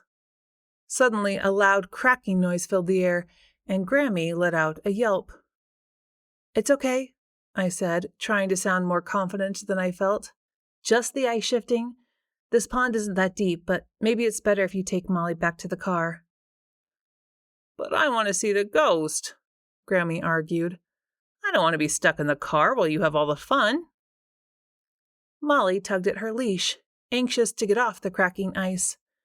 Grammie took one last look around before leading the dog back to the pond's edge, where it was shallow enough to keep Molly safe while I continued searching for William. The clouds had grown darker, and the temperature had dropped significantly since we'd arrived, but there was something else. A spark of what I assumed to be William's presence, so I stood in the middle of the pond, calling his name. "I've talked to Victoria," I offered as bait. "She misses her husband and wants nothing more than to be reunited with the love of her life. Don't you want that too? I'm here to help." I babbled similar nonsense for about 10 minutes before finally concluding that William didn't want to talk to me. The first flakes of snow tickled across the ice as I made my way back to the shore. "You didn't miss anything. Any idea why he wouldn't engage at all?" "Not off the top of my head. Did you feel him?" Shrugging, I went with the truth. "I think so. I felt something, and we've been told he should be here, so I might have imagined feeling his presence." "Maybe you're still blocked." "From when you hypnotized me? Wouldn't that have ended when I became disembodied?" Her turn to shrug. "I don't know all the ins and outs of life, death, or hypnotism. Your grandfather was big on the how to, less so on the why and why not of things." We rode in silence for a mile or so while I considered the possibility. "I didn't have any trouble seeing Abner." The conversation dropped while she stopped to fill the car's tank with gas, and I had to talk her through using my debit card because she'd never consented to get one of her own. No amount of explanation had bridged the difference between a debit card and a credit card in her eyes. Back on the road, she drove through a curtain of falling snow as she picked things up where we'd left off. "Abner was an active haunter. You didn't have to work hard to see him because he was the one making all the effort. He wanted to be seen and showed himself. That's the difference." "Yes," I admitted. "That fits with my experience. To a point, I suppose." "But I think I need to remove the block anyway." "Can you hypnotize me if I'm like this?" I gestured to my ghostly body. She shrugged and pulled into the grocery store parking lot. "Only one way to find out. We'll try it tonight. Does Drew like dynamites? Drew likes everything. Good. I'll cook up a batch for him. If he's anything like me, he'll want comfort food on a nasty night. This storm's going to dump at least 6 inches on us. I can feel it in my bones. With predictions for just that, I figured she wasn't wrong and gave her additional points for navigating the grocery store without running into anyone who knew me well enough to chat. Except for Robin Thackeray. That girl's not right in the head, Grammie said when we got back to the car, after she'd watched Robin drop 2 heavy cans of tomato sauce on top of the bag containing 4 green peppers. You caught her on a good day. The mix of dread and anticipation is a particularly annoying cocktail, especially when you're incorporeal and have no physical outlet for the anxiety rolling around in your gut. Grammie didn't seem to feel any of the weight I did as she tossed ground beef into a cast-iron Dutch oven warming over high heat. While the hamburger browned, she cut green peppers, onions, and celery into large chunks and opened cans of tomatoes, chopped sauce, and paste. Watching you cook brings back memories. Your mother adds garlic. Yes, I know, I said. This was a long-standing point of disagreement between them. I'd always been on Grammie's side of that one. I don't, but I do put nuts in my brownies. Another bone of contention, but one where I sided with my mother. The more nuts, the better. And no frosting. With a final flourish, she dumped the last of the vegetables into the steaming pot and turned the burner down to let it simmer. We talked about our next steps with William until Drew got home. Then, after they ate, got down to the business of hypnotizing me. Are you comfortable? Comfortable as a ghost can get. Not for lack of trying. I hadn't managed to muster enough energy to touch anything in the physical world, which meant I hovered over the bed rather than lying on it. Not exactly comfortable, but not uncomfortable. Mostly, I just felt profoundly disconnected from everything. Okay. Now, I want you to focus on your breathing. Take a deep breath in and let it out slowly.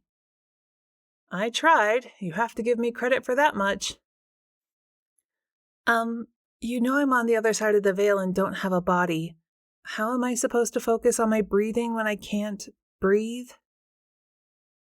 You also have to give my grandmother credit for not having a fragile ego. When confronted with the absurdity of what she'd asked me to do, she saw the humor and began to laugh, which set me off, so I joined in. Soon, she was the one who needed to focus on her breathing because laughter had stolen most of it from her. Is everything okay in there? Drew yelled from the kitchen.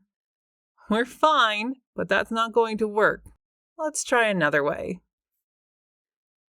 Rising, she moved across to the dresser, opened my jewelry box, and pulled out a pendant watch she'd worn during my childhood. You kept this old thing?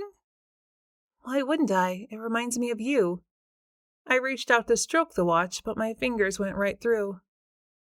Good. Grammie Dupree settled back in her former position and dangled the watch in front of my face. Watch the watch.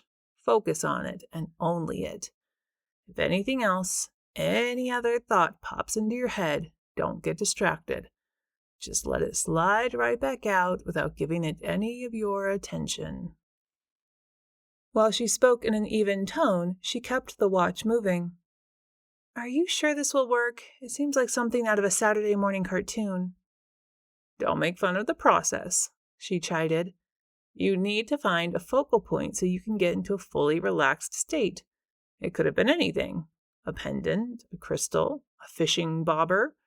Heck, your grandfather once hypnotized a cow with a T-ball so she would stand still and let the vet turn a breech calf. I didn't know farm animals were susceptible. Maybe not, but it worked that time. With a practiced flick of her wrist, the watch began to swing again. Focus and relax. Relax and focus. Her voice took on the rhythm of the watch, like a metronome, keeping the beat until I felt everything settle. You feel calm, rested, and relaxed as the sound of my voice takes you deeper and deeper. My eyes flickered closed as the warmth and comfort of her voice took me under. Colors danced before my eyes. Reds, yellows, greens, and blues. A rainbow of gently pulsating light that expanded to envelop me in and pull me out of myself. She was right. I did feel calm, rested, and relaxed. Probably for the first time in weeks. Certainly the first time since the body-switching debacle. It felt so good I could have stayed in that state forever. As agreed, and with little fuss, she removed the mental block she'd installed in my head. I will count down from 10 to 0. As I do, your full awareness will return. You will awaken feeling refreshed and ready to take on the day. Ghosts don't sleep, or maybe it's more accurate to say disembodied spirits don't sleep. But coming back to myself did feel a bit like awakening, and I did feel refreshed. Did it work? I sat up straight. How should I know? It occurred to me that we might not have thought through all the implications or possibilities, but at this point it didn't matter. I guess we'll find out the next time we run into a ghost. I'm not sure what to expect. Me either. With the day's work done, she and Drew settled into their nightly routine, where Grammie watched TV in the living room, and Drew either went up to his room or downstairs to play video games in his man cave. Tonight, he'd chosen the basement and the companionship of a white dragon. And me. Not that I was much of a companion.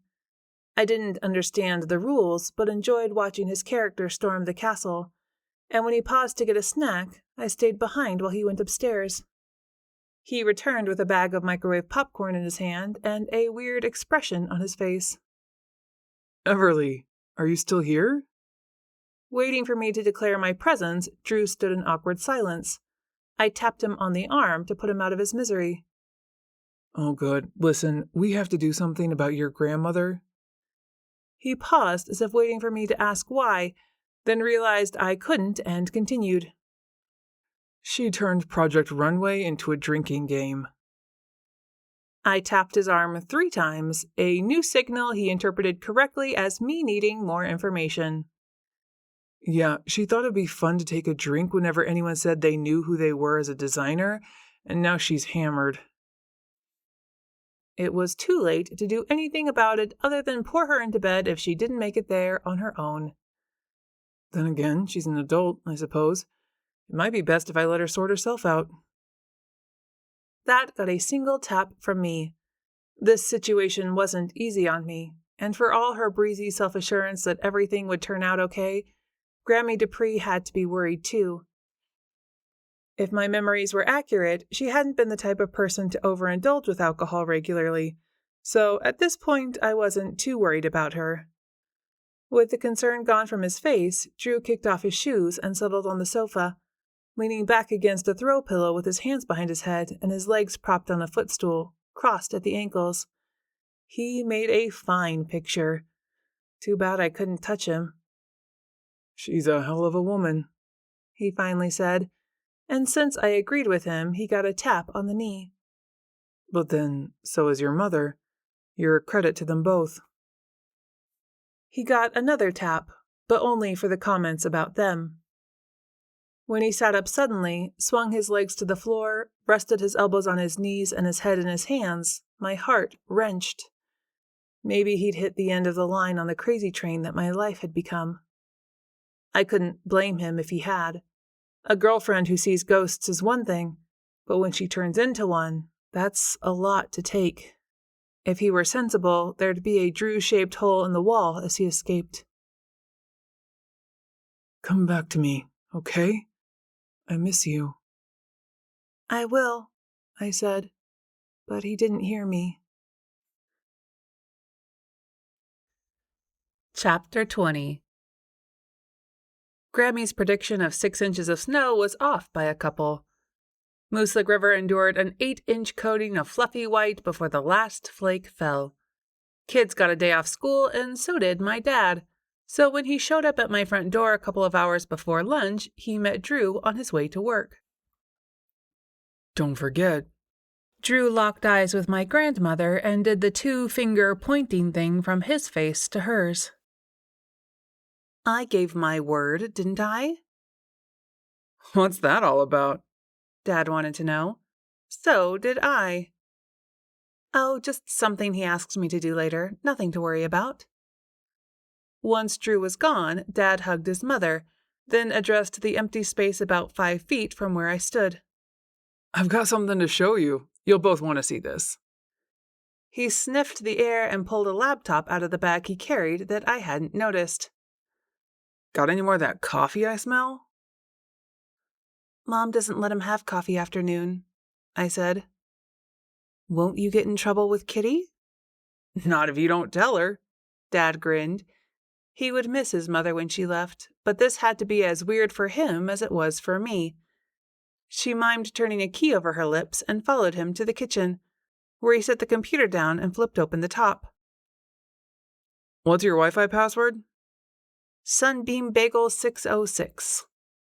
I gave it to Grammie to relay to him, which she did, but with an amused expression. Who comes up with such silliness? Grammie said as she poured a cup from the pot Drew had left running.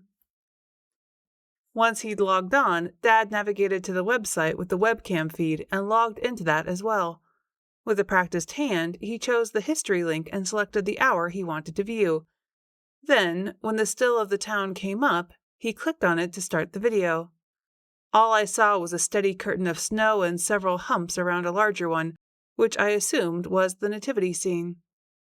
This is from last night. We've got the cameras up and running before the storm hit. I was checking the footage to see if we had any trouble with the wind shaking them out because it got pretty breezy around 2 a.m. And take a look at this.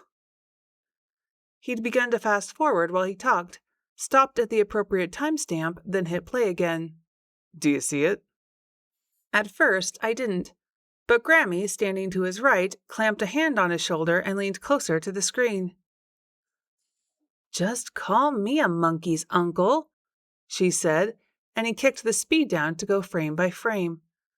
On the screen, what looked like a ghostly, glowing figure of a woman with long hair and wearing a pair of overalls and a flannel shirt was slowly walking across the square, carrying 3 plastic flamingos in her arms. That's Lily Evergreen, Grammie said. Isn't it? Dad nodded and smiled. Looks like her to me, too. She and her brother ran the Christmas tree farm after their parents retired. Her nephew owns it now. He's expanded the place quite a bit. He pointed at the screen again. Look, she's adding those plastic birds to the nativity scene. I leaned closer and saw that she was indeed placing them in a line near the left of the screen. So much for Martha's theory of kids having fun with the display. What do you think? Does that beat the time we put Principal Deacon's lawn furniture on his roof? Dad said to Grammie. I didn't know you could see ghosts. She sounded miffed. I can't. Not in real life.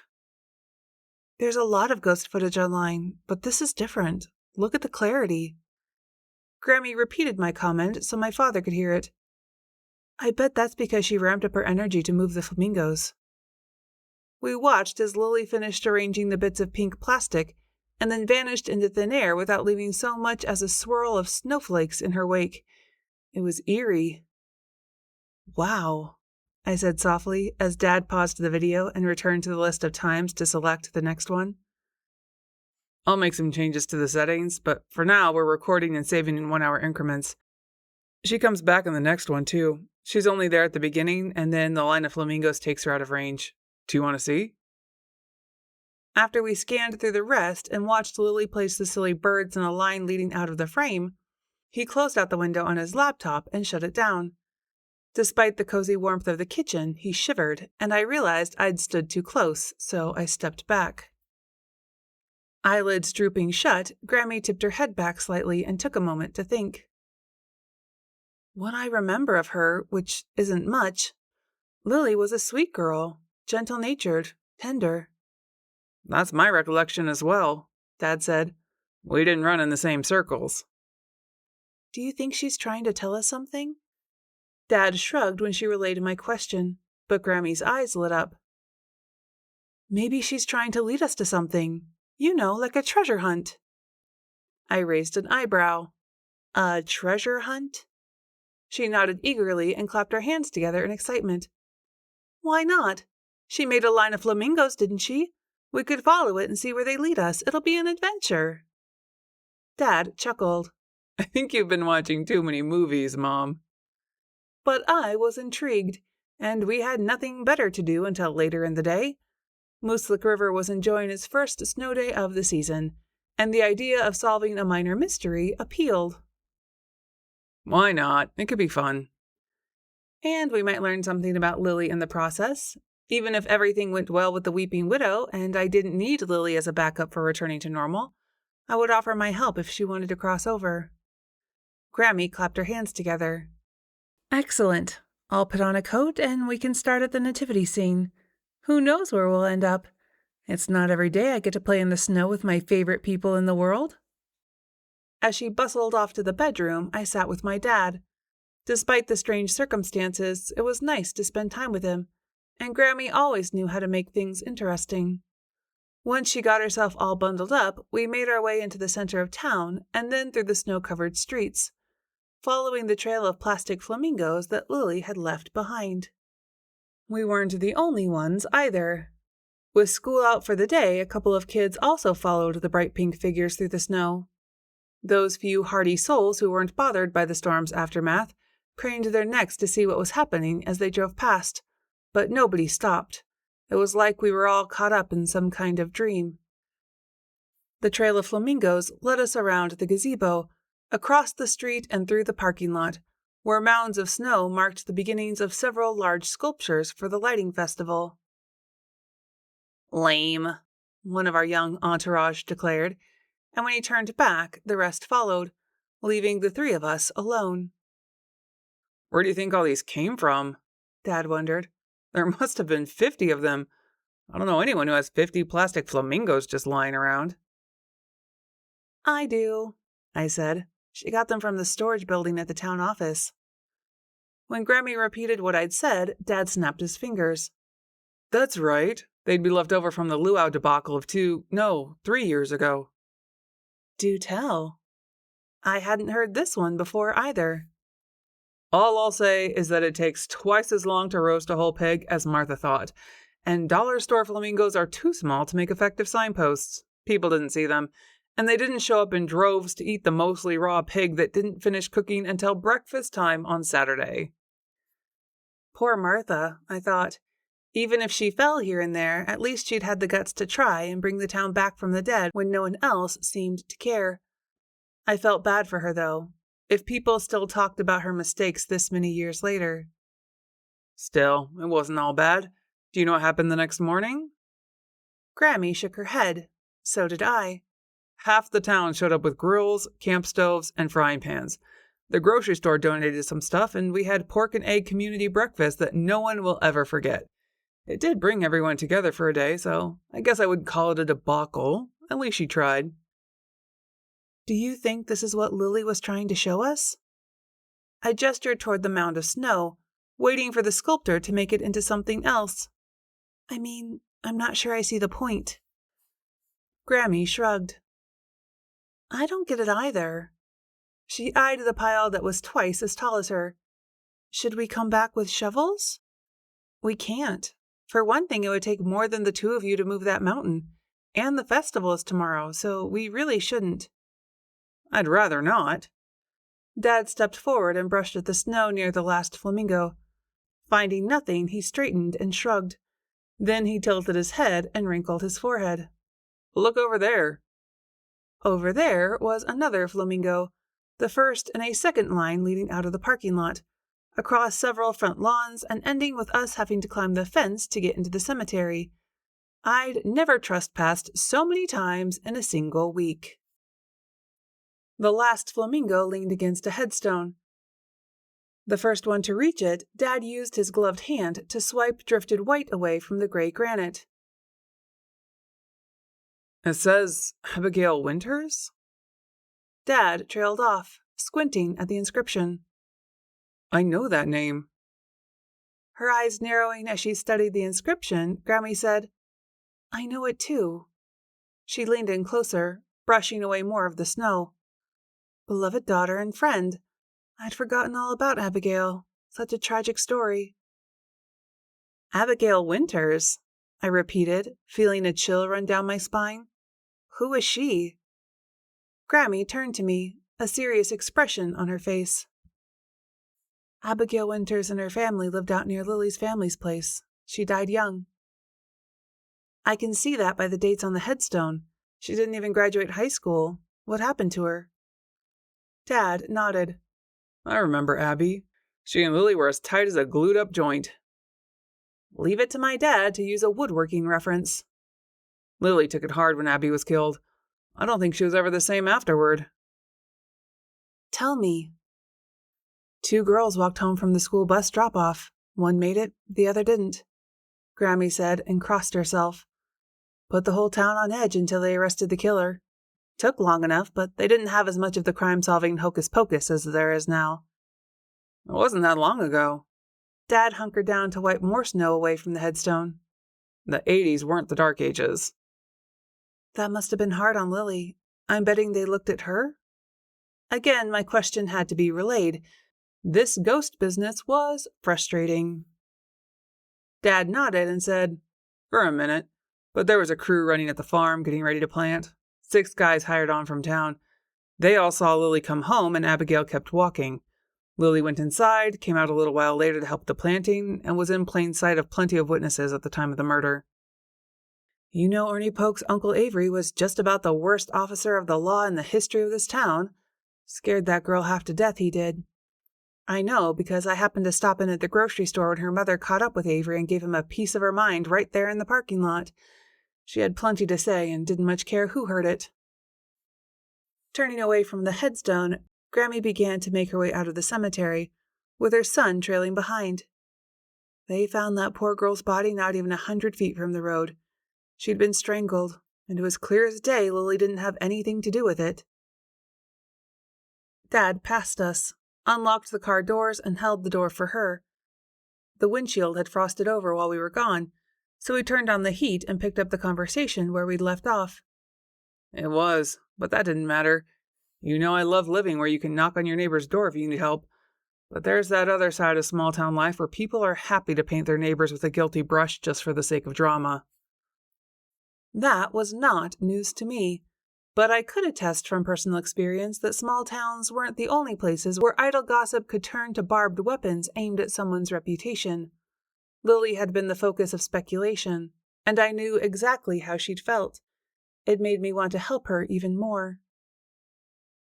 But you said they solved the case, right? Who killed Abigail then? Someone from town? Everly wants to know who done it, Grammie explained, then continued. Some boy she'd been seeing from Bangor. His parents didn't approve of him. For good reason. The windows finally clear, Dad pulled onto the road and circled the block to turn around, which took us back past the cemetery. I looked over at the grave, feeling a sense of unease.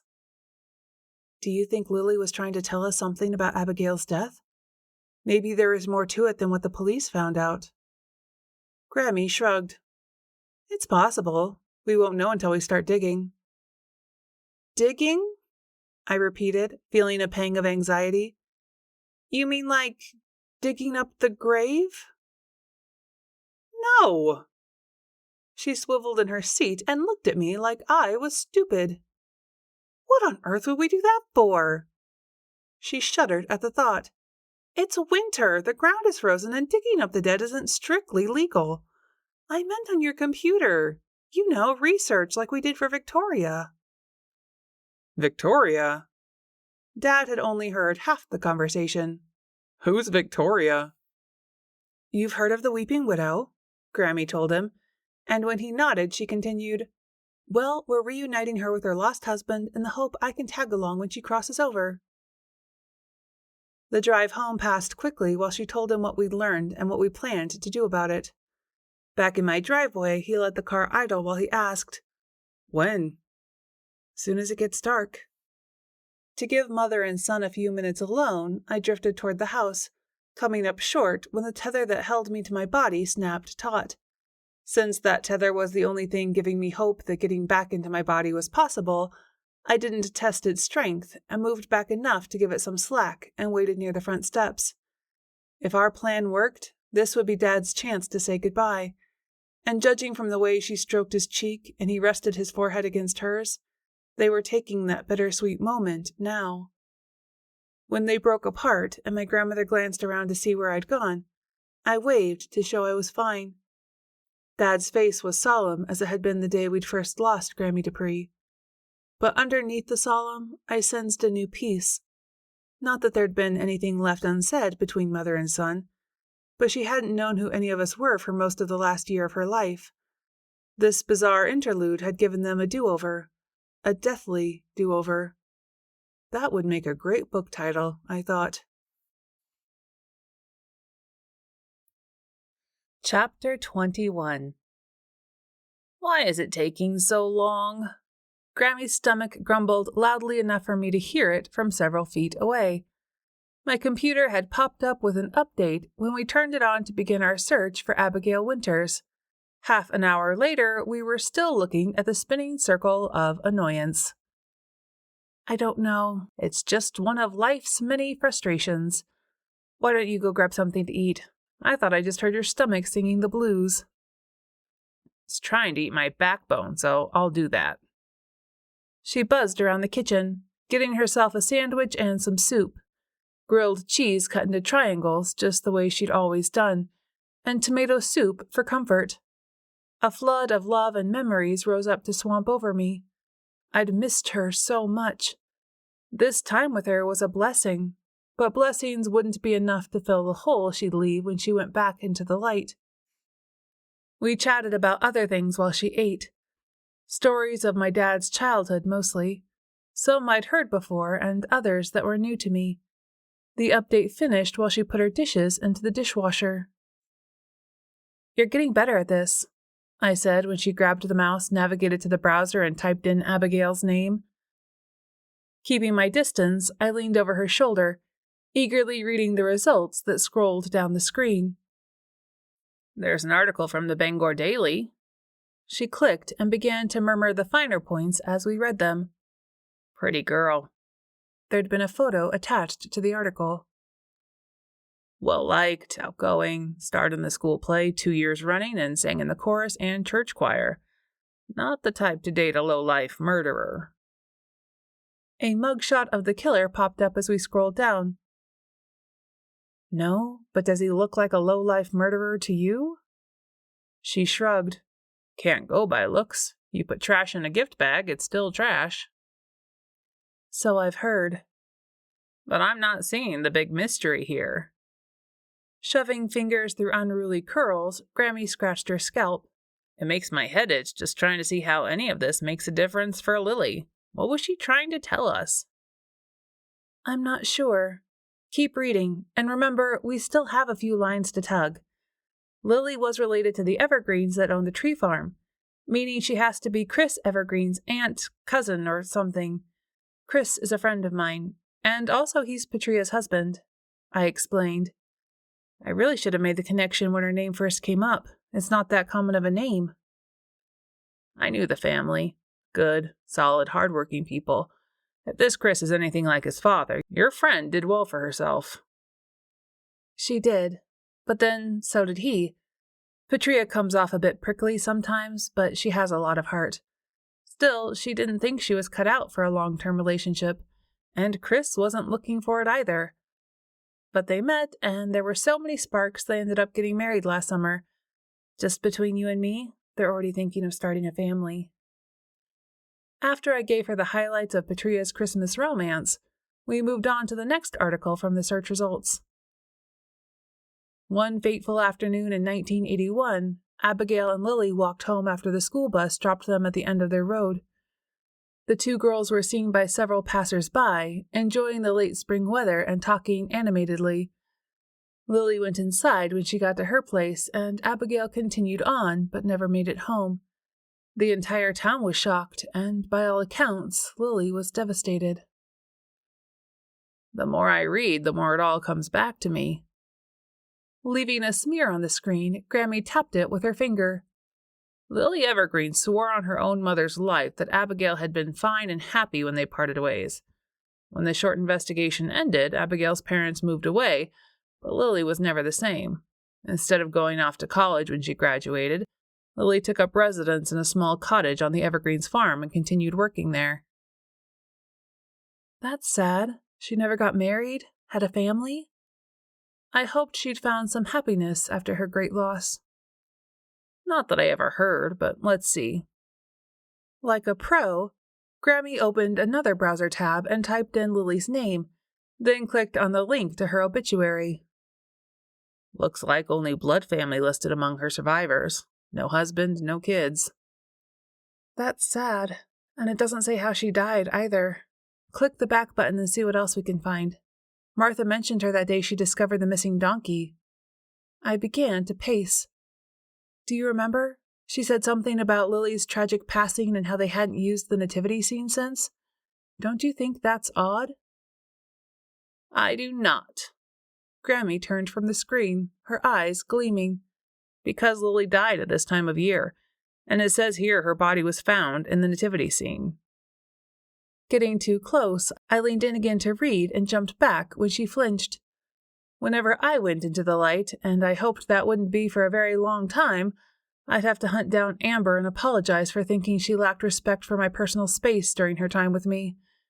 Turns out it's easier to brush up against the living than I thought.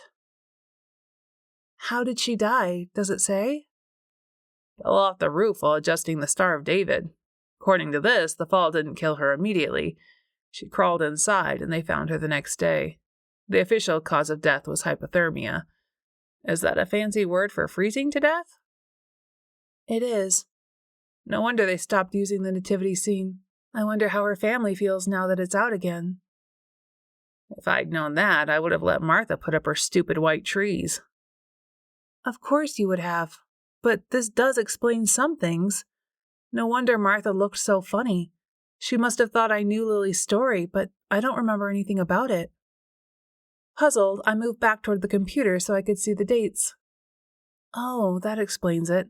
I was in college then and had already met Paul. Mom was barely speaking to me at the time. She wouldn't have called for anything short of a personal tragedy, and this wasn't one of those. We'd had a few rocky spots, my mother and me, and Lily had died during the absolute worst of them. I hadn't been in touch with anyone from back home, and I hadn't been close friends with Chris at the time, so I hadn't heard the story. Chapter 22.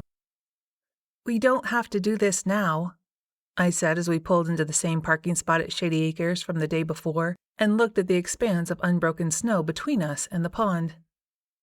It was one thing yesterday with all the hard crust to walk on, but that's a solid 1/4 mile hike right there. You need to be back in your own skin by Christmas, and that skin isn't made of cotton candy. I won't melt. But she would sink to her knees and struggle for maybe 6 steps before giving up. I'd have quit at 2. You win, she said. I'm going back to the car. Don't be all day, okay? Check for the ghost and then come back. I don't have to check for him. I can see him from here. He's standing at the center of the pond watching us. You're killing me here, you know that? I can't see him, so I guess it's a good thing I've decided to go sit in the car. Pulling off a huffy exit isn't as easy as you might think when it requires wallowing through deep snow. Still, Grammie gave it her best effort and pulled it off nicely. With the implications of her not seeing William running through my head, I set off across the white surface, feeling thankful for the ghostly perk of not sinking. William waited and watched as I made my way closer. Mr. Eastman? He nodded. Yes, that's me. I could see why Victoria waited for him. William Eastman had been a fine-looking man with kind eyes of the warmest brown. At the moment, those eyes held a great deal of confusion. I've been looking for you, I said, my voice barely above a whisper. Then I suppose it's a good thing you found me, for I've not the faintest idea where I am. Couldn't he see the assisted living facility a few 100 yards away? What happened to you? What do you remember about how you came to be here? Did you see the person who attacked you? Attacked? William frowned and sighed. I went out fishing and got turned around. I'm not sure why I left the river. I just remember feeling one of my funny spells coming on, and then I was here. I don't know where I am, and I can't seem to find my way home. Can you help me? Do you know my wife? Her name is Victoria. I've met Victoria. She's waiting for you. I can take her to you if you'd like. I looked at William, my curiosity growing. But what do you mean by funny spell? I asked. Would you mind walking with me? I figured if Grammie couldn't come to the ghost, I'd bring the ghost to her. William paused for a moment before speaking, but he followed me back toward the parking lot. His voice was hesitant, as if he was trying to figure out how to explain what had happened. It's nothing, he said. I don't remember anything. He paused again, his eyes distant as he remembered the experience. Did you say you could help me get home? I had said so, and would, of course, follow through on that promise. But curiosity wouldn't let me just take him to Victoria without learning more about him. I mean you no harm, William. Please accept my solemn promise that I don't. I'd like to hear more about what happened to you while I take you to see your wife. Is that okay? Did he even know I was dead? I wondered, and my next thought flowed through on the same lines. Would I have to explain to him, and if so, what should I say? I so did not ask for this job, I muttered. Job? William glanced sideways at me but fell into step like I'd hoped he would. Never mind. Tell me everything you remember since you left the river. Did you see your attacker? There was no... William stopped, and so did I. He put his hand to the back of his head. Yes, the attacker. Something about the way he'd stopped and changed tact made me suspicious, but I said nothing as he continued. I remember the fish were biting well, and I'd caught 2 already, but wanted to try for a 3rd when the attacker struck. He rubbed his forehead as if the memory of it still caused him pain. I watched him carefully, trying to piece together the facts, because while William Eastman might be a good provider and the kind of man a woman would wait an eternity for, he was also a liar. I remember my head hurt, and there was this buzzing sound in my ears. Then I was here. He stopped again, turned, and pointed. Or there. I tried to find my way home, but every path circled back to this place, so I stayed. For a long time.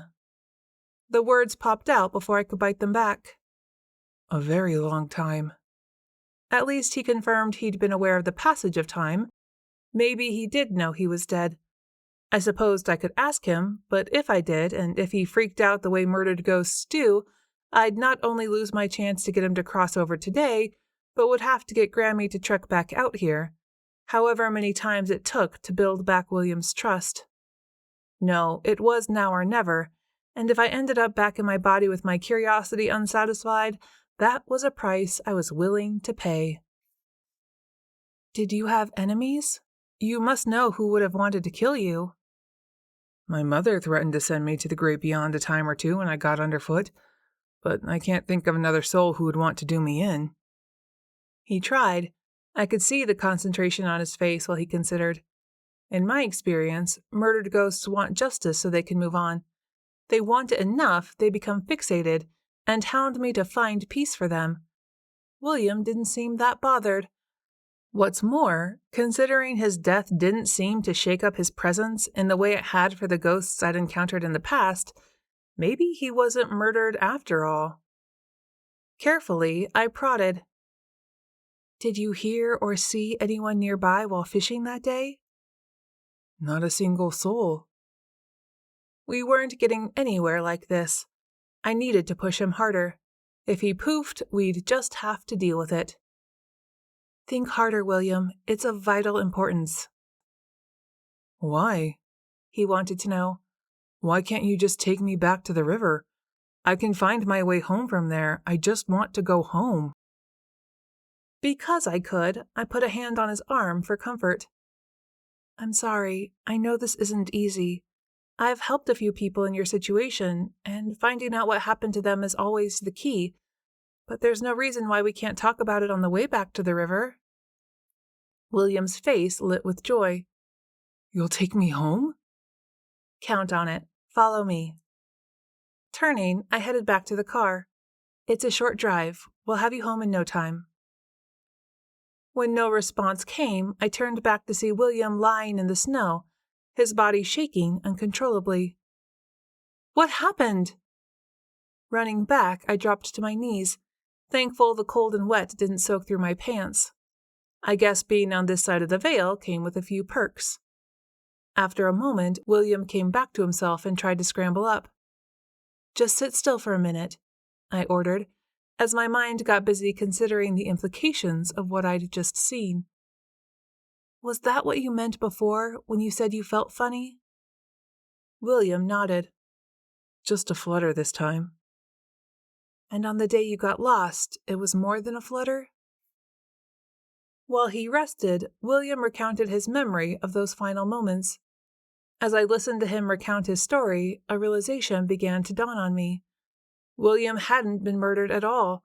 It was more likely he experienced a seizure while out fishing all those years ago, or a series of them.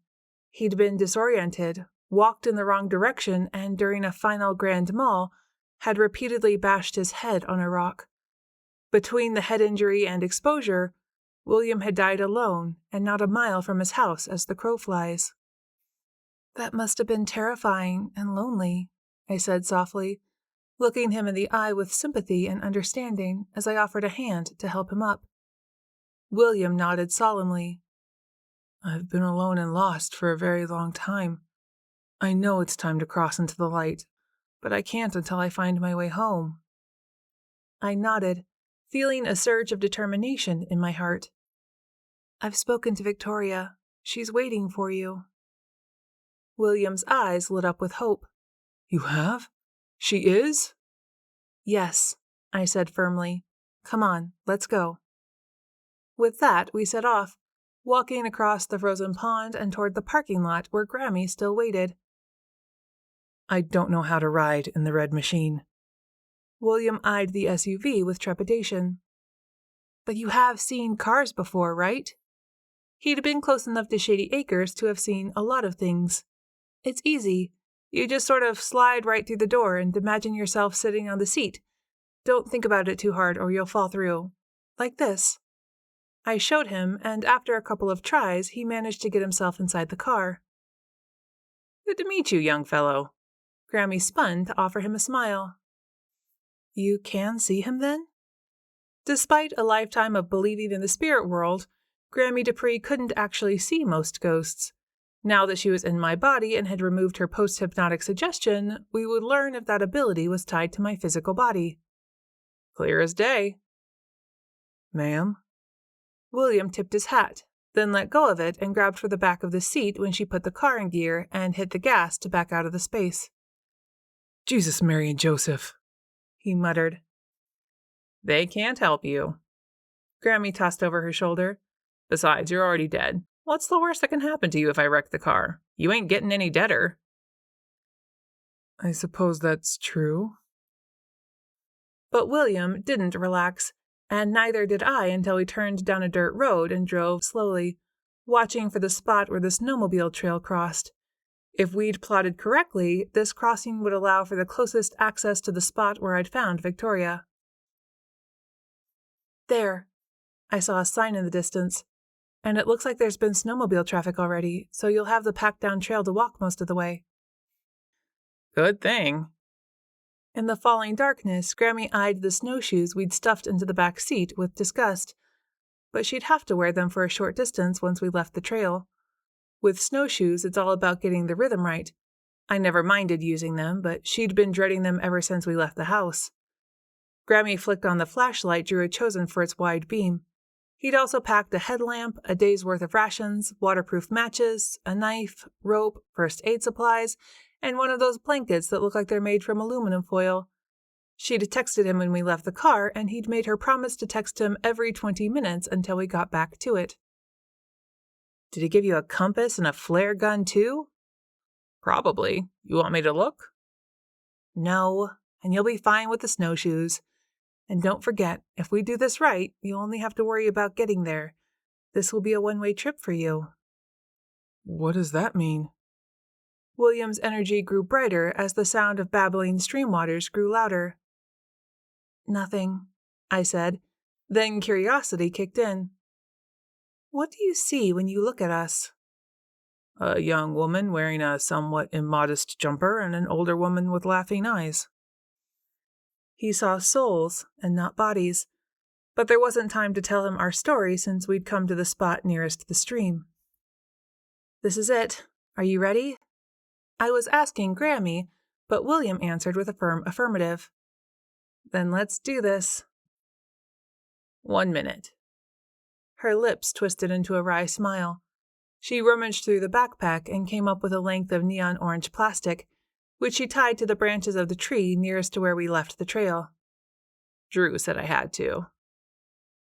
He really loves us. It took nearly as long to walk the 100 feet or so to the riverbank as it had to hike the half-mile of snowmobile trail. Snowshoes are fine on flat ground, but can be less easy to maneuver going up or downhill. Still, Grammie managed it with her normal fiery aplomb. It's just around this corner, William. We arrived at her favorite spot to find Victoria, the weeping widow, standing in a pool of moonlight. She was a beautiful sight, with her pale skin and a long white dress, her eyes shining with tears. William rushed over to her, and they embraced tightly. Victoria's tears flowed freely down her cheeks as they held each other closely. "Oh, William," she sobbed into his shoulder. "Where have you been all this time?" He took her face in his hands and kissed away her tears. I'm so sorry, my love, he said softly. I got lost for a while. A long while, it seems. I've missed you. Victoria nodded slowly before looking up at me with gratitude. "Thank you for bringing him back to me," she said sincerely, before turning back to William with a smile on her face. "It's time for us to go home now." "It was my pleasure," I said, tears in my eyes. Victoria smiled at me, then looked back at William. Come, my love. I've quite an adventure and many tales to tell. Wait until you hear about the red driving machine. As the couple turned to walk into the intense light that had begun to shine, Grammie grabbed onto me and rushed forward. "This is it." She looked back at me, her face falling into shadow as she said goodbye. "Darling girl, I love—" One snowshoe fouled against the other, and she went down so quickly that she dragged my astral body under the snow. "No!" Grammie shouted. "William, wait! Victoria, please!" But they were gone. The light dimmed into darkness without her in it. When she let loose with language hot enough to melt snow, I joined her. Then we texted Drew the bad news and began to trek back to the road. "If I hadn't had those stupid beaver tails on." Grammie repeated the half-sentence several times along the way. But it didn't matter now. We'd lost our chance. Good thing Lily Evergreen's still hanging around. She's our last chance. Nothing like jumping right into the pressure cooker and turning up the heat. Chapter 23. The Friday morning drive to the library passed with very little conversation since we were both still smarting from the epic failure of the night before.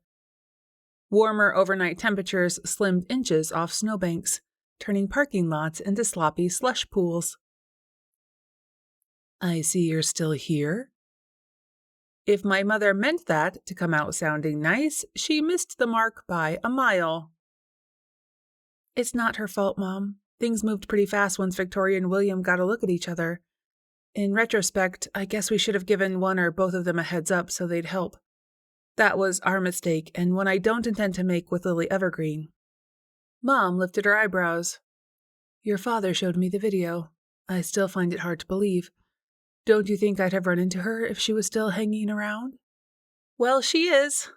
I cut off whatever nasty comment my grandmother began to make. That's why we're here. We've done some research online, but I guess I was in college when Lily passed, so I didn't hear about her death. And the news article we found didn't give much detail.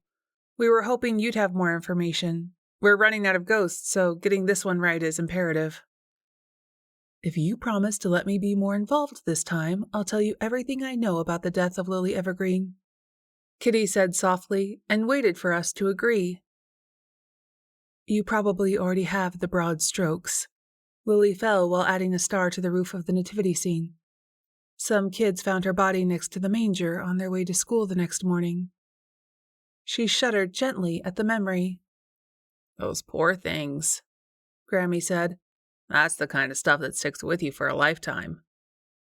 Her compassion went a long way toward softening Kitty's attitude. What I can't understand is how no one missed her overnight, or saw her lying there. Why was she screwing around on a roof in the dark anyway? Single woman who lives alone, there's no one at home to miss her, and it gets dark early this time of year. Just last week I came to work in the dark and went home the same way. But you never saw her ghost? Never attempted to help? So much for the momentary truce between my mother and grandmother. Mom sighed. Do you really think so little of me? I'm sorry, Kitty, Grammie muttered. That wasn't fair. To bolster the apology, she reached out for her daughter-in-law's hand and gave it a squeeze. Apology accepted. Lily lived a reclusive life, but she did come and borrow books from time to time. I hadn't seen her for at least a few months before she passed, and not at all since. I would have helped her if I had, and now that I know she didn't cross over, it explains a few minor mysteries that happen around this time of year. Such as? I prodded. Her fingers twitched, so she busied them with scanning books back into the library system while she framed her response. I thought it was Martha and her bossy posse, if you want to know the truth.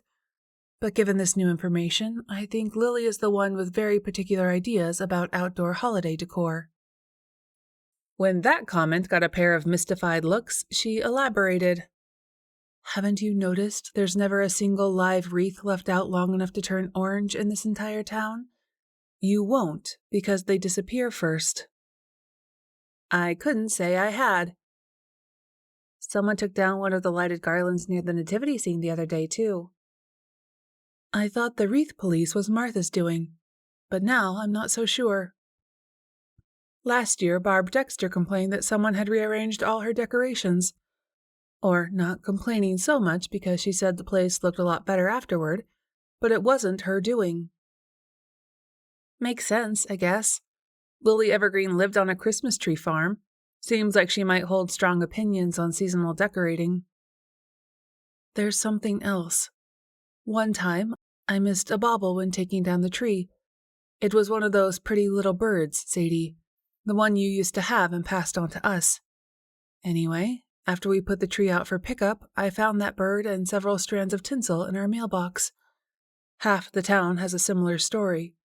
I've heard many of them over the past few years, but I never once suspected a ghost might be behind it all. They call her the Christmas elf. Grammie Dupree caught my eye. We exchanged a telling glance before she turned her attention back to Kitty. Can I assume we're going on a ghost hunt? Kitty shook her head slowly. I can't go right now because I'm working, she replied, and it seems like Lily's more active at night. All the stories I've ever heard start out with something like, "You'll never guess what I found this morning." From experience, though not my own, because I hadn't managed to muster up enough energy to affect anything in the physical world, I knew it wasn't easy for ghosts to move things around. Sounds like she's active in short bursts, doing small things before she runs out of gusto, I mused. The key will be figuring out where she'll go next and getting there before she uses too much energy, burns out, and fades away. Looks like we're in for a round of the ghost version of whack-a-mole. Tell me more about Lily's death. Grammie leaned an elbow on the tall counter and tapped her fingers on the polished wood. My belly's telling me that's one of the keys. Did they do an autopsy? I don't know. You'd have to ask her family, but I doubt it. It looked like an accident, so why would they? I don't think there was any mystery about the cause of death. She fell, and when she couldn't get help, she succumbed to the elements. I suppose not, Grammie replied. Still, don't think a star's worth dying for. Mom shrugged. Maybe Lily was searching for something. A sense of hope, a moment of peace, a way to feel closer to God. Whatever it was, she found her end in that nativity display. She paused, looking off into the distance. It's a tragic story. That makes 2 of those when it comes to Lily, and I can't help wondering why, if her death was an accident, she's still here. What was her unfinished business, and did it have anything to do with Abigail? We need more information. Grammie banged a fist on the counter. I don't suppose you know where Abigail's family moved. I don't. Mom's lips formed a firm line. And I wouldn't condone dredging up the painful past for them if I did. Lily's family, then. Can we set up something with this Chris? It's Friday, but since I'm not exactly myself right now, we didn't plan a night out. A short silence fell between the 3 of us, which Grammie broke by saying, If this were one of my stories, we'd find someone to crack their computer so we could look at the police files. Maybe there's something in them that could shine a new light. You mean hack, not crack. But she'd given me an idea. Still, that's an idea I might be able to work with. Mom's eyebrows shot up, but her lids were narrowed. The perfect expression of both surprise and disapproval. You know how to hack a computer? That's illegal. I waved a hand to dismiss the accusation. No, I don't, but I know Ernie. And whether he wants to admit it or not, he owes me at least one favor. I've solved a few cases for him. Her expression softening, Mom gave me half a smile. I'm sure he'll be thrilled to help then. There was laughter in her tone to accompany the smile. He will not. He'll be ticked off and annoyed. But when isn't he? At least when it comes to me. Still, I think I can get him to let me look at whatever they have on file. Let's go. Grammie's feet ate up the floor on her way to the door. We'll keep you posted, Kitty. I had no choice but to go with her when the invisible tether between me and my body snapped taut. I didn't want to be fully dead, but it would have been nice not to be yanked along willy-nilly whether I wanted to go or not. Be sure that you do, followed us out the door.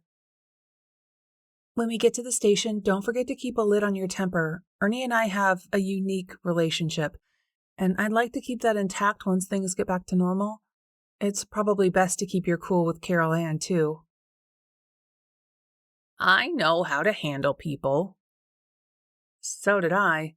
So I wasn't stupid enough to argue the point. Whatever Carol Ann says, just ask if Ernie's around. It annoys her more if she can't get a rise out of you. I figured that out the last time. Grammie nodded. I've dealt with that kind before. Ernie's got some bark and some bite, but he's a good man and a good cop. He didn't hesitate to lock up his own sister when she killed my former boss and then tried to kill me. We have a history, and it's been painful on both sides at times, so keep all of that in mind. We'd pulled up and parked next to Ernie's cruiser, so I knew he'd be inside. You just tell me what to say, and I'll do my best to keep my face from saying anything else. Will that do it? It will. And with our approach settled, we headed inside. Who did you kill this time? Carol Ann had changed her hair. Not just the style, but the color as well. I wasn't sure if I should be annoyed or flattered that she'd gone with something quite similar to mine. No one's dead. Is Ernie here? Her eyes trained on Grammie's face, Carol Ann picked up the phone and told Ernie I was there. I didn't hear his answer, but without dropping her gaze or blinking, Carol Ann pushed the button to unlock the door leading to the cells. Despite my coaching, Grammie couldn't help herself. Hope your face doesn't freeze like that. She got an eye roll. Or maybe I hope it does. Grammie sailed through the door. Didn't I say not to let her go to you? I got no reply.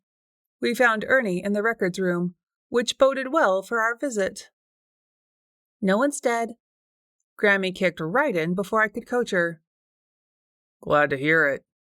Ernie didn't smile, but he wasn't scowling either. What can I do for you, Dupree? It took some talking, some patience, and a promise that I would try to butt out of any future investigations, which we both knew was as empty as Carol Ann's head. Still, Ernie hovered over Grammie's shoulder as she scanned both files. "Son of a biscuit," she said when she laid one photo of each body on the table side by side. "Would you look at that?" Ernie's language turned the air blue. How the hell did you know? Do you have any idea what this means? We gazed at the photos of two bodies found years apart. One a victim of murder, one a death of natural causes. Both were lying on their backs, hair splayed around white faces turned slightly to the left. Both left hands rested, palm up, beside their faces, and both right hands had been positioned over their hearts. Coincidence? I thought not.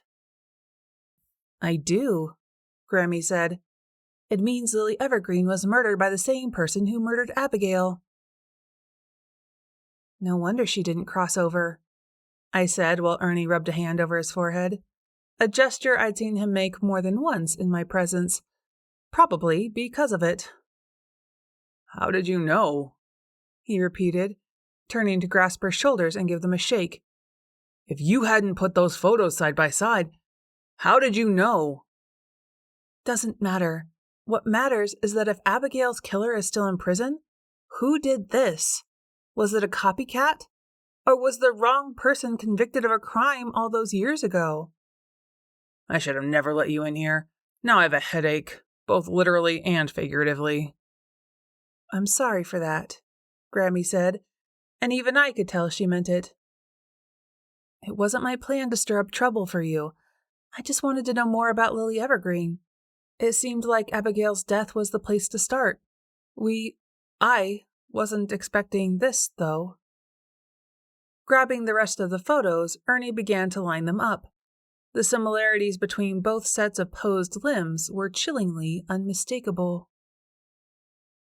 "What happens next?" These are closed cases. Can't reopen without new evidence, and I'm not sure this is enough to take it to the judge. I'll look into it best I can, see what I see, then decide what to do. You'll be staying out of it. "Sure." He didn't look like he put much stock in her agreement, and it didn't help that she grabbed up one of the sheets of notes about Lily's death and glanced over it before he could yank it out of her hand. You promised. "I promised to try, and I will." "We won't get anything more from him," I told her. "Not yet, anyway. He'll have to cool off first, so we might as well go." Nodding, she turned to leave, and when Ernie repeated his order to mind her own business, she gave him an over-the-shoulder wave and let his muttered cursing usher her out the door. I guess we opened a fine kettle of fish. I didn't even correct her butchered idiom because she was right. We'd opened something, and now it was time to figure out what and why. We needed to talk to Lily. Chapter 24. Through the quiet night, I followed my grandmother from my house to the town's square. The silence between her footsteps settled around me like a ghostly embrace. As we neared the nativity scene, a lone figure stood in ethereal stillness. Short, dark curls framed a delicate face, pale with death. But I could tell she'd also been pale in life. She wore jeans and an oversized flannel shirt, the fabric billowing gently in a phantom wind. "Be easy," I muttered to my grandmother. "We don't want to scare her away." When the ghost only smiled as she noted our presence, we cautiously continued, stopping when we were a few feet from her. I peered into her large blue eyes, searching for answers while she stood under scrutiny, showing no sign of fear. More, I could feel something emanating from her, a warmth that filled the chilled air like a sweet fragrance.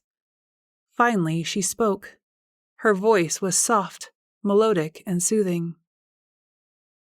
You're Everly Dupree. She pointed to me, ghost me, not my body. I've been waiting to meet you, she said. I'm Lily Evergreen, and I need your help. Nice to meet you. I also need your help, but we can talk about that later. First, I'd like to ask you a few questions about Abigail's death, because I don't think her boyfriend killed her. Do you? Lily slowly shook her head. I never did. The light finally dawned. That's why you lived such a reclusive life. You knew her killer was still out there and thought he might come for you. And you know who it was, don't you? This time, Lily nodded. Can you tell me? Another headshake dashed my hopes that she would just be able to tell me since we were both on the same side of the veil. You can't because he murdered you too. Lily's eyes widened, but she shook her head sadly. No, not exactly, she said, her voice barely above a whisper. What do you mean by that? Grammie's voice sounded extraordinarily loud when it broke through the hush tonight. I've said all I can. Tell me how I can help you. We did, and when we finished, we pressed her for more information she could or wouldn't give. Find the donkey and all will be clear. Lily faded before I could say a word to stop her. Did you have to yell at her like that? You scared her away. Never mind that. Grammie flapped a hand at me. Did you hear what she said? She wasn't murdered. Yeah, I heard it. I wanted to stomp my feet and do the walk of grump all the way back home, but it wasn't nearly as satisfying when stomping didn't make a sound. Now what? Find the donkey? It's been missing for a week and no one has seen wooden hide nor hair of it. How does that help us? Ignoring my foul mood, Grammie shivered in the cold. I guess we'll find out when we find it. That's not helping tonight, and you're cold. Let's get you home and into a warm bed. Tomorrow will be a busy day. We have to deal with the lighting contest and Martha, so we'll take a break from murder mysteries and enjoy what we can of the day. This year's lighting contest would outshine last year's by a mile, or so Martha informed us when we arrived. She had no idea she'd made a pun, and the air around her still seemed colder than the seasonal chill. Still, even if she hadn't forgiven me, she needed my help, so she kept a civil tongue when we met to go over our notes. We'd left ourselves an hour to walk through the setup together and make any last-minute changes before the kickoff at 7. Snow sculptures first? Martha didn't plan to take no for an answer, so we headed toward the mostly empty parking lot behind curated collections. I don't know what we'd have done if we hadn't had that storm a couple of days ago. Hauled it in from Hackenow, I reckon, Grammie said before I could feed her an answer. The gist was correct, even if the tone wasn't as respectful as Martha would like. Next year, I think we should try for a professional level event. Did you know there's a whole snow sculpting community out there? We could get television coverage. Wouldn't that be something? Really put Mooselick River on the map. Don't, I warned when Grammie opened her mouth to deliver what I assumed would be a snarky comment. Then I grinned at her when she cocked an eyebrow at me because she knew the same observation had sprung to my mind. We were more alike than I remembered, even if she'd lost most of her filters. When what would have been 6 mounds of snow came into view, Grammie sucked in a breath. I would have done the same if I could. Banks of rented job lights turned night almost to day, while teams of artists with all manner of interesting tools swarmed over 5 partially constructed creations. Even at the amateur level, these sculptors meant business. How long have they been working? Martha found Chris Evergreen standing nearby, his arms crossed, watching the activity with great interest. He offered to supervise the snow dumping and placement, so I didn't have to. Plus, as the husband of one of my closest friends, he knew all about my current situation, and this was his way of taking some of the pressure off me. The fact that Chris owned a Christmas tree farm and this was his busiest season only made the gesture more heartwarming. Sculpting began at dawn, but some of these guys have been here all week. They wanted to be sure we piled the snow properly. I guess there's a right way and a wrong way. When I picked out one figure wearing a dark hoodie under his jacket, I figured that explained the mysterious man I'd seen around town a few times. Since it looked like Chris had things well in hand, I blessed him silently, and we moved on to the town square to check on the tents and heaters set up as warming stations. Most of the vendors had arrived and were setting up to do a brisk business for the evening. The weather was perfect, and even the judge's station looked festive with bows at the corners of the table and a pretty evergreen swag draped across the front. Lighted, of course, to fit in with the day's theme. "Everything looks good." Grammie offered a rare compliment that loosened up the last of the ice in Martha's attitude. "You've done a great job here." "We have," Martha agreed. "We're getting good at throwing these events." With that, Martha proved her forgiveness by pulling a thermos of hot chocolate from her bag and offering me a cup. "We did go slightly over budget because Chris insisted on renting those lights so the sculptors could keep working once it got dark. I think that will encourage people to return tomorrow for the judging. It was an inspired idea." Martha gave credit where it was due, then moved on to check things in the town square. The nativity scene looked a bit odd from its recent losses, but you had to give small-town people credit for being helpful, or for being intentionally amusing while being helpful. The empty spaces left by the missing farm animals had been mysteriously filled, one with a large lighted reindeer lawn ornament, and the other with one of those realistic deer-shaped shooting targets made from high-impact foam, and just for fun, several tree ornaments hung from the antlers. I also spotted a few other additions that Martha hadn't approved.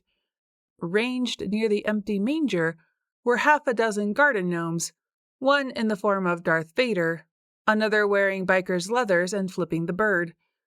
Tucked among the remaining farm animals, I counted 6 more plastic flamingos, 2 stuffed bears, and a giant rooster made of pressed metal. Martha took one look and wigged, while Grammie Dupree bit her lips hard enough to draw blood and still couldn't stop a fit of giggles. "It's blasphemy! How can you find this funny? I'm positively outraged." Martha idled at outraged, so that wasn't anything new. "I'm sorry," Grammie wheezed, "but that's funny, no matter how you look at it." When Martha merely glared, she sobered up enough to offer to help hide the worst offenses before anyone else showed up. "But I think we should leave the deer. Just maybe take off the ornaments? What do you think?" "Whatever." Martha's cold indifference had returned. "I think we should split up and meet back here in half an hour." So saying, she sailed off with her stiff posture telling me exactly how she felt. What crawled up her butt? Nothing that doesn't already live there anyway. The half hour passed uneventfully, but the time apart hadn't dented Martha's attitude, so Grammie and I steered clear of her until it was time to go round up the judges. While they did, I wandered as far from them as my tether would allow, my gaze moving from one happy face to the next, ensuring the event proceeded smoothly. Once or twice I forgot myself enough to say hello to someone, but felt completely out of place. I probably should have tagged along to make sure Grammie Dupree kept herself in line, but I needed a break, so I kept moving, taking in the lively scenes before me. The chatter of people enjoying the festivities filled the air, along with, I assumed, the scent of frying dough. I preferred mine with a generous layer of melted butter, cinnamon, and a thick dusting of powdered sugar.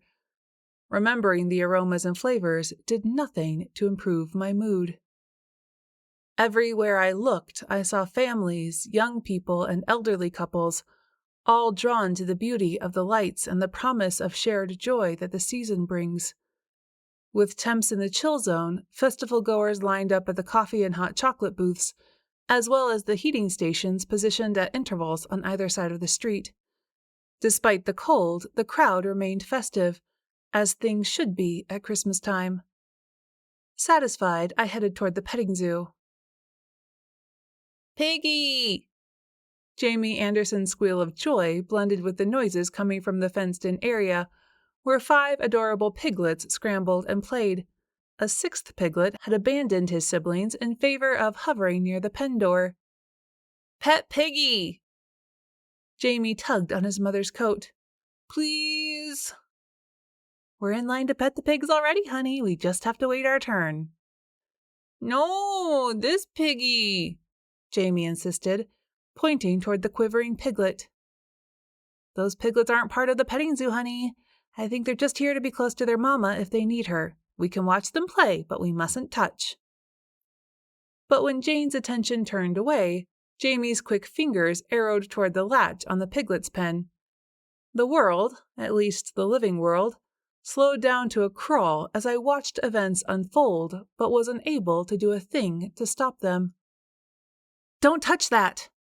I yelled into the tinny echo that was my new reality, while Jamie Anderson fiddled with the latch. What a waste of energy. He didn't hear me, nor did his mother when I got in her face. Nimble-fingered and blessed with a double dose of curiosity, the boy could make trouble from nothing at all. He looked right at me and smiled when he flipped the lever to set the wriggling piglet free. A blur of pink flashed past me, weaving in and around the feet of those waiting in line. Hey! Shouts went up, but that only seemed to spur the tiny beast on as he dodged and spun to avoid the hands that wanted to return him to safety. "Catch him! Over here!" The piglet bulleted through a knot of bystanders, as if he were a bowling ball scattering human pins in his wake. He dodged left, right, and left again so quickly it was impossible to predict where he might go next. Quicker on his feet than he looked, Tim Bennett dived as the little beast raced past, but ended up with wet pants and a fistful of slush for his efforts. "Cut him off!" I yelled to be heard over the pig's shrill squeals. Didn't matter since no one was listening to me anyway. Seeing a slim chance of escape, the piglet turned on a dime and headed for the narrow alley between 2 buildings. If he made it through to the parking area behind, the odds of catching him dropped to nearly 0. Speaking of 0, with projected overnight temperatures nearing that number, the silly pig's life depended on someone stopping him. I didn't think about how to get to the mouth of the alley. I just shifted and was there with the line between me and my body pulled tight. Boo! I leaned down and waved my arms at the pig, who put on the brakes. Yes, animals can see ghosts, or as Grammie Dupree called me, disembodied spirits. The pig's eyes filled with fear as his tiny hooves slipped and skidded across packed snow. He managed to turn himself around, his feet scrabbling for purchase. I thought I had him then. "What's going on?" Grammie Dupree stepped out of the shadows just in time to scare the little pig half out of his skin. Turning, he buzzed right past me and headed for the snow sculptures again. "Fan out." Patria, Chris, Nina, David, JC, and Brian had been watching the sculptures slowly take shape, while my parents had followed Grammie when she'd come to find me. Between all of us, we could surely catch one tiny piglet, right? Wrong. The bundle of pink and nerves arrowed for the untouched 6th pile of snow, stopped and looked back at me. He can see me. I shouldn't have been surprised. Molly hadn't been fooled by the grandmotherly body snatch either. He could have run. The silly animal had enough of a lead on us to get right away, but that wasn't his goal. Instead, he went to digging in the pile of snow, just as fast as his little hooves would move, and managed to make a decent hole before Brian reached down and grabbed him. "Everly, look!" Grammie hissed and drew my attention to where Lily stood near the pile of snow. I think she had something to do with calling that piglet here. We should keep digging. Since my instincts were singing the same song, I didn't argue the point. But I did do the math. Ask Chris how many sculptors were supposed to be here. I thought we only had 5 on the list. Why are there 6 piles of snow? When she relayed the question, he shrugged. I figured we had a late entry. Maybe a team of kids since this pile is small. And that someone else supervised the drop of this one. I don't think so. Martha would have alerted the presses if she'd agreed to a youth entry. Once Brian had returned the piglet to its pen, he rejoined us and took up one of the shovels we'd borrowed from the sculptors. With 4 men digging, it didn't take long to unearth Clyde and then Bessie. How did that pig know these were here? JC said. Some pigs sniff out truffles. Maybe this one sniffs out wooden farm animals, Petria said. It had a little help. At my nod, Grammie told the others about Lily. When the news flummoxed Chris, Petria took his hand and gave it a squeeze. Is she still here? He looked around. Tell her she's missed. He'd gone a bit pale around the edges, but helped release the cow and donkey from their icy prison and carry them into the light. Lily drifted back from wherever she'd been hiding just long enough to run a hand over the donkey's head, gave Chris a sad smile he couldn't see, and then she was gone again. Nothing seems to be broken, but I'll have Martha let me repaint them over the summer. The expert when it came to wood, my dad checked things over. What's this? His brow knit when his questioning fingers found a hole. I think there's something in here. Help me tip him over. That last was for Drew and the rest of the men. A closer look revealed a deep knot hole on the inside of the donkey's hind leg, and when they got him flipped over into the right angle, we all heard a rattling sound and saw something fall out. "Don't touch it!" I yelled, and my mother repeated as my father reached down. "It could have fingerprints." I've got it. Given his training, Drew carried a small multi-tool in his pocket. He flicked open the pliers and used the jaws to gently lift the object up and into the light where we could all see it better. What is it? JC glanced up, confusion written all over her face. "That's a pipe stem," Grammie said with finality. "Vulcanite. Hasn't aged well, but what do you expect when it's been stuck in a donkey's leg for years?" Leaning over, she put her hand on Drew's and gently turned it so she could get a better look. Some tooth marks, not much evidence of nicotine staining. It must have been her killer's. I think it fell off during the struggle or something, and she found it and dropped it into that knothole to leave a clue, but no one found it, and then they stopped using the nativity scene, so it sat there all this time. JC tapped her fingers on the donkey's back. Okay, but why bury it out here? Assuming the killer knew it was in there, why wouldn't he just destroy it? Because he didn't. Grammie and I spoke at the same time, but only one of us was heard. Except for by my mother, of course, who caught on to our line of thinking right away. Lily hid the stem and then buried these animals here to bring our attention to the evidence, she said. Worked, didn't it? Grammie almost chortled. But then Chris popped her bubble. Not if we don't know who it belongs to. Even then, I don't think this will be enough to reopen the case. As an attorney, Petria had a better handle on the finer points of the law than the rest of us. Not if her death was ruled accidental, anyway. Okay, what do we do now? Chapter 25. First thing, Nina finally found her voice, is to get these animals under cover before we draw a crowd. Already, we'd pulled the focus of some of the people who'd drifted in to watch the sculpting. In another half hour, I'll have to be in place to introduce the lighting contest judges, so we'll need to be quick about it too, Grammie said. We can do quick. Drew grabbed one end of the donkey and motioned for David to take the other.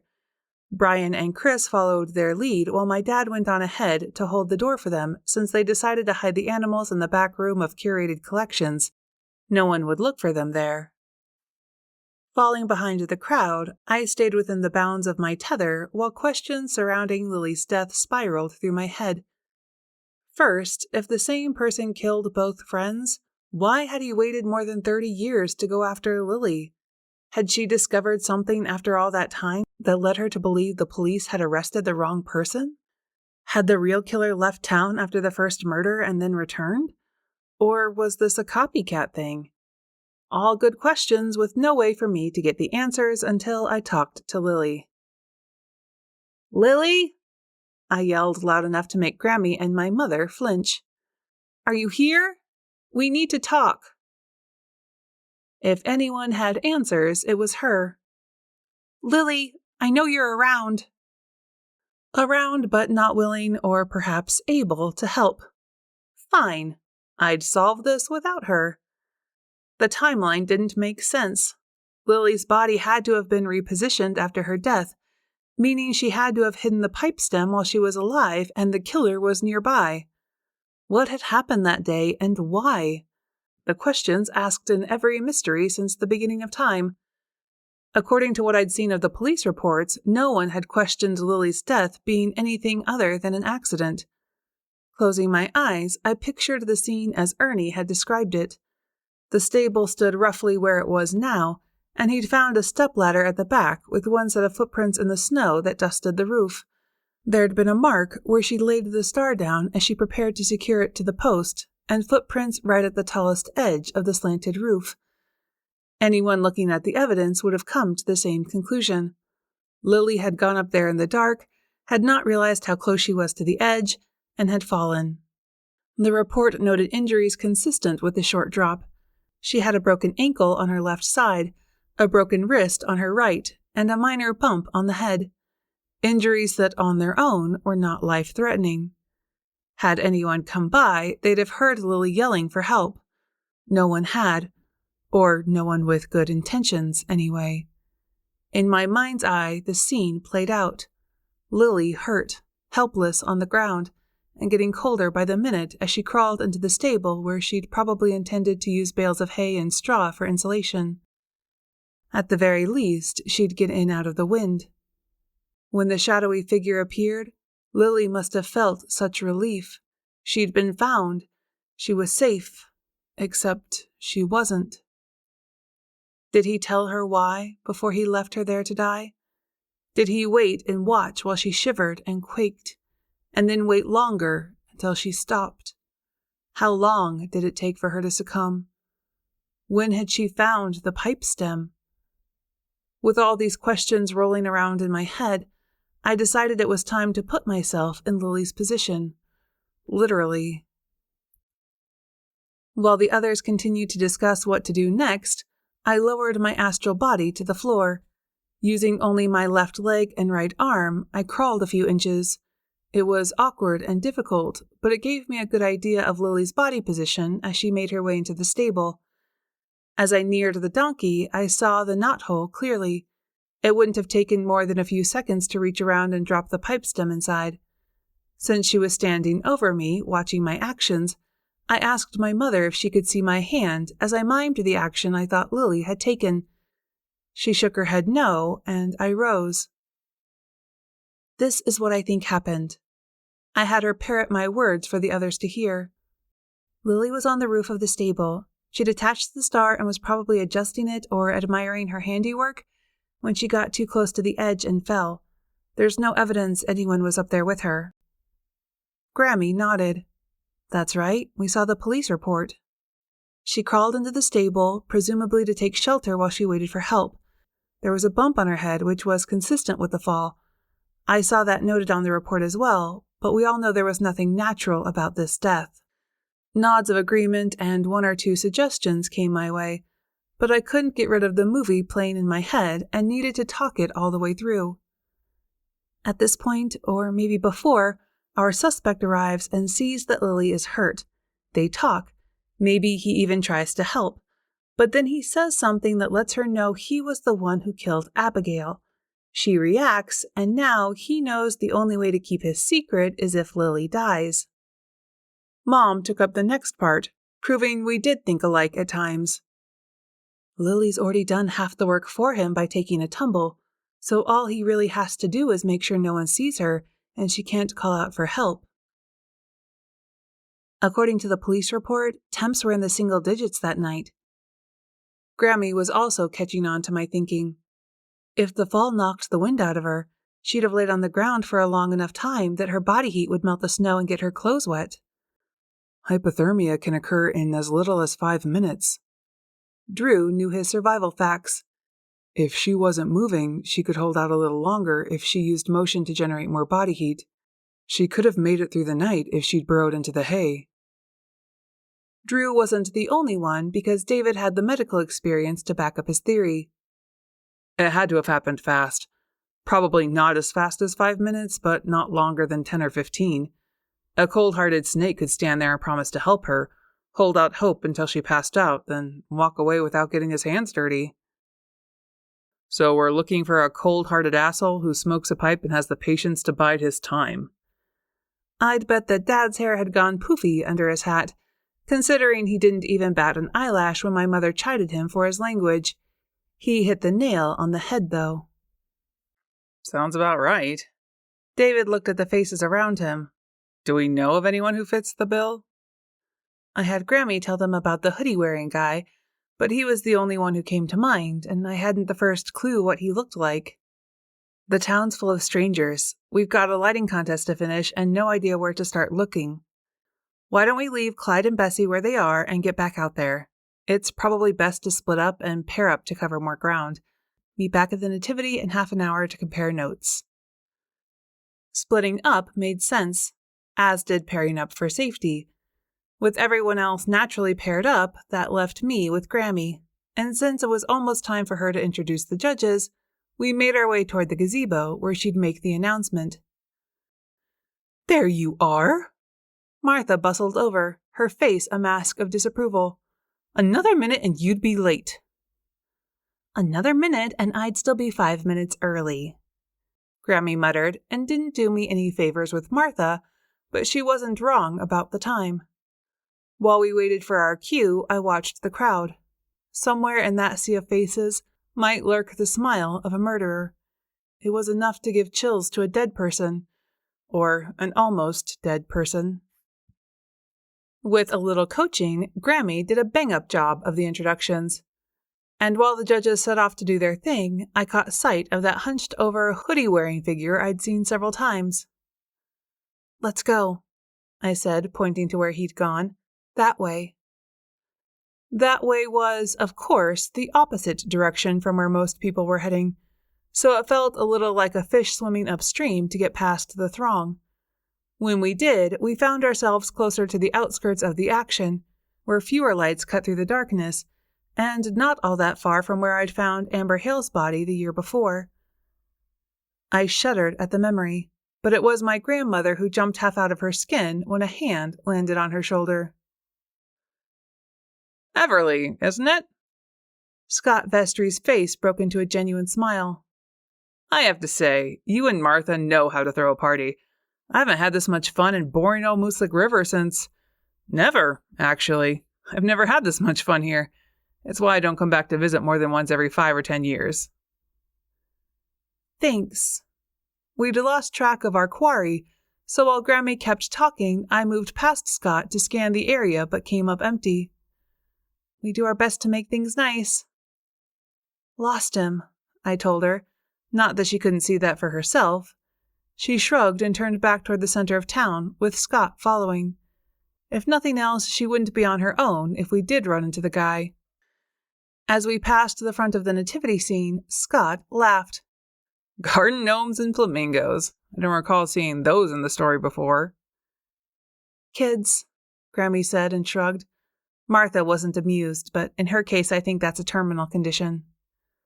A second laugh rolled out of him, but I sensed no malice in it, or in him. My mistake.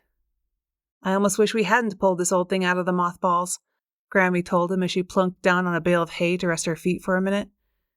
It's brought back a lot of memories for people, and not all of them good. Can you blame them? The memory of Lily's body sprawled across the hay is one I'll never forget. Standing behind him and off to his left, I had a perfect view when Grammie's gaze shut up, and her eyes fixed on his pocket. The pocket where I remembered he carried a pipe. All the pieces fell into place just about the time I realized we might be in danger. You're wondering how I came by that memory, aren't you? All the hearty good cheer had left his voice. No, I think I know exactly how that came about. Why did you kill her? He took half a step, and she rose to her feet. Good. That was good. She stood in a better position to defend herself. What do you mean? I didn't kill Lily. I meant Abigail. Grammie's voice went hard. I circled around to get a look at Scott's face. With the judging imminent, most of the crowd had migrated toward the other end of town, leaving us virtually alone here until someone else from our group showed up. It wouldn't be much longer since our half hour was just about up. I'm not a mean person. Scott pulled out his pipe and bit down on the stem while he tried to defend himself from my scowling grandmother. Quit giving him the dirty looks. You need to humor him to keep him talking. The look she flashed me wasn't complimentary, but she did wipe the wrinkles off her forehead. No, I can see you're not, she said, getting on with the program. You helped us with all of this. The pipe went back into his pocket. I just wanted to help Abby see, but she didn't want to. See what? What was good for her? I was good for her. Rage ate the affability from his features a bite at a time, leaving no trace behind. She didn't see me. No one ever sees me. He'd flipped fully to the dark side, and Grammie was in trouble. Her gaze flicked to mine as he took a second step toward her. You don't want to hurt me, she said. I can see what Abby didn't. She bought herself a few seconds, but it wouldn't be enough. I see you, Scott. He took 2 more steps as panic replaced her carefully blank expression, then stopped when the ghost of Lily rose between him and the woman he wanted to hurt. No. Scott shook his head and took 1 short step back. You can't be here. I let you die. Same as killing in my book. Grammie dumped a little gas on the fire. Shut up. He took 1 more step and backhanded her.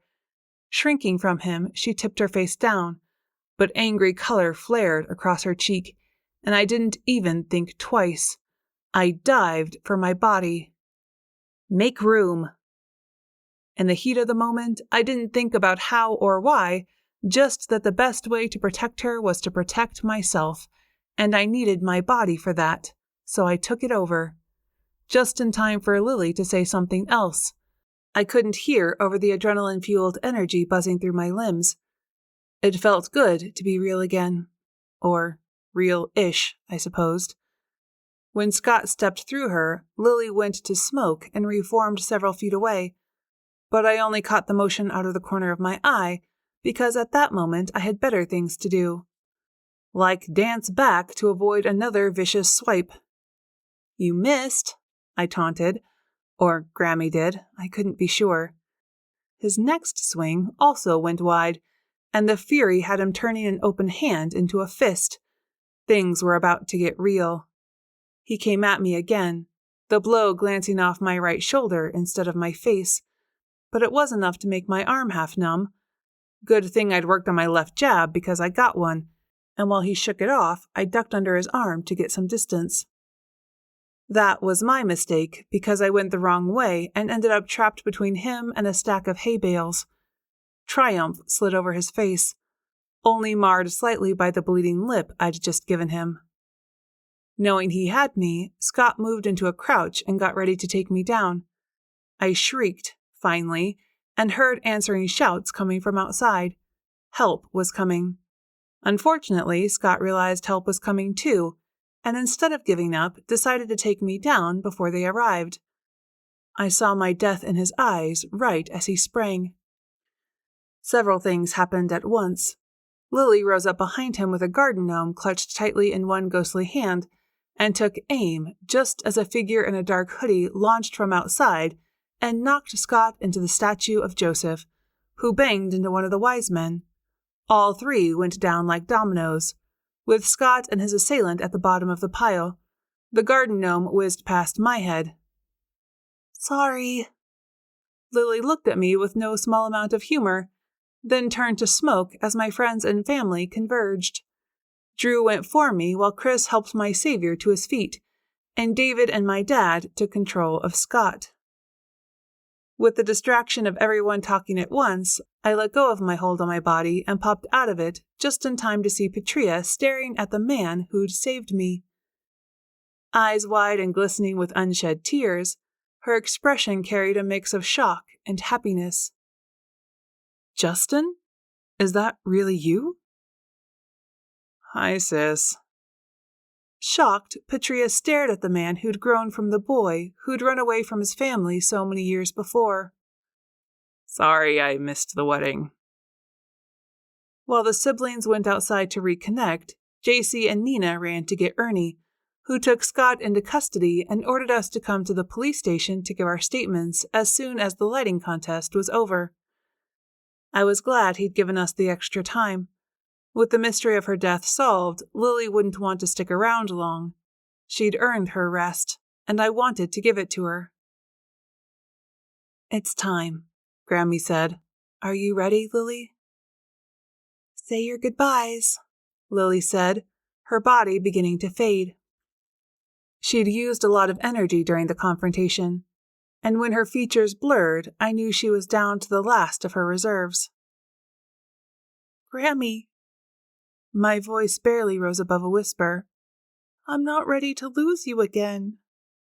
Her mouth curved into a soft smile. "I'll always be with you, my darling, and with you, my son."